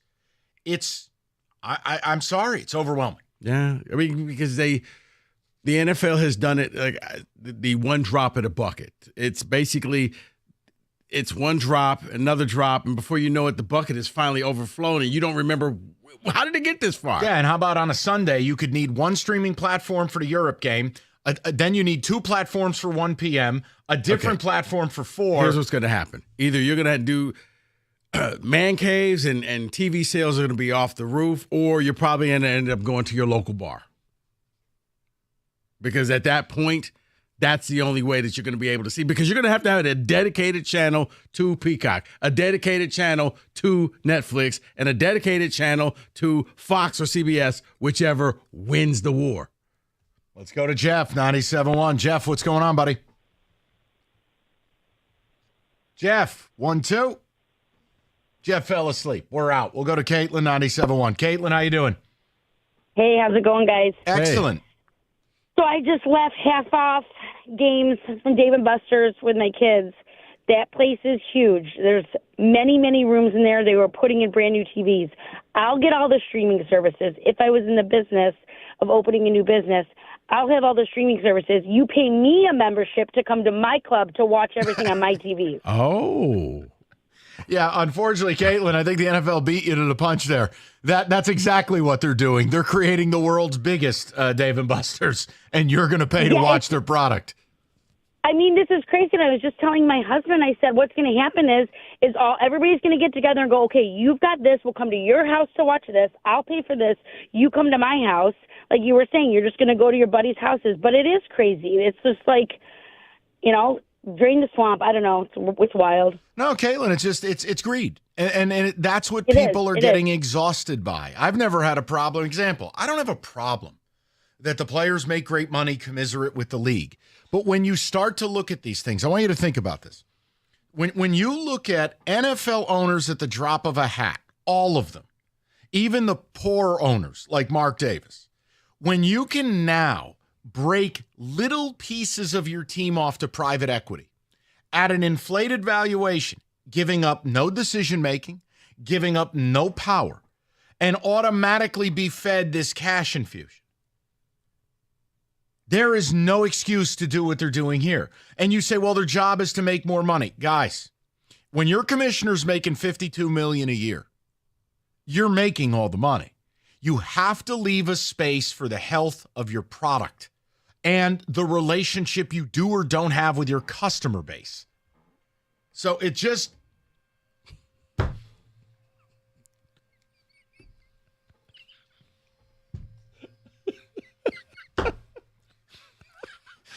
We have renovations going on. And for whatever reason, nights and weekends were not an option, apparently. So if you hear a shop vac, that's not Rico cleaning up his crackers. No, that's real renovations right outside of the studio.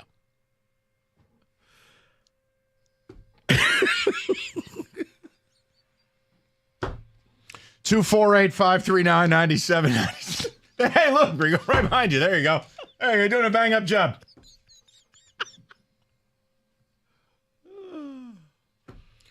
The building is the size of the state of Rhode Island. It's got to be right outside the studio. Drive time, 5 p.m. I'm going to Chris. What were you saying? Yeah, let's go to Chris. I don't remember. Let's go to Chris. Chris, how you doing, brother? Great. How are you guys doing today? Oh, just stellar. It sounds fantastic in there. Go ahead. What's on your mind? So, just talking about what my breaking point would be, I think with Netflix taking over, if I had to up my subscription with Netflix, that's my breaking point. Oh, then you're breaking because that's happening. Yeah, and I foresee that happening right now. Like with the game on Prime on Thursday, I already have Prime. They're not charging me extra for that yet. The game streaming on Peacock, I already have Peacock. They're not charging me extra for it. They will. It's getting out of control. And that's. I mean, Chris, you understand why I brought it up. Like, I know it's not an obvious topic, but when you start to really picture what our sports viewing is turning into, it's almost like I'm begging. I want it to just come full circle. People always used to complain about cable. And I was the boomer who was like, guys, I like having everything in one place. Okay, I'll pay a premium for it. Oh, no.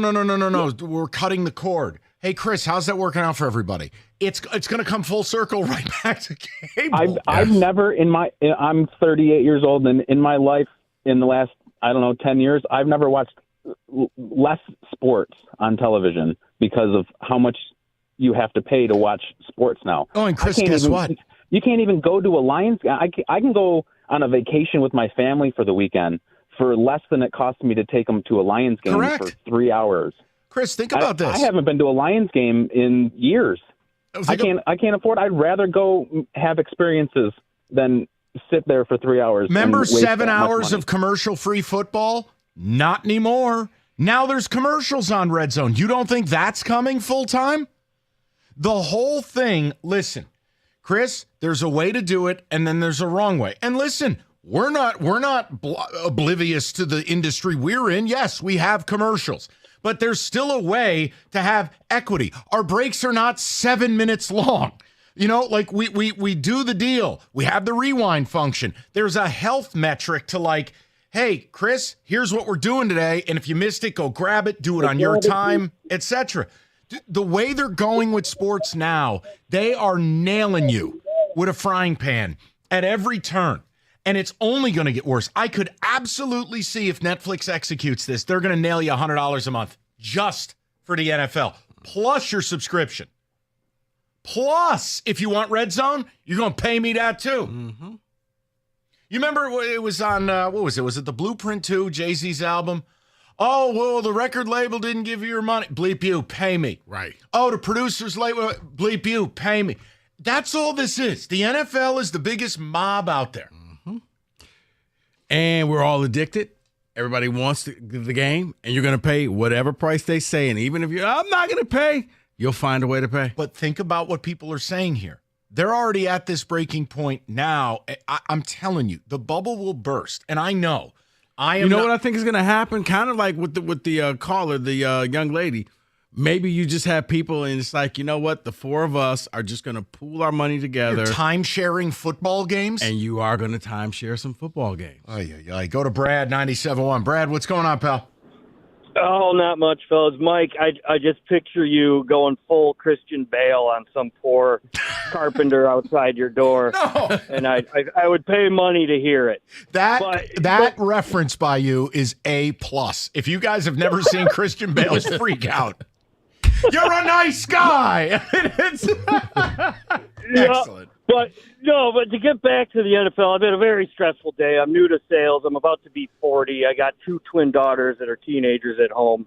And the last thing I wanted to hear was that, Netflix is effing with my football. Yep. And, I've worked very hard the last couple of years to come up with what I think is a foolproof system. There is, a cable company out there that offers a streaming service that's month to month. It's no contract. And if you max out the sports package, you get everything. So I've been doing that from, July, end of camp, start of football until the Super Bowl, and then I cut it off. Then I start Netflix back up and all my other crap for the kids and everything. Sure. But I swear, if I end up hearing that not only is Netflix going up for their normal mediocre crap they put out, but if they're going to take over my football, I might just drive down to their headquarters and absolutely. Well, Brad, it's going to happen. Gas up your car. And by the way, Brad, if you're looking, Brad, if you're looking for something excellent to watch on Netflix,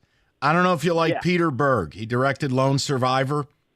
This is all right. American Primeval. I think there's 7 episodes. I've heard. I haven't watched it. We're Fabulous. stuck on The Night Agent right now. I don't know if you guys have watched that. I haven't. The acting's not the best, but it's suspenseful. American Primeval. It's like Yellowstone on crack. Fabulous. All Watch right. that. I'll check it out. All right. fellas. It's okay. You're good. Thank you, Brad.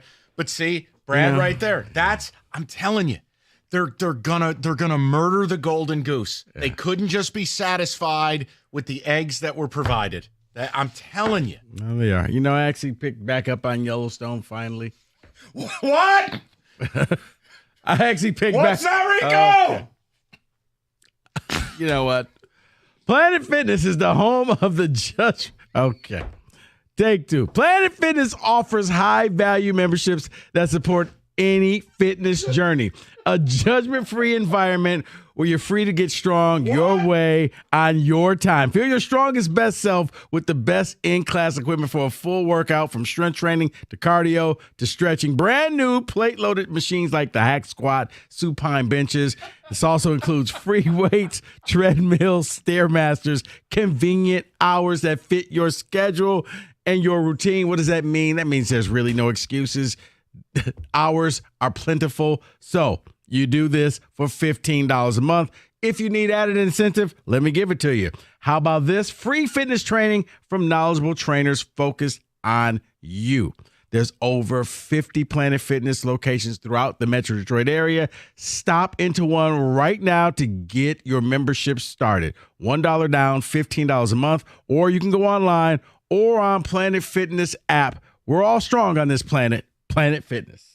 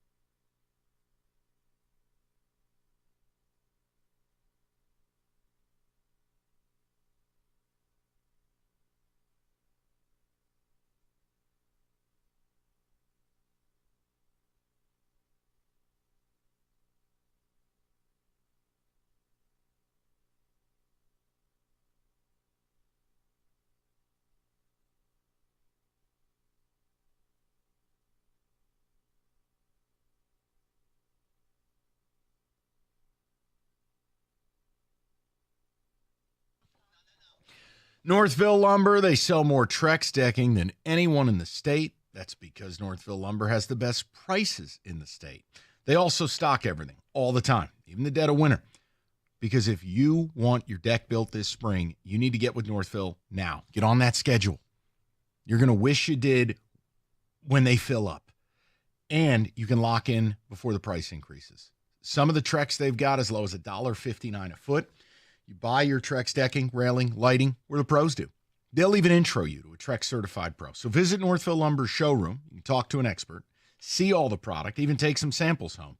Call Northville Lumber now or visit them online anytime at northvillelumber.com. That's northvillelumber.com.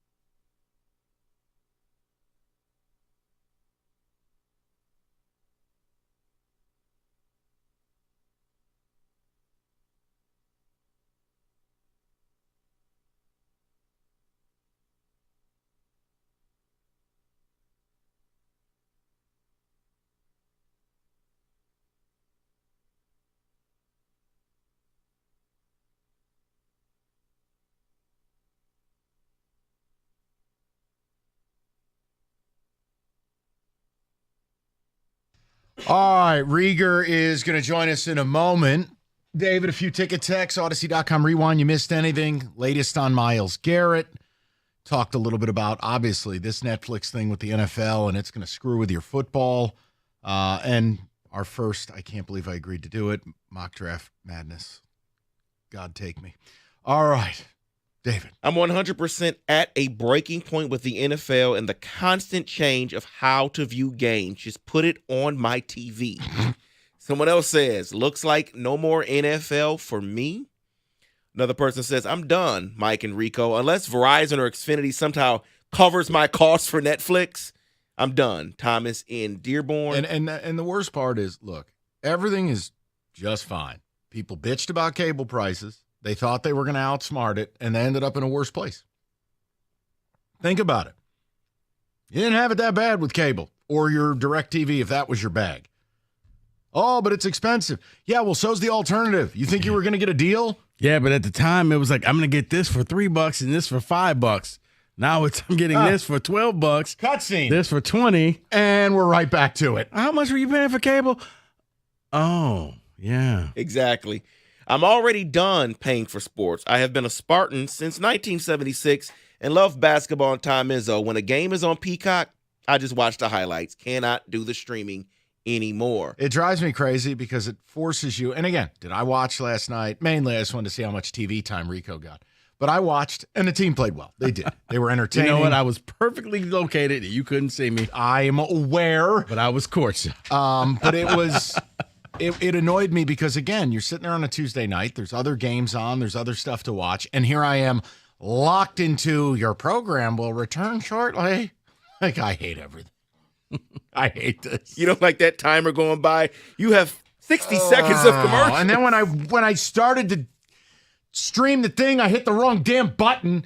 And I'm watching a different show all of a sudden. I had to back out of the whole thing and the stupid cartoon bird. And I just... Why can't it just be Super Tuesday on ESPN like it's 2003 again? You know what, Mike? You said that. Remember earlier in the show you were talking about the Giants and Mara's going to sell a part of the team? Yeah. Looks like the Niners are going to do the same thing. Yeah. They're going to sell 10% of the team for $900 million. Yeah. Yeah. Isn't that nice? But hey, they've got to make their money. Yeah. Yeah. They're really hurting for the cash. What's up, buddy? You know what's going to be amazing in like 10 years from now? All the kids in our lives, they're going to watch football. Excuse me, what? Let me talk louder. What's that? That's a good bit. I know. But all the kids in our life, all the young people, they're going to be like, wait a second. Sports used to be on network TV? Sports used to be Wait, what? Free? What? You're kidding me. You're kidding me. I got $400 in subscriptions. The bubble's going to burst, man. I'm telling you. Yeah, but will it with the NFL? Yes, it You will. think so? Hey, the whole concept of too big to fail, that's the road to ruin. Yes, it's mostly true. But when they're pushing limits like they are now, I want you to think about 5 years ago to today. And now I want you, part of our topic was, imagine 5 years from now. Like, you think it's going to get better? No, of course not. They're going to continue to pinch and have greed. But with that being said, I do think the NFL is the one thing that people are just going to work in their budget. They're going to be like, you know what? What is it going to be? $40 for a package? I think after a while, it will just get to the point where I can't afford it. You just either that or I said you do a timeshare. You get with 3 or 4 of your buddies. That just sucks. And you guys just, you know what? You share the password. And look, I mean, Jeff, too, adults make decisions all the time. You can afford it. You choose Right. not to. Like, you prioritize what is truly important in my life. Well, and some people do it on principle, too. Like with this college basketball and the Peacock, it is so ridiculous that you want to watch Michigan State or Michigan, and it's always the big games on Peacock. Last Like, night, I feel ranked blessed that Friday's game's on Fox. Breslin Center was electric, and here I am, and I'm like, I'm locked into this idiocy. Yeah. This is what I got to do. But Peacock, but kind of going what the Netflix is going to do to bring it full circle. Peacock said, if we're going to pay this money, you're not giving us Northwestern Minnesota. Well, then why are you giving me Josh Pastner? Get a real studio show, you cheap bastards. Well, they do. They got that dude and him.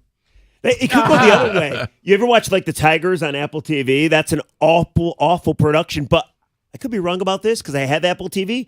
I'm pretty sure it's free. I'm pretty sure as long as you got the app, you can watch the baseball game. Yes. But you got to get the damn app, and then they hope you buy something. You pay for the app. No. Okay, guys. Whatever. Guys, will you please just tell people what's coming up next? All right, we're going to talk about Entice Myles Garrett. We're going to talk about, there is this misconception about Brad Holmes, and I feel I'm tired of hearing it. We're going to do that at 6 o'clock. Rieger's We're going to anxiety. Netflix coming up as well. We'll also talk about Jared Goff. I feel people are falling out of love with that man. And at 9 o'clock, we have some true fun before Mark Ryan comes in here.